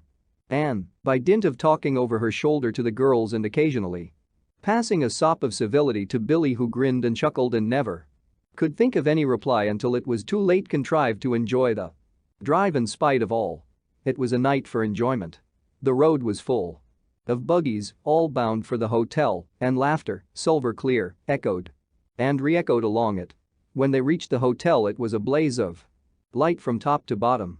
They were met by the ladies of the concert committee, one of whom took Anne off to the performers' dressing room, which was filled with the members of a Charlottetown symphony club, among whom Anne felt suddenly shy and frightened and countrified. Her dress, which, in the East Gable, had seemed so dainty and pretty, now Seemed simple and plain, too simple and plain, she thought, among all the silks and laces that glistened and rustled around her. What were her pearl beads compared to the diamonds of the big handsome lady near her? And how poor her one wee white rose must look beside all the hothouse flowers the others wore. Anne laid her hat and jacket away and shrank miserably into a corner. She wished herself back in the white room at Green Gables. It was still worse on the platform of the big concert hall of the hotel, where she presently found herself. The electric lights dazzled her eyes. The perfume and hum bewildered her. She wished she were sitting down in the audience with Diana and Jane, who seemed to be having a splendid time away at the back. She was wedged in between a stout lady in pink silk and a tall, scornful-looking girl in a white lace dress. The stout lady occasionally turned her head squarely around and surveyed Anne through her eyeglasses until Anne, acutely sensitive of being so scrutinized, felt that she must scream aloud, and the white lace girl kept talking audibly to her next neighbor about the country bumpkins and rustic belles in the audience, languidly anticipating such fun from the displays of local talent on the program. Anne believed that she would hate that white lace girl to the end of life. Unfortunately for Anne, a professional elocutionist was staying at the hotel and had consented to recite. She was a lithe, dark-eyed woman in a wonderful gown of shimmering gray stuff like woven moonbeams, with gems on her neck and in her dark hair. She had a marvelously flexible voice and wonderful power of expression. The audience went wild over her selection. Anne, forgetting all about herself and her troubles for the time, listened with rapt and shining eyes, but when the recitation ended, she suddenly put her hands over her face. She could never get up and recite after that, never. Had she ever thought she could recite? Oh, if she were only back at Green Gables. At this unpropitious moment her name was called. Somehow Anne, who did not notice the rather guilty little start of surprise the white lace girl gave, and would not have understood the subtle compliment implied therein if she had got on her feet and moved dizzily out to the front. She was so pale that Diana and Jane, down in the audience, clasped each other's hands in nervous sympathy. Anne was the victim of an overwhelming attack of stage fright. Often as she had recited in public, she had never before faced such an audience as this, and the sight of it paralyzed her energies completely. Everything was so strange, so brilliant, so bewildering. The rows of ladies in evening dress, the critical faces, the whole atmosphere of wealth and culture about her. Very different this from the plain benches at the debating club, filled with the homely, sympathetic faces of friends and neighbors. These people, she thought, would be merciless critics. Perhaps, like the white lace girl, they anticipated amusement from her rustic efforts. She felt hopelessly, helplessly ashamed and miserable. Her knees trembled, her heart fluttered, a horrible faintness came over her. Not a word could she utter, and the next moment she would have fled from the platform despite the humiliation which, she felt, must ever after be her portion if she did so. But suddenly, as her dilated, frightened eyes gazed out over the audience, she saw Gilbert Blythe away at the back of the room, bending forward with a smile on his face, a smile which seemed to Anne at once triumphant and taunting. In reality it was nothing of the kind. Gilbert was merely smiling with appreciation of the whole affair in general and of the effect produced by Anne's slender white form and spiritual face against a background of palms in particular. Josie Pye, whom he had driven over, sat beside him, and her face certainly was both triumphant and taunting. But Anne did not see Josie and would not have cared if she had. She drew a long breath and flung her head up proudly, courage and determination tingling over her like an electric shock. She would not fail before Gilbert Blythe. He should never be able to laugh at her. Never, never. Her fright and nervousness vanished, and she began her recitation, her clear, sweet voice reaching to the farthest corner of the room without a tremor or a break. Self-possession was fully restored to her, and in the reaction from that horrible moment of powerlessness, she recited as she had never done before. When she finished there were bursts of honest applause. Anne, stepping back to her seat, blushing with shyness and delight, found her hand vigorously clasped and shaken by the stout lady in pink silk. "My dear, you did splendidly," she puffed. "I've been crying like a baby, actually I have. They're encoring you, they're bound to have you back." "Oh, I can't go," said Anne confusedly. "But yet I must, Matthew will be disappointed. He said they would encore me." "Then don't disappoint Matthew," said the pink lady, laughing.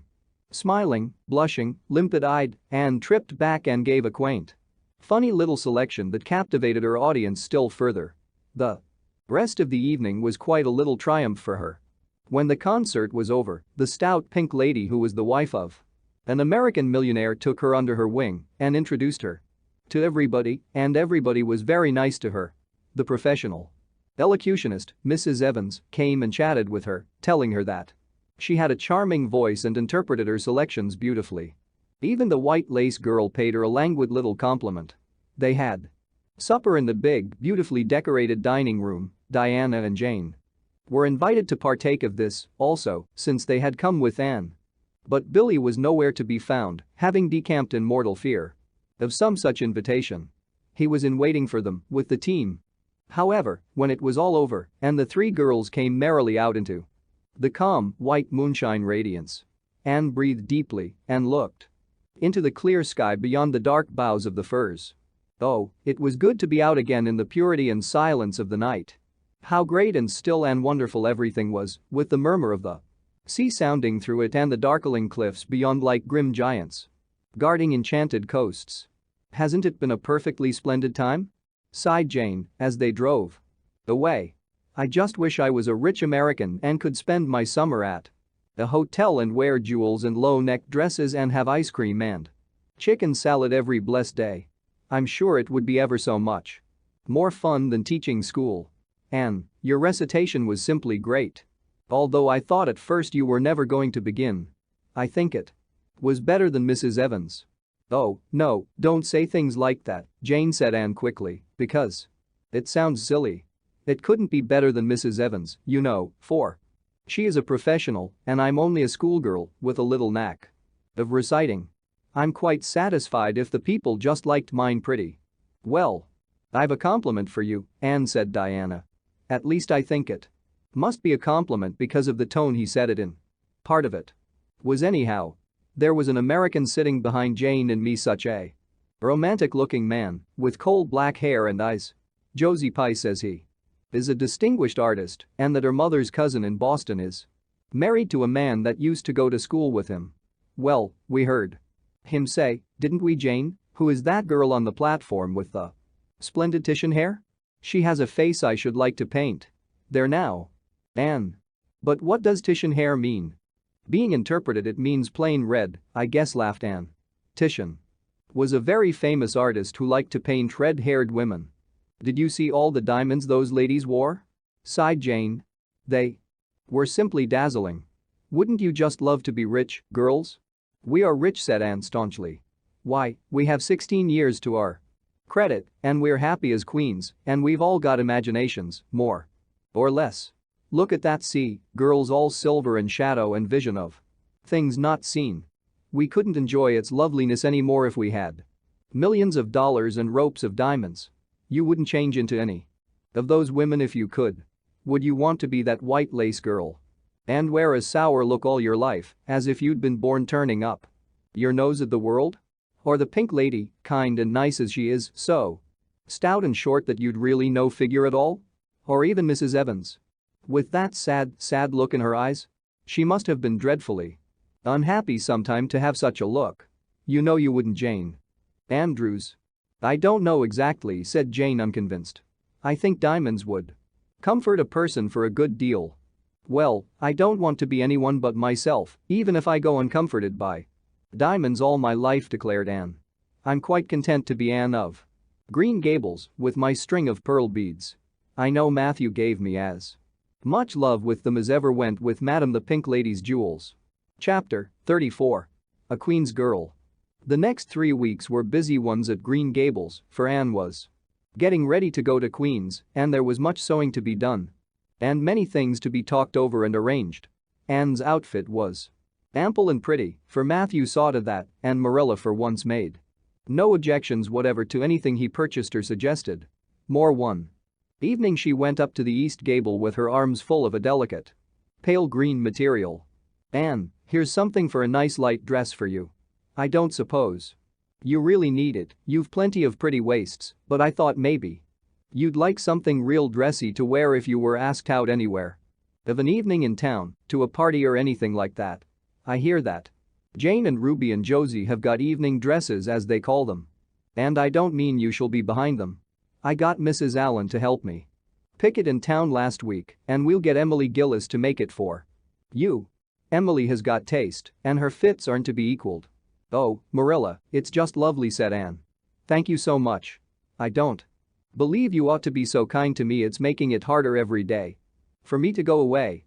The green dress was made up with as many tucks and frills and shirrings as Emily's taste permitted. Anne put it on one evening for Matthew's and Marilla's benefit and recited the maiden's vow for them in the kitchen. As Marilla watched the bright, animated face and graceful motions, her thoughts went back to the evening Anne had arrived at Green Gables, and memory recalled a vivid picture of the odd frightened child in her preposterous yellowish-brown wincey dress, the heartbreak looking out of her tearful eyes. Something in the memory brought tears to Marilla's own eyes. I declare, my recitation has made you cry, Marilla, said Anne gaily, stooping over Marilla's chair to drop a butterfly kiss on that lady's cheek. Now, I call that a positive triumph. No, I wasn't crying over your piece, said Marilla, who would have scorned to be betrayed into such weakness by any poetry stuff. I just couldn't help thinking of the little girl you used to be, Anne. And I was wishing you could have stayed a little girl, even with all your queer ways. You've grown up now and you're going away, and you look so tall and stylish and so different altogether in that dress, as if you didn't belong in Avonlea at all, and I just got lonesome thinking it all over. Marilla. Anne sat down on Marilla's gingham lap, took Marilla's lined face between her hands, and looked gravely and tenderly into Marilla's eyes. I'm not a bit changed, not really. I'm only just pruned down and branched out. The real me back here is just the same. It won't make a bit of difference where I go or how much I change outwardly. At heart I shall always be your little Anne, who will love you and Matthew and dear Green Gables more and better every day of her life. Anne laid her fresh young cheek against Marilla's faded one and reached out a hand to pat Matthew's shoulder. Marilla would have given much just then to have possessed Anne's power of putting her feelings into words. But nature and habit had willed it otherwise, and she could only put her arms close about her girl and hold her tenderly to her heart, wishing that she need never let her go. Matthew, with a suspicious moisture in his eyes, got up and went out of doors. Under the stars of the blue summer night he walked agitatedly across the yard to the gate under the poplars. Well now, I guess she ain't been much spoiled, he muttered proudly. I guess my putting in my oar occasional never did much harm after all. She's smart and pretty and loving, too, which is better than all the rest. She's been a blessing to us, and there never was a luckier mistake than what Mrs. Spencer made, if it was luck. I don't believe it was any such thing. It was Providence, because the Almighty saw we needed her, I reckon. The day finally came when Anne must go to town. She and Matthew drove in one fine September morning, after a tearful parting with Diana and an unterful practical one on Marilla's side, at least with Marilla. But when Anne had gone, Diana dried her tears and went to a beach picnic at White Sands with some of her Carmody cousins, where she contrived to enjoy herself tolerably well, while Marilla plunged fiercely into unnecessary work and kept at it all day long with the bitterest kind of heartache, the ache that burns and gnaws and cannot wash itself away in ready tears.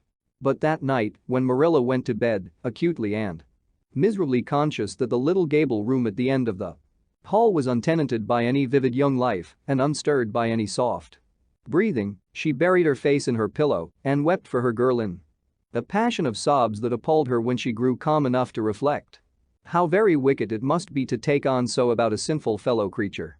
Anne and the rest of the Avonlea scholars reached town just in time to hurry off to the academy. That first day passed pleasantly enough in a whirl of excitement, meeting all the new students, learning to know the professors by sight and being assorted and organized into classes. Anne intended taking up the second-year work, being advised to do so by Miss Stacy. Gilbert Blythe elected to do the same. This meant getting a first-class teacher's license in 1 year instead of 2, if they were successful, but it also meant much more and harder work. Jane, Ruby, Josie, Charlie, and Moody Spurgeon, not being troubled with the stirrings of ambition, were content to take up the second-class work. Anne was conscious of a pang of loneliness when she found herself in a room with 50 other students, not one of whom she knew, except the tall, brown-haired boy across the room, and knowing him in the fashion she did not help her much, as she reflected pessimistically. Yet she was undeniably glad that they were in the same class. The old rivalry could still be carried on, and Anne would hardly have known what to do if it had been lacking.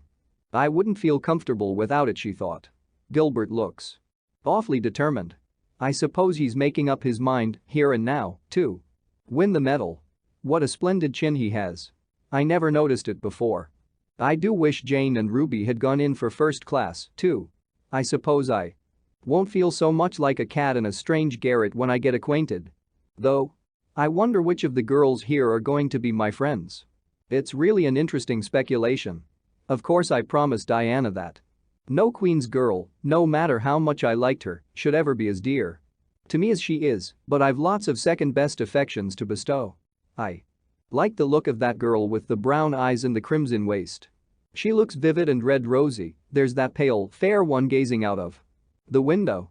She has lovely hair and looks as if she knew a thing or two about dreams. I'd like to know them both, know them well enough to walk with my arm about their waists and call them nicknames. But just now I don't know them and they don't know me and probably don't want to know me particularly. Oh, it's lonesome.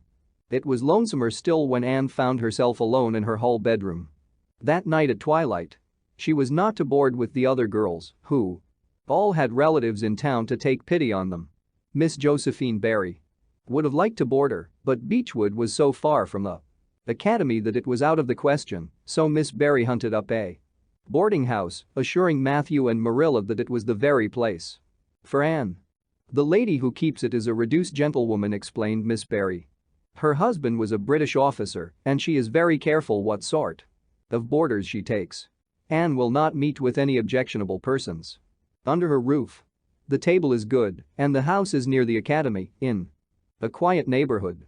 All this might be quite true and indeed proved to be so, but it did not materially help Anne in the first agony of homesickness that seized upon her.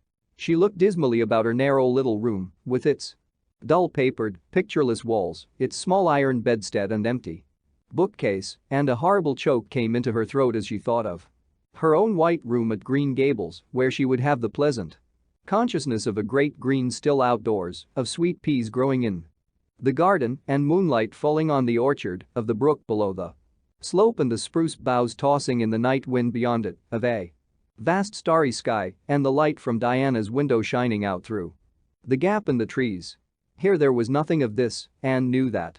Outside of her window was a hard street with a network of telephone wires shutting out the sky, the tramp of alien feet, and 1,000 lights gleaming on stranger faces. She knew that she was going to cry. Anne fought against it. I won't cry.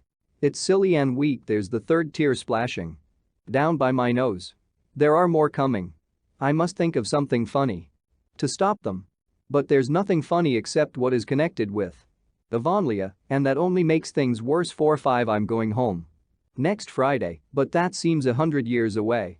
Oh, Matthew is nearly home by now and Marilla is at the gate, looking down the lane for him. 6, 7, 8. Oh, there's no use in counting them. They're coming in a flood presently. I can't cheer up. I don't want to cheer up. It's nicer to be miserable. The flood of tears would have come, no doubt, had not Josie Pye appeared. At that moment, in the joy of seeing a familiar face, Anne forgot that there had never been much love lost between her and Josie.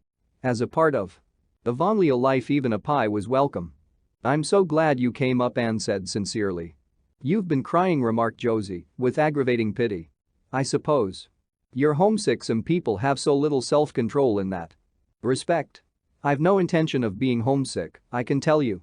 Town's too jolly after that poky old Avonlea. I wonder how I ever existed there so long. You shouldn't cry, Anne. It isn't becoming, for your nose and eyes get red, and then you seem all red. I'd a perfectly scrumptious time in the academy today. Our French professor is simply a duck. His mustache would give you curwlips of the heart. Have you anything eatable around, Anne?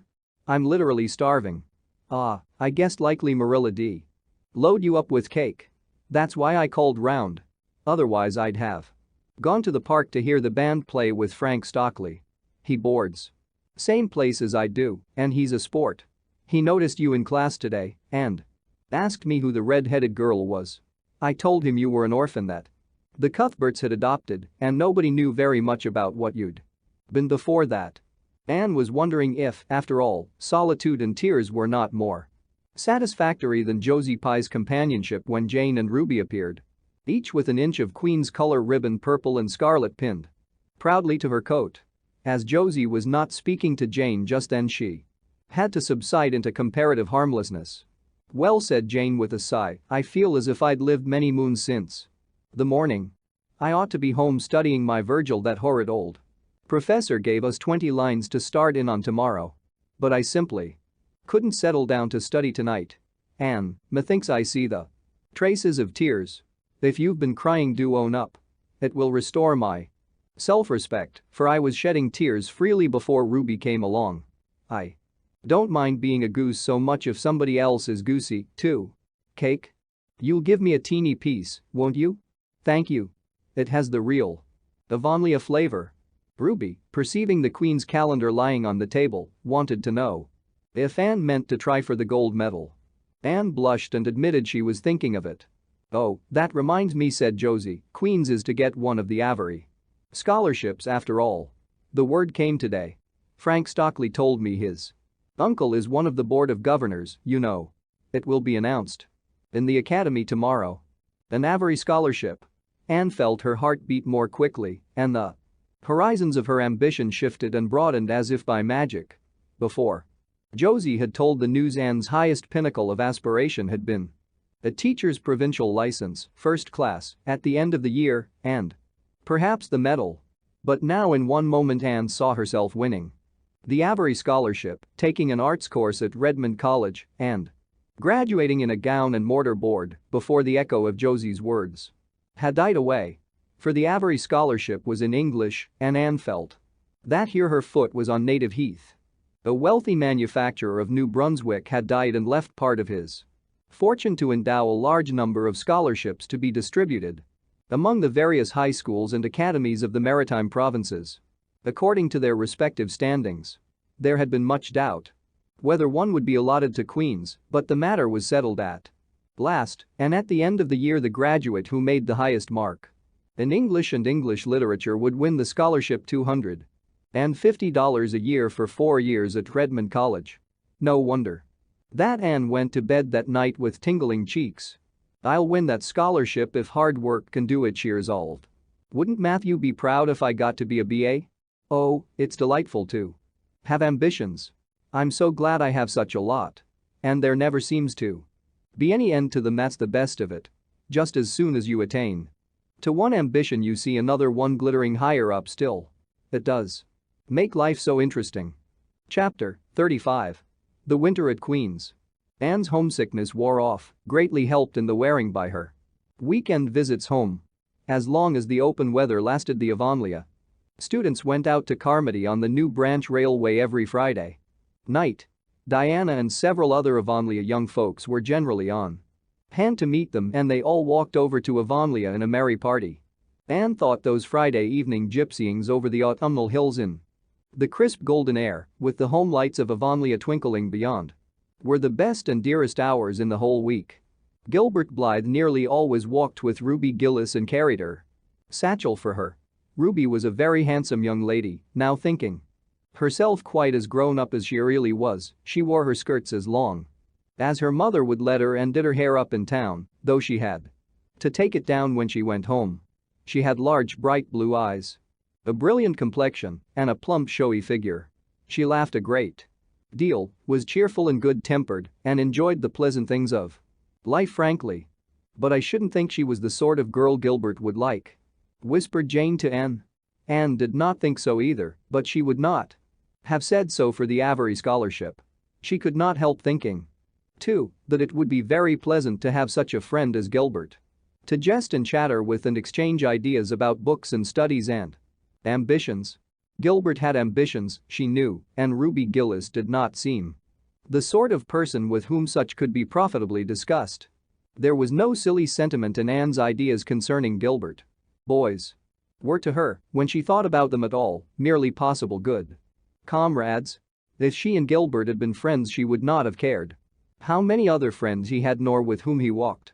She had a genius for friendship, girlfriends she had in plenty, but she had a vague consciousness that masculine friendship might also be a good thing to round out one's conceptions of companionship and furnish broader standpoints of judgment and comparison.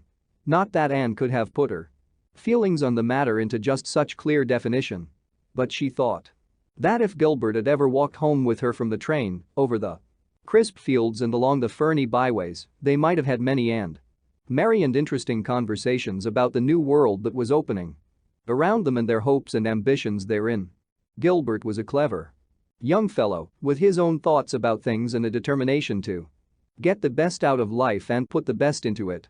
Ruby Gillis told Jane Andrews that she didn't understand half the things Gilbert Blythe said. He talked just like Anne Shirley did when she had a thoughtful fit on. And for her part she didn't think it any fun to be bothering about books and that sort of thing when you didn't have to. Frank Stockley had lots more dash and go, but then he wasn't half as good looking as Gilbert and she really couldn't decide which she liked best. In the academy Anne gradually drew a little circle of friends about her, thoughtful, imaginative, ambitious students like herself. With the rose-red girl, Stella Maynard, and the dream girl Priscilla Grant. She soon became intimate, finding the latter pale spiritual looking maiden to be full to the brim of mischief and pranks and fun, while the vivid, black-eyed Stella had a heart full of wistful dreams and fancies. As aerial and rainbow-like as Anne's own. After the Christmas holidays the Avonlea students gave up going home on Fridays and settled down to hard work. By this time all the Queen's scholars had gravitated into their own places in the ranks and the various classes had assumed distinct and settled shadings of individuality. Certain facts had become generally accepted. It was admitted that the medal contestants had practically narrowed down to three: Gilbert Blythe, Anne Shirley, and Lewis Wilson. The Avery scholarship was more doubtful, any one of a certain six being a possible winner. The bronze medal for mathematics was considered as good as won by a fat, funny little up-country boy with a bumpy forehead and a patched coat. Ruby Gillis was the handsomest girl of the year at the academy. In the second-year classes Stella Maynard carried off the palm for beauty, with small but critical minority in favor of Anne Shirley. Ethel Marr was admitted by all competent judges to have the most stylish modes of hairdressing, and Jane Andrews plain, plodding, conscientious. Jane carried off the honors in the domestic science course. Even Josie Pye attained a certain preeminence as the sharpest-tongued young lady in attendance at Queen's. So it may be fairly stated that Miss Stacy's old pupils held their own in the wider arena of the academical course. Anne worked hard and steadily. Her rivalry with Gilbert was as intense as it had ever been in Avonlea school, although it was not known in the class at large, but somehow the bitterness had gone out of it. Anne no longer wished to win for the sake of defeating Gilbert, rather, for the proud consciousness of a well-won victory over a worthy foeman. It would be worthwhile to win, but she no longer thought life would be insupportable if she did not. In spite of lessons the students found opportunities for pleasant times. Anne spent many of her spare hours at Beechwood and generally ate her Sunday dinners there and went to church with Miss Barry. The latter was, as she admitted, growing old, but her black eyes were not dim, nor the vigor of her tongue in the least abated. But she never sharpened the latter on Anne, who continued to be a prime favorite with the critical old lady. "That Anne girl improves all the time," she said. "I get tired of other girls, there is such a provoking and eternal sameness about them. Anne has as many shades as a rainbow, and every shade is the prettiest while it lasts. I don't know that she is as amusing as she was when she was a child, but she makes me love her, and I like people who make me love them. It saves me so much trouble in making myself love them."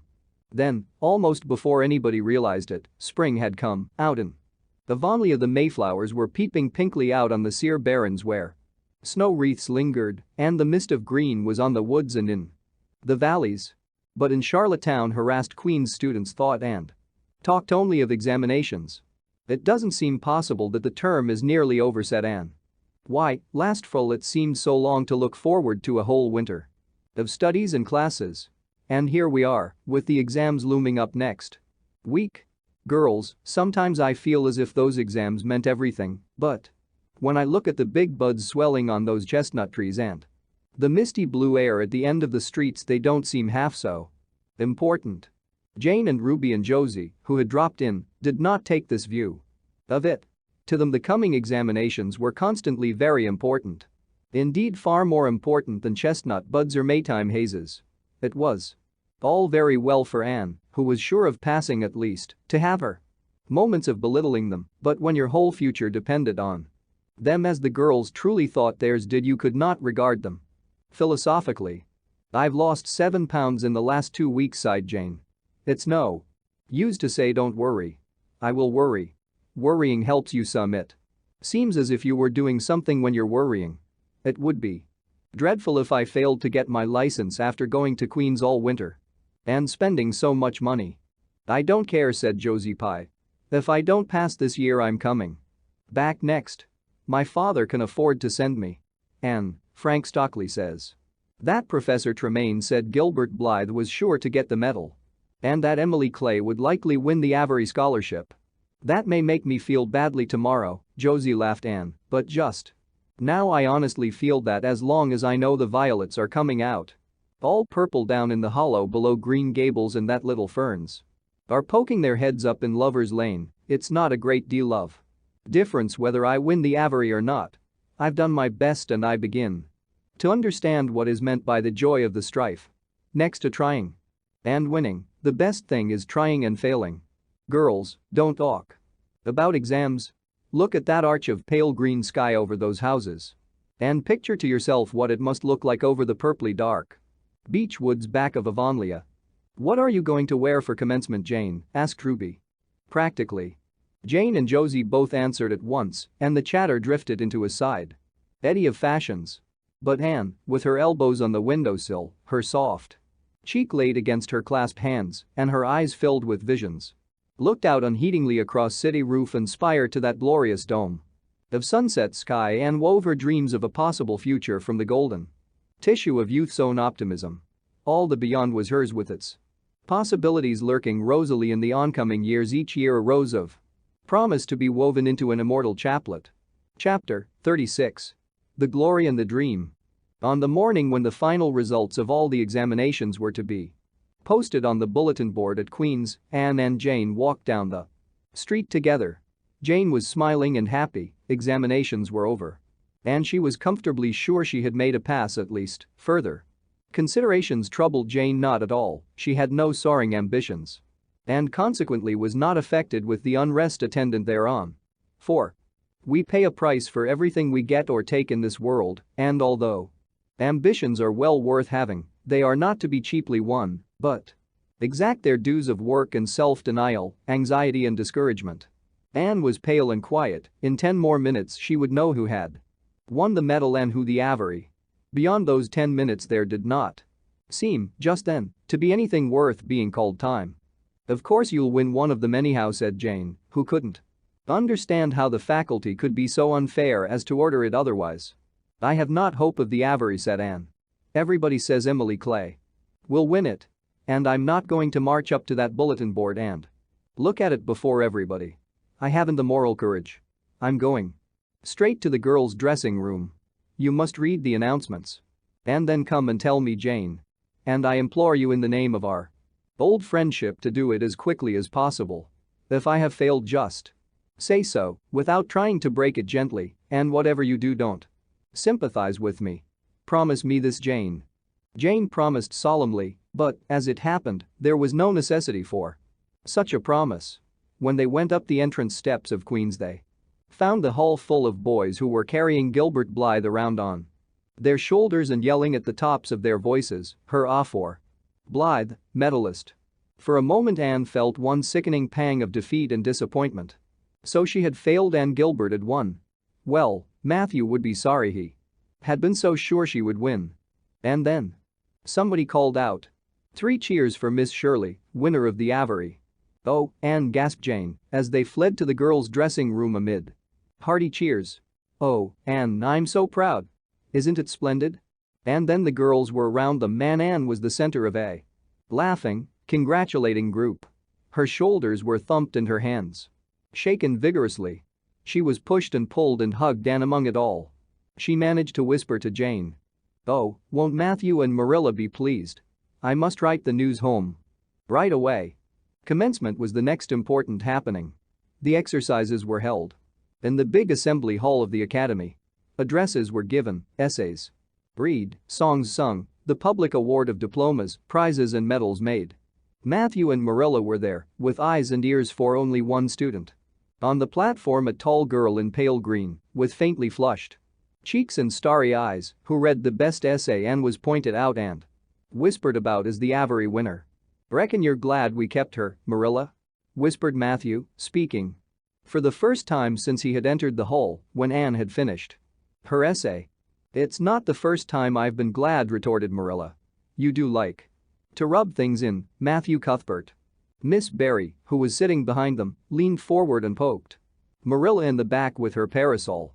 "Aren't you proud of that, Anne girl?" "I am," she said. Anne went home to Avonlea with Matthew and Marilla that evening. She had not been home since April and she felt that she could not wait another day. The apple blossoms were out and the world was fresh and young. Diana was at Green Gables to meet her in her own white room, where Marilla had set a flowering house rose on the windowsill. Anne looked about her and drew a long breath of happiness. "Oh, Diana, it's so good to be back again. It's so good to see those pointed firs coming out against the pink sky and that white orchard and the old Snow Queen. Isn't the breath of the mint delicious? And that tea? Rose, why, it's a song and a hope and a prayer all in one. And it's good to see you again, Diana." "I thought you liked that Stella Maynard better than me," said Diana reproachfully. "Josie Pye told me you did. Josie said you were infatuated with her." Anne laughed and pelted Diana with the faded June lilies of her bouquet.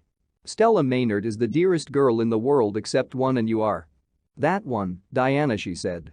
"I love you more than ever and I've so many things to tell you. But just now I feel as if it were joy enough to sit here and look at you. I'm tired, I think tired of being studious and ambitious. I mean to spend at least 2 hours tomorrow lying out in the orchard grass, thinking of absolutely nothing."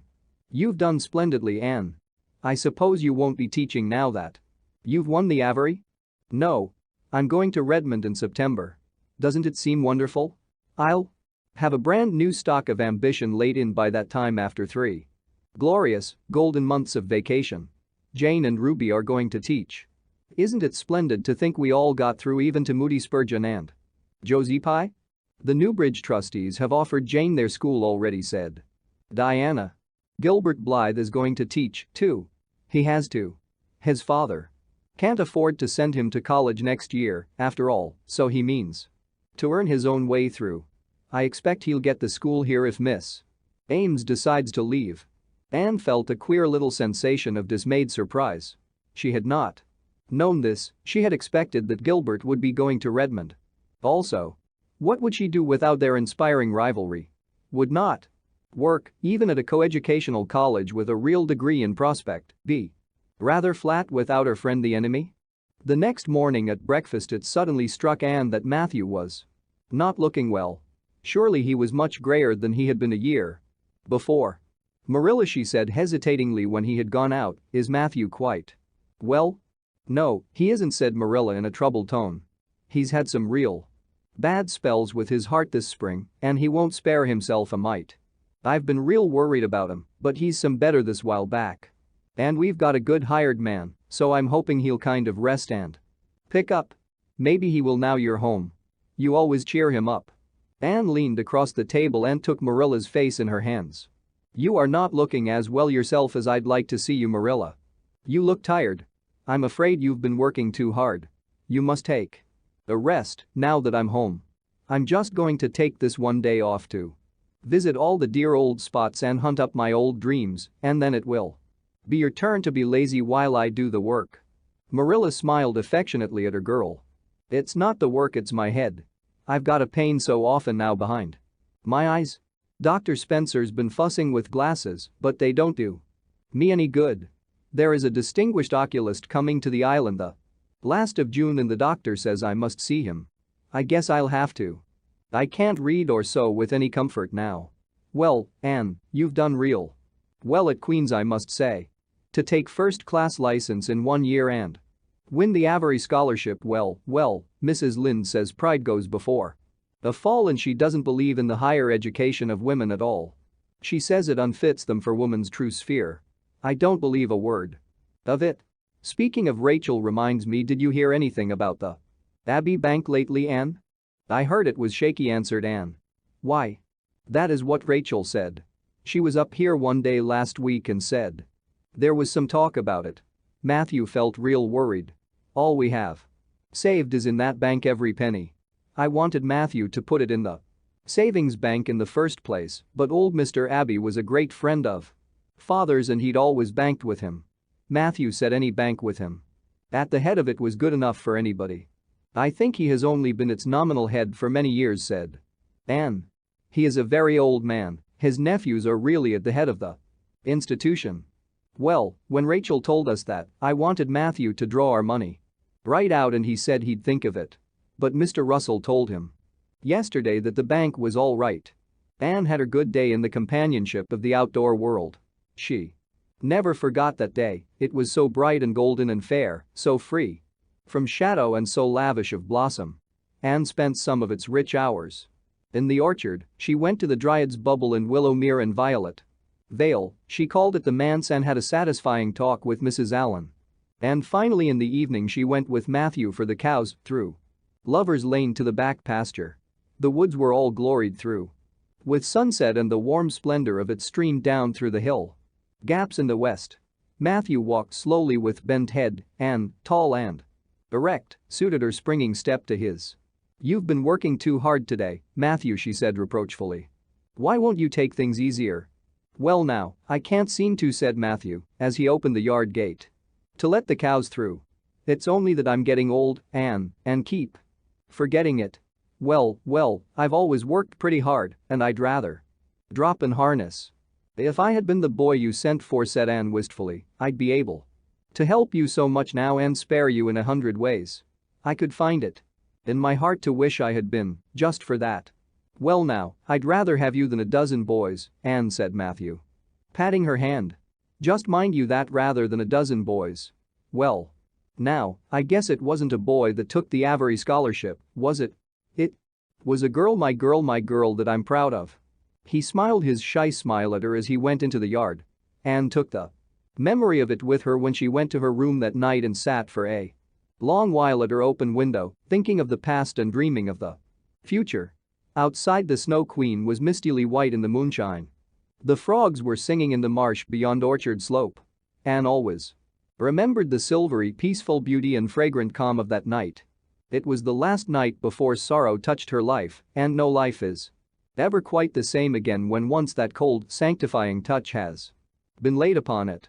Chapter 37. The Reaper Whose Name is Death. Matthew, what is the matter? Matthew, are you sick?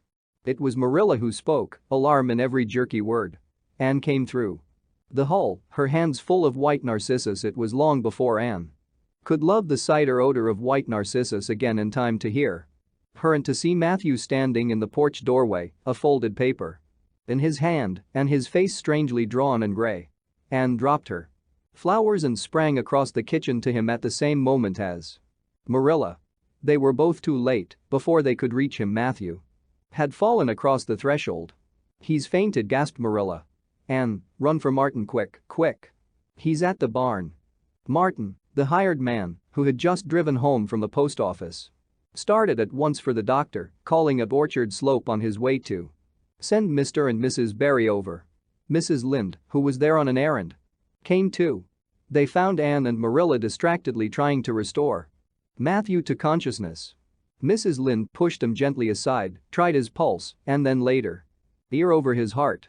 She looked at their anxious faces sorrowfully and the tears came into her eyes. Oh, Marilla, she said gravely. I don't think we can do anything for him. Mrs. Lynde, you don't think you can't think Matthew is Anne Could not say the dreadful word, she turned sick and pallid. Child, yes, I'm afraid of it. Look at his face. When you've seen that. Look as often as I have, you'll know what it means. Anne looked at the still face and there beheld the seal of the great presence. When the doctor came he said that death had been instantaneous and probably painless, caused in all likelihood by some sudden shock. The secret of the shock was discovered to be in the paper Matthew had held and which Martin had brought from the office that morning. It contained an account of the failure of the Abbey Bank. The news spread quickly through Avonlea, and all-day friends and neighbors thronged Green Gables and came and went on errands of kindness for the dead and living. For the first time shy, quiet Matthew Cuthbert was a person of central importance. The white majesty of death had fallen on him and set him apart as one crowned. When the calm night came softly down over Green Gables, the old house was hushed and tranquil. In the parlor lay Matthew Cuthbert in his coffin, his long gray hair framing his placid face on which there was a little kindly smile as if he but slept, dreaming pleasant dreams. There were flowers about him, sweet old-fashioned flowers which his mother had planted in the homestead garden in her bridal days and for which Matthew had always had a secret, wordless love. Anne had gathered them and brought them to him, her anguished, tearless eyes burning in her white face. It was the last thing she could do for him. The Berrys and Mrs. Lynde stayed with them that night. Diana, going to the east gable, where Anne was standing at her window, said gently, "Anne dear, would you like to have me sleep with you tonight?" "Thank you, Diana." Anne looked earnestly into her friend's face. "I think you won't misunderstand me when I say I want to be alone. I'm not afraid. I haven't been alone 1 minute since it happened and I want to be. I want to be quite silent and quiet and try to realize it. I can't realize it. Half the time it seems to me that Matthew can't be dead, and the other half it seems as if he must have been dead for a long time and I've had this horrible dull ache ever since." Diana did not quite understand Marilla's impassioned grief, breaking all the bounds of natural reserve and lifelong habit in its stormy rush. She could comprehend better than Anne's tearless agony. But she went away kindly, leaving Anne alone to keep her first vigil with sorrow. Anne hoped that the tears would come in solitude. It seemed to her a terrible thing that she could not shed a tear for Matthew, whom she had loved so much and who had been so kind to her, Matthew who had walked with her last evening at sunset and was now lying in the dim room below with that awful peace on his brow. But no tears came at first, even when she knelt by her window in the darkness and prayed, looking up to the stars beyond the hills. No tears, only the same horrible dull ache of misery that kept on aching until she fell asleep, worn out with the day's pain and excitement. In the night she awakened, with the stillness and the darkness about her, and the recollection of the day came over her like a wave of sorrow. She could see Matthew's face smiling at her as he had smiled when they parted at the gate that last evening. She could hear his voice saying, my girl that I'm proud of." Then the tears came and Anne wept her heart out. Marilla heard her and crept in to comfort her. There, don't cry so, dearie. It can't bring him back. It isn't right to cry so. I knew that today, but I couldn't help it then. He'd always been such a good, kind brother to me, but God knows best. Oh, just let me cry," Marilla sobbed Anne. "The tears don't hurt me like that ache did. Stay here for a little while with me and keep your arm round me so." "I couldn't have Diana stay, she's good and kind and sweet, but it's not her sorrow, she's outside of it, and she couldn't come close enough to my heart to help me. It's our sorrow, yours and mine. Oh, Marilla, what will we do without him? We've got each other, Anne. I don't know what I'd do if you weren't here, if you'd never come. Oh, Anne, I know I've been kind of strict and harsh with you maybe, but you mustn't think I didn't love you as well as Matthew did, for all that. I want to tell you now when I can. It's never been easy for me to say things out of my heart, but at times like this, it's easier. I love you as dear as if you were my own flesh and blood. And you've been my joy and comfort ever since you came to Green Gables." 2 days afterwards they carried Matthew Cuthbert over his homestead threshold and away from the fields he had tilled and the orchards he had loved and the trees he had planted, and then Avonlea settled back to its usual placidity, and even at Green Gables affairs slipped into their old groove and work was done and duties fulfilled with regularity as before. although always with the aching sense of loss in all familiar things. Anne, new to grief, thought it almost sad that it could be so that they could go on in the old way without Matthew. She felt something like shame and remorse when she discovered that the sunrises behind the firs and the pale pink buds opening in the garden gave her the old inrush of gladness when she saw them, that Diana's visits were pleasant to her and that Diana's merry words and ways moved her to laughter and smiles, that, in brief, the beautiful world of blossom and love and friendship had lost none of its power to please her fancy and thrill her heart, that life still called to her with many insistent voices. It seems like disloyalty to Matthew, somehow, to find pleasure in these things now that he has gone, she said wistfully to Mrs. Allen one evening when they were together in the manse garden. I miss him so much all the time, and yet, Mrs. Allen, the world and life seem very beautiful and interesting to me for all. Today Diana said something funny and I found myself laughing. I thought when it happened I could never laugh again. And it somehow seems as if I oughtn't to. When Matthew was here he liked to hear you laugh and he liked to know that you found pleasure in the pleasant things around you, said Mrs. Allen gently. He is just away now and he likes to know it just the same. I am sure we should not shut our hearts against the healing influences that nature offers us. But I can understand your feeling. I think we all experience the same thing. We resent the thought that anything can please us when someone we love is no longer here to share the pleasure with us, and we almost feel as if we were unfaithful to our sorrow when we find our interest in life returning to us. I was down to the graveyard to plant a rose bush on Matthew's grave this afternoon, said Anne dreamily. I took a slip of the little white Scotch rosebush his mother brought out from Scotland long ago. Matthew always liked those roses the best, they were so small and sweet on their thorny stems. It made me feel glad that I could plant it by his grave, as if I were doing something that must please him in taking it there to be near him. I hope he has roses like them in heaven. Perhaps. The souls of all those little white roses that he has loved so many summers were all there to meet him. I must go home now. Marilla is all alone and she gets lonely at twilight. She will be lonelier still, I fear, when you go away again to college," said Mrs. Allen. Anne did not reply. She said good night and went slowly back to Green Gables. Marilla was sitting on the front door steps and Anne sat down beside her. The door was open behind them, held back by a big pink conch shell with hints of sea sunsets in its smooth inner convolutions. Anne gathered some sprays of pale yellow honeysuckle and put them in her hair. She liked the delicious hint of fragrance as sumerial benediction above her every time she moved. Dr. Spencer was here while you were away, Marilla said. He says that the specialist will be in town tomorrow and he insists that I must go in and have my eyes examined. I suppose I'd better go and have it over. I'll be more than thankful if the man can give me the right kind of glasses to suit my eyes. You won't mind staying here alone while I'm away, will you? Martin will have to drive me in and there's ironing and baking to do. I shall be all right. Diana will come over for company for me. I shall attend to the ironing and baking beautifully. You needn't fear that I'll starch the handkerchiefs or flavor the cake with liniment. Marilla laughed. What a girl you were for making mistakes in them days, Anne. You were always getting into scrapes. I did used to think you were possessed. Do you mind the time you dyed your hair? Yes, indeed. I shall never forget it, smiled Anne, touching the heavy braid of hair that was wound about her shapely head. I laugh a little now sometimes when I think what a worry my hair used to be to me, but I don't laugh much because it was a very real trouble then. I did suffer terribly over my hair and my freckles. My freckles are really gone, and people are nice enough to tell me my hair is auburn now, all but Josie Pye. She informed me yesterday that she really thought it was redder than ever, or at least my black dress made it look redder, and she asked me if people who had red hair ever got used to having it.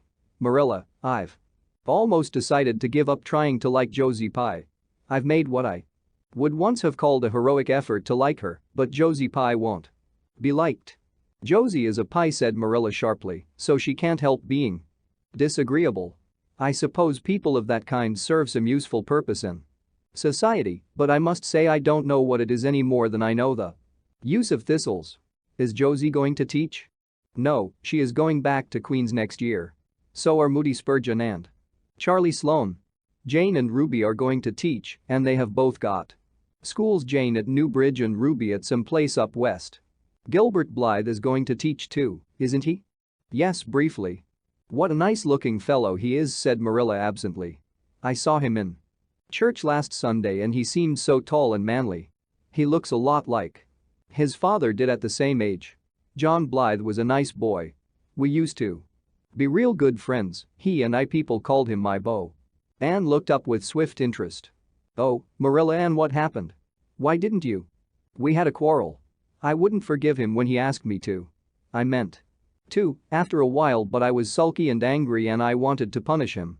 First. He never came back. The Blythes were almighty independent. But I always felt rather sorry. I've always kind of wished I'd forgiven him when I had the chance. So you've had a bit of romance in your life, too, said Anne softly. Yes, I suppose you might call it that. You wouldn't think so to look at me, would you? But you never can tell about people from their outsides. Everybody has forgot about me and John. I'd forgotten myself. But it all came back to me when I saw Gilbert last Sunday. Chapter 38. The Bend in the Road. Marilla went to town the next day and returned in the evening. Anne had gone over to Orchard Slope with Diana and came back to find Marilla in the kitchen, sitting by the table with her head leaning on her hand. Something in her dejected attitude struck a chill to Anne's heart. She had never seen Marilla sit limply inert like that. Are you very tired, Marilla? Yes, no, I don't know, said Marilla wearily, looking up. I suppose I am tired, but I haven't thought about it. It's not that. Did you see the oculist? What did he say? Asked Anne anxiously. Yes, I saw him. He examined my eyes. He says that if I give up all reading and sewing entirely and any kind of work that strains the eyes, and if I'm careful not to cry, and if I wear the glasses he's given me, he thinks my eyes may not get any worse and my headaches will be cured. But if I don't, he says I'll certainly be stone blind in 6 months. Blind? Anne, just think of it. For a minute Anne, after her first quick exclamation of dismay, was silent. It seemed to her that she could not speak. Then she said bravely, but with a catch in her voice, Marilla, don't think of it. You know he has given you hope.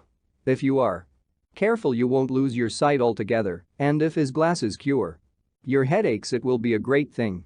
I don't call it much hope, said Marilla bitterly. What am I to live for if I can't read or sew or do anything like that? I might as well be blind or dead. And as for crying, I can't help that when I get lonesome. But there, it's no good talking about it. If you'll get me a cup of tea I'll be thankful. I'm about done out. Don't say anything about this to anyone for a spell yet, anyway. I can't bear that folks should come here to question and sympathize and talk about it. When Marilla had eaten her lunch, Anne persuaded her to go to bed. Then Anne went herself to the east gable and sat down by her window in the darkness alone with her tears and her heaviness of heart.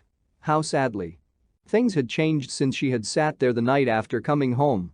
Then she had been full of hope and joy, and the future had looked rosy with promise.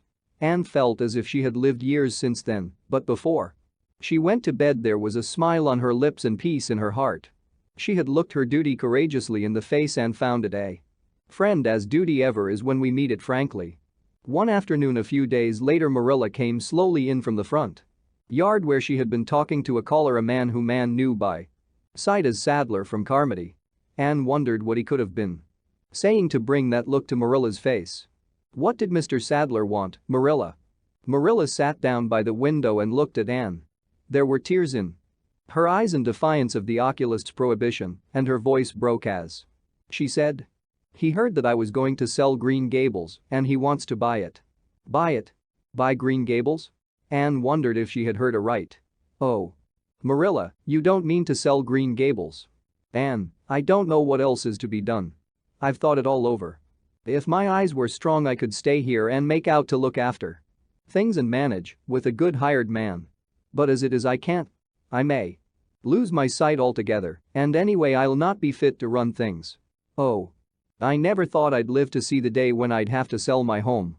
But things would only go behind worse and worse all the time, till nobody would want to buy it. Every cent of our money went in that bank. And there's some notes Matthew gave last fall to pay. Mrs. Lynde advises me to sell the farm and board somewhere with her, I suppose. It won't bring much, it's small and the buildings are old. But it'll be enough for me to live on, I reckon. I'm thankful you're provided for with that scholarship, Anne. I'm sorry you won't have a home to come to in your vacations, that's all, but I suppose you'll manage somehow. Marilla broke down and wept bitterly. You mustn't sell Green Gables, said Anne resolutely. Oh, Anne, I wish I didn't have to. But you can see for yourself. I can't stay here alone. I'd go crazy with trouble and loneliness. And my sight would go, I know it would. You won't have to stay here alone, Marilla. I'll be with you. I'm not going to Redmond. Not going to Redmond. Marilla lifted her worn face from her hands and looked at Anne. Why, what do you mean? Just what I say. I'm not going to take the scholarship. I decided so the night after you came home from town. You surely don't think I could leave you alone in your trouble, Marilla, after all you've done for me. I've been thinking and planning. Let me tell you my plans. Mr. Barry wants to rent the farm for next year. So you won't have any bother over that. And I'm going to teach. I've applied for the school here, but I don't expect to get it, for I understand the trustees have promised it to Gilbert Blythe. But I can have the Carmody school, Mr. Blair told me so last night at the store. Of course that won't be quite as nice or convenient as if I had the Avonlea school. But I can board home and drive myself over to Carmody and back, in the warm weather at least. And even in winter I can come home Fridays. We'll keep a horse for that. Oh. I have it all planned out, Marilla. And I'll read to you and keep you cheered up. You shan't be dull or lonesome. And we'll be real cozy and happy here together, you and I. Marilla had listened like a woman in a dream. Oh, Anne, I could get on real well if you were here, I know. But I can't let you sacrifice yourself so for me. It would be terrible. Nonsense. Anne laughed merrily. There is no sacrifice. Nothing could be worse than giving up Green Gables. Nothing could hurt me more. We must keep the dear old place. My mind is quite made up, Marilla. I'm not going to Redmond, and I am going to stay here and teach. Don't you worry about me a bit. But your ambitions, and I'm just as ambitious as ever. Only, I've changed the object of my ambitions. I'm going to be a good teacher and I'm going to save your eyesight. Besides, I mean to study at home here and take a little college course all by myself. Oh, I've dozens of plans, Marilla. I've been thinking them out for a week. I shall give life here my best, and I believe it will give its best to me in return. When I left Queens, my future seemed to stretch out before me like a straight road. I thought I could see along it for many a milestone. Now there is a bend in it. I don't know what lies around the bend, but I'm going to believe that the best does. It has a fascination of its own, that bend, Marilla. I wonder how the road beyond it goes, what there is of green glory and soft, checkered light and shadows, what new landscapes, what new beauties, what curves and hills and valleys further on. I don't feel as if I ought to let you give it up, said Marilla, referring to the scholarship. But you can't prevent me. I'm 16 and a half, obstinate as a mule, as Mrs. Lynde once told me, laughed Anne. Oh, Marilla, don't you go pitying me.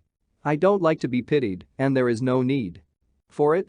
I'm heart glad over the very thought of staying at dear Green Gables. Nobody could love it as you and I do, so we must keep it. You blessed girl, said Marilla, yielding. I feel as if you'd given me new life. I guess I ought to stick out and make you go to college, but I know I can't, so I ain't going to try. I'll make it up to you though. Anne. When it became noised abroad in Avonlea that Anne Shirley had given up the idea of going to college and intended to stay home and teach there, was a good deal of discussion over it. Most of the good folks, not knowing about Marilla's eyes, thought she was foolish. Mrs. Allen did not. She told Anne so in approving words that brought tears of pleasure to the girl's eyes. Neither did good Mrs. Lynde. She came up one evening and found Anne and Marilla sitting at the front door in the warm, scented summer dusk. They liked to sit there when the twilight came down and the white moths flew about in the garden and the odor of mint filled the dewy air. Mrs. Rachel deposited her substantial person upon the stone bench by the door, behind which grew a row of tall pink and yellow hollyhocks, with a long breath of mingled weariness and relief. "I declare I'm getting glad to sit down. I've been on my feet all day. And 200 pounds is a good bit for 2 feet to carry round. It's a great blessing not to be fat, Marilla. I hope you appreciate it." "Well, Anne, I hear you've given up your notion of going to college." "I was real glad to hear it. You've got as much education now as a woman can be comfortable with. I don't believe in girls going to college with the men and cramming their heads full of Latin and Greek and all that nonsense. But I'm going to study Latin and Greek just the same," Mrs. Lynde said. Anne laughing. "I'm going to take my arts course right here at Green Gables and study everything that I would at college." Mrs. Lynde lifted her hands in holy horror. "Anne Shirley, you'll kill yourself." "Not a bit of it. I shall thrive on it. Oh, I'm not going to overdo things. As Josiah Allen's wife says, I shall be Medjum. But I'll have lots of spare time in the long winter evenings, and I've no vocation for fancy work. I'm going to teach over at Carmody, you know." "I don't know it. I guess you're going to teach right here in Avonlea. The trustees have decided to give you the school." "Mrs. Lynde," cried Anne, springing to her feet in her surprise. "Why, I thought they had promised it to Gilbert Blythe." "So they did. But as soon as Gilbert heard that you had applied for it, he went to them. They had a business meeting at the school last night, you know, and told them that he withdrew his application and suggested that they accept yours. He said he was going to teach at White Sands. Of course he knew how much you wanted to stay with Marilla, and I must say I think it was real kind and thoughtful in him. That's what. Real self-sacrificing, too, for he'll have his board to pay at White Sands. And everybody knows he's got to earn his own way through college. So the trustees decided to take you. I was tickled to death when Thomas came home and told me. I don't feel that I ought to take it," murmured Anne. "I mean, I don't think I ought to let Gilbert make such a sacrifice for me. I guess you can't prevent him now. He's signed papers with the White Sands trustees. So it wouldn't do him any good now if you were to refuse. Of course you'll take the school. You'll get along all right. Now that there are no pies going. Josie was the last of them, and a good thing she was, that's what. There's been some pie or other going to Avonlea school for the last 20 years, and I guess their mission in life was to keep schoolteachers reminded that Earth isn't their home. Bless my heart. What does all that winking and blinking at the Berry Gable mean?" "Diana is signaling for me to go over," laughed Anne. "You know we keep up the old custom. Excuse me while I run over and see what she wants." Anne ran down the clover slope like a deer and disappeared in the furry shadows of the haunted wood. Mrs. Lynde looked after her indulgently. "There's a good deal of the child about her yet in some ways. There's a good deal more of the woman about her in others," retorted Marilla, with a momentary return of her old crispness. But crispness was no longer Marilla's distinguishing characteristic. As Mrs. Lynde told her Thomas that night, "Marilla Cuthbert has got mellow. That's what." Anne went to the little Avonlea graveyard the next evening to put fresh flowers on Matthew's grave and water the Scotch rosebush. She lingered there until dusk, liking the peace and calm of the little place. With its poplars whose rustle was like low, friendly speech, and its whispering grasses growing at will among the graves. When she finally left it and walked down the long hill that sloped to the lake of shining waters, it was past sunset and all of Avonlea lay before her in a dreamlike afterlight, a haunt of ancient peace. There was a freshness in the air as of a wind that had blown over honey-sweet fields of clover. Home lights twinkled out here and there among the homestead trees. Beyond lay the sea, misty and purple, with its haunting, unceasing murmur. The west was a glory of soft mingled hues, and the pond reflected them all in still softer shadings. The beauty of it all thrilled Anne's heart, and she gratefully opened the gates of her soul to it. "Dear old world," she murmured, "you are very lovely, and I am glad to be alive in you." Halfway down the hill a tall lad came whistling out of a gate before the Blythe homestead. It was Gilbert, and the whistle died on his lips as he recognized Anne. He lifted his cap courteously, but he would have passed on in silence if Anne had not stopped and held out her hand. "Gilbert," she said, with scarlet cheeks, "I want to thank you for giving up the school for me. It was very good of you, and I want you to know that I appreciate it." Gilbert took the offered hand eagerly. "It wasn't particularly good of me at all, Anne. I was pleased to be able to do you some small service. Are we going to be friends after this? Have you really forgiven me my old fault?" Anne laughed and tried unsuccessfully to withdraw her hand. "I forgave you that day by the pond landing, although I didn't know it. What a stubborn little goose I was. I may as well make a complete confession. I've been sorry ever since." "We are going to be the best of friends," said Gilbert jubilantly. "We were born to be good friends, Anne. You've thwarted destiny enough. I know we can help each other in many ways. You are going to keep up your studies, aren't you? So am I. Come, I'm going to walk home with you." Marilla looked curiously at Anne when the latter entered the kitchen. "Who was that came up the lane with you, Anne?" "Gilbert Blythe," answered Anne, vexed to find herself blushing. "I met him on Berry's Hill. I didn't think you and Gilbert Blythe were such good friends that you'd stand for half an hour at the gate talking to him," said Marilla with a dry smile. We've been good enemies. But we have decided that it will be much more sensible to be good friends in the future." "Were we really there half an hour? It seemed just a few minutes. But, you see, we have 5 years' lost conversations to catch up with, Marilla." Anne sat long at her window that night, companioned by a glad content. The wind purred softly in the cherry boughs and the mint breaths came up to her. The stars twinkled over the pointed firs in the hollow, and Diana's light gleamed through the old gap. Anne's horizons had closed in since the night she had sat there after coming home from Queen's, but if the path set before her feet was to be narrow, she knew that flowers of quiet happiness would bloom along it. The joy of sincere work and worthy aspiration and congenial friendship were to be hers. Nothing could rob her of her birthright of fancy or her ideal world of dreams. And there was always the bend in the road. "God's in his heaven, all's right with the world," whispered Anne softly.